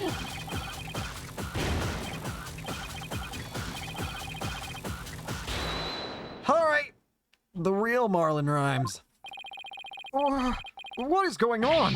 Where did this pirate fellow come from? He looks like a completely different person. Even Simon's confused. Order! If we don't have order, Prosecutor Blackwell will yell at us. I don't know how to process this either. Your boldness.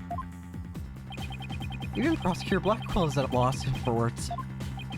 So I planned to have that wench be a witness. You caught me out.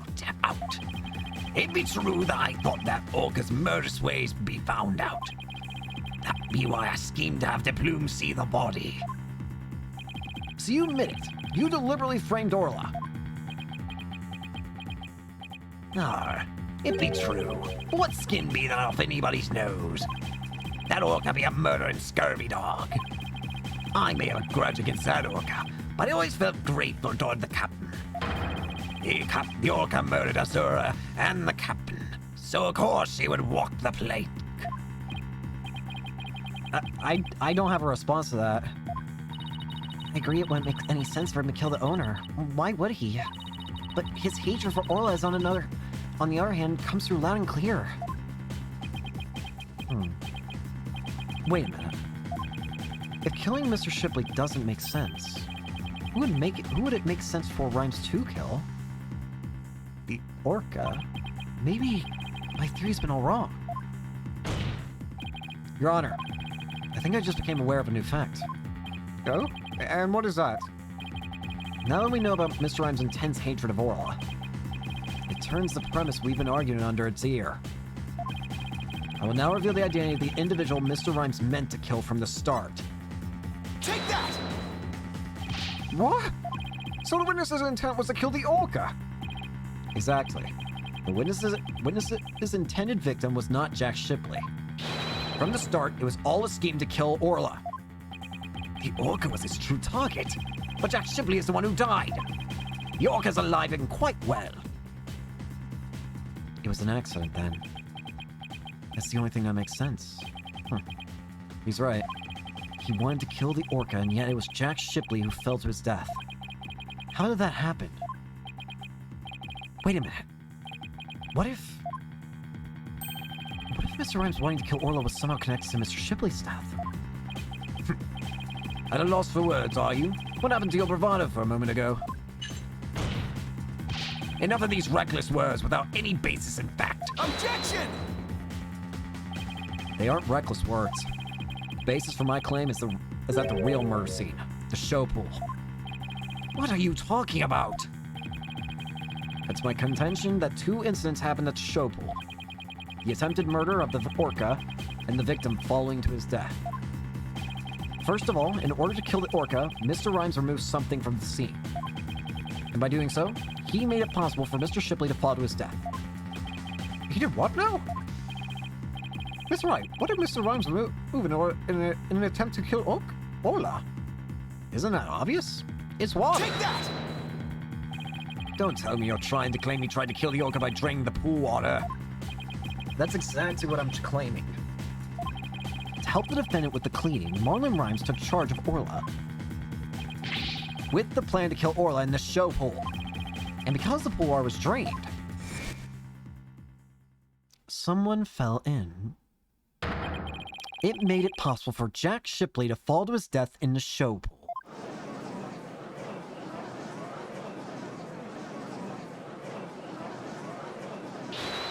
Eh? Who? What? I tried to kill the orca, you say. And you threw those nary drop of water in the pool. That day, I was simply looking after the orca.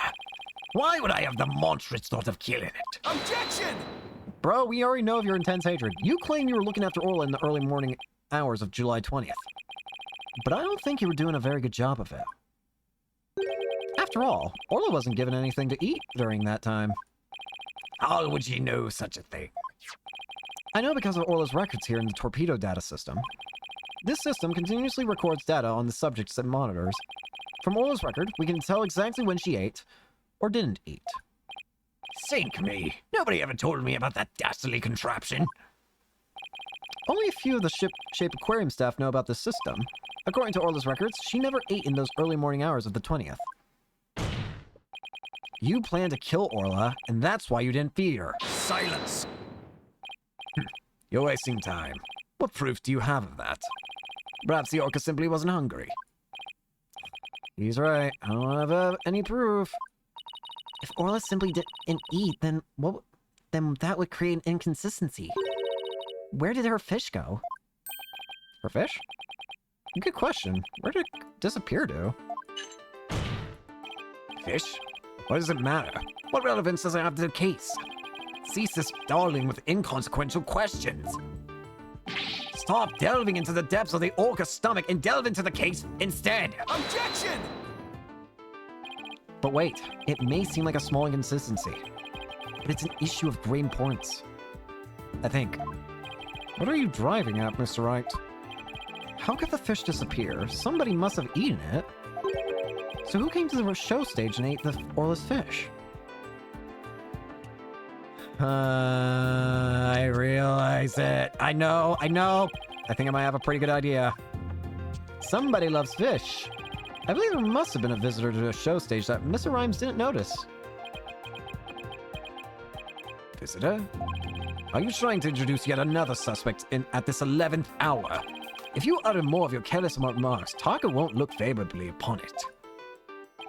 I don't plan to utter any careless remarks. Whether my remarks will actually be related to the case or not, I don't yet know. Don't worry, boss. If Taka comes this way, I'll fin him off. But do try to keep your remarks careful. Somehow Orla's fish disappeared. Somebody must have visited the show stage, but who? This was the visitor to the show stage. It even just gives me the answer. Rifle. I believe Rifle the penguin visited the show stage. First an orca, now a penguin. Why would you be saying such a thing, Mr. Lawyer? I didn't see Rifle in the wee early morning hours. Do you have any proof Rifle visited the show stage? If you be a lawyer of any sort, show me your evidence. The bottom of Rifle's feet were pink for some reason. That fact is a clue to that Rifle was indeed at the show stage. And I have to present that piece of evidence that connects Rifle to the show stage. Now to prove that I'm a lawyer worth my salt, this is the proof that Rifle visited the show stage. Take that! Oh my, what a cute little sign. Look at all these adorable little stars. These stars are actually starfish. Miss Buckler painted the sign. In the early morning hours of the 20th, she left the sign at the show stage to dry. Mr. Rhymes kept an eye on the sign for Miss Buckler while the paint was drying. Aye, that be true. But what be your point? On this sign is proof that Rifle visited the show stage. Proof of the penguin's visit? I'm afraid I don't see it. Where is the proof that the penguin visited the show stage? Please point it out. I think things are about to start getting crazy. I feel like we've got to be nearing the end of the trial. Take that! A couple of pink starfish are shaped a little differently from the others. Oh, you're right. They look almost like little leaves. Rifle had pink paint on the bottom of her feet. These little leaf-like shapes on the sign are actually Rifle's footprints. Rifle made these footprints by walking on the sign before it was dry. Oh, what cute little penguin, pink penguin prints. So they're footprints. What of them? Marlon Rhymes was watching over the sign at the show stage while the paint dried. And during that time, the penguin paid a visit. According to the torpedo data system, we know that Rifle ate something that morning of the 20th. Most likely, Rifle ate the fish meant for Orla that was at the show stage. Orla's snack was a small quantity of fish. Even a penguin could have eaten it all.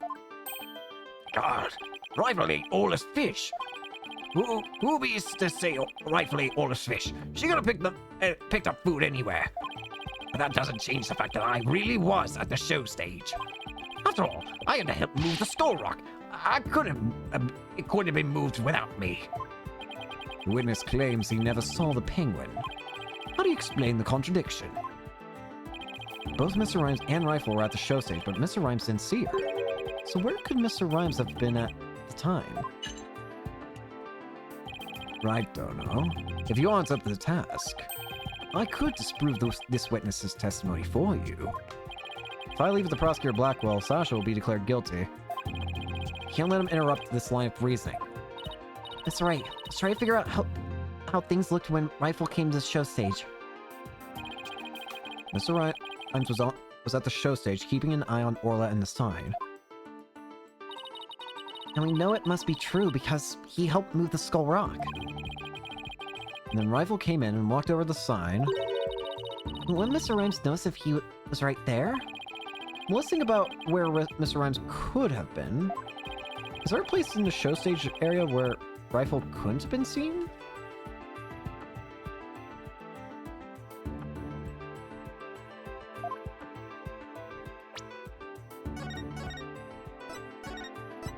Do you want me to say the other end? Take that! Do you really think he was there? That doesn't seem right. Now you mention it, maybe you're right. Come on, Mr. Wright. We're all counting on you here. Imagine yourself as a high-powered attorney. Yeah, I'll do my best. What's with the imagine part? Okay, let me try to figure it out where Mr. Rhymes supposed to have been. Is it the pool? Take that! What? Inside the pool? But you're right. If he was inside the pool, he wouldn't have noticed Rifle. If an accident occurred... So are you saying Mr. Rhymes was underwater the whole time Rifle was eating? No, not underwater. When I think about what he was trying to do, the answer is clear. Now I'm finally starting to get the whole picture. Just like yesterday. Must you two always be whispering to each other? Why don't you admit that resorting to a penguin will get you nowhere? Objection! I don't know about that. The fact that Mr. Rhymes didn't notice Rifle is such a small inconsistency. But it's a key point that proves what Mr. Rhymes was trying to do. Penguin is a key point? The show stage pool is very deep. If Rifle came to visit while Mr. Rhymes was at the bottom of this pool, he would have never noticed Rifle. Orcas can be out of the water for a short time without sustaining damage. But if they're out of the water for a long time, they weaken and eventually die. In order to kill Orla, Mr. Rhymes had to drain the pool. And while the pool was drained of water, Mr. Shipley fell to his death.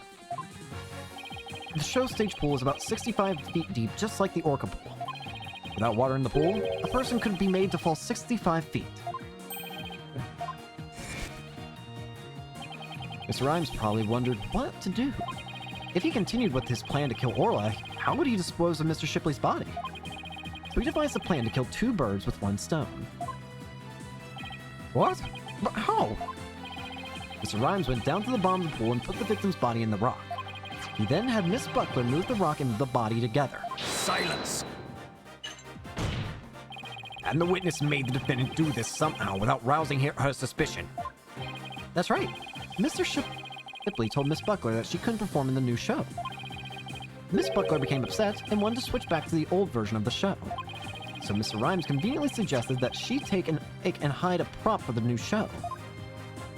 Mr. Rhymes then manipulated Orla, using her singing and lifesaver tricks.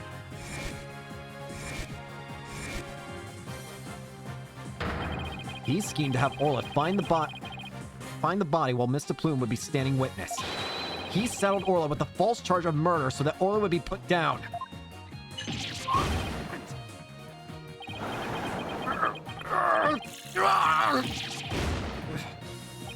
So the fact that the witness didn't see the penguin, also I'm gonna ignore the blood.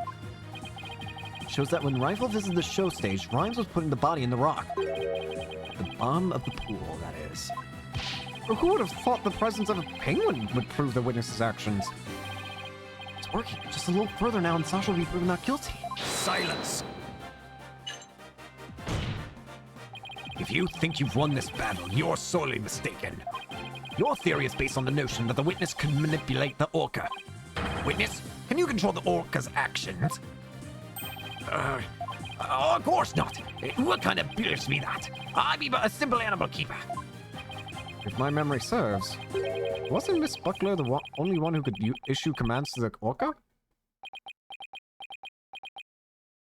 The judge's blade is sharper than the lawyer's. If you wish to do battle with a witness, you'll need a honed blade. Where's your sword of evidence that Marlon Rhymes can manipulate the orca? Ah, my hair! It's back.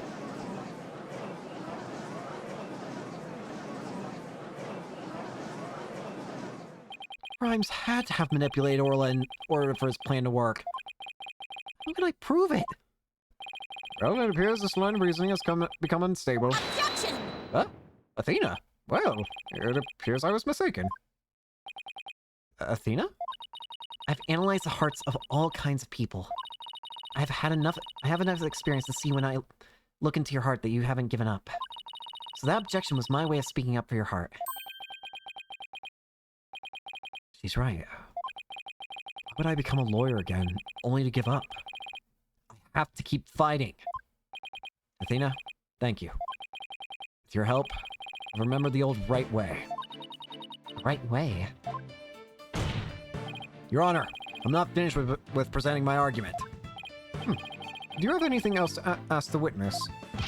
You've cross-examined all the witnesses and presented all your evidence. Objection! Have I now? All the witnesses? I don't think so. I haven't cross-examined the most important one, the central figure in both cases. The central figure? The one involved in not only the across case a year ago, but this current case too. I've never called her as a witness, but it's time to do so now. Who are you talking about? I demand you tell the court immediately.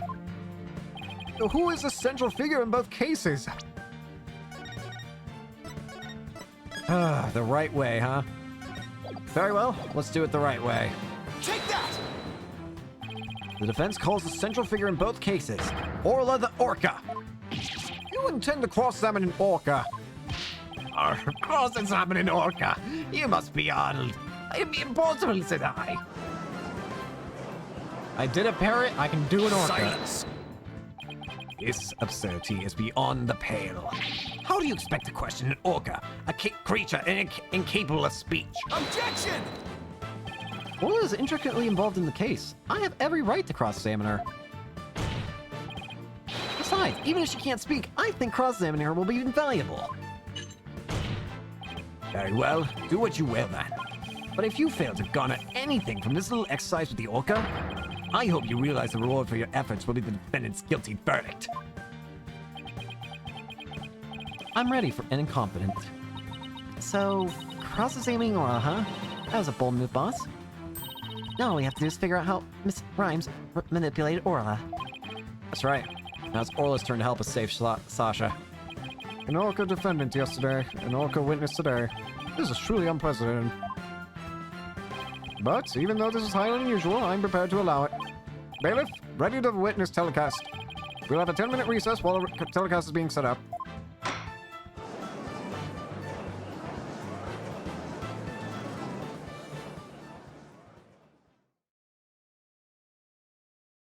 So I'm actually gonna have to end it here because I have to go do something for her family, and not exactly something that I can actually just brush off anymore.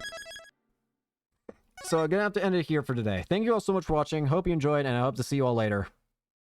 Peace.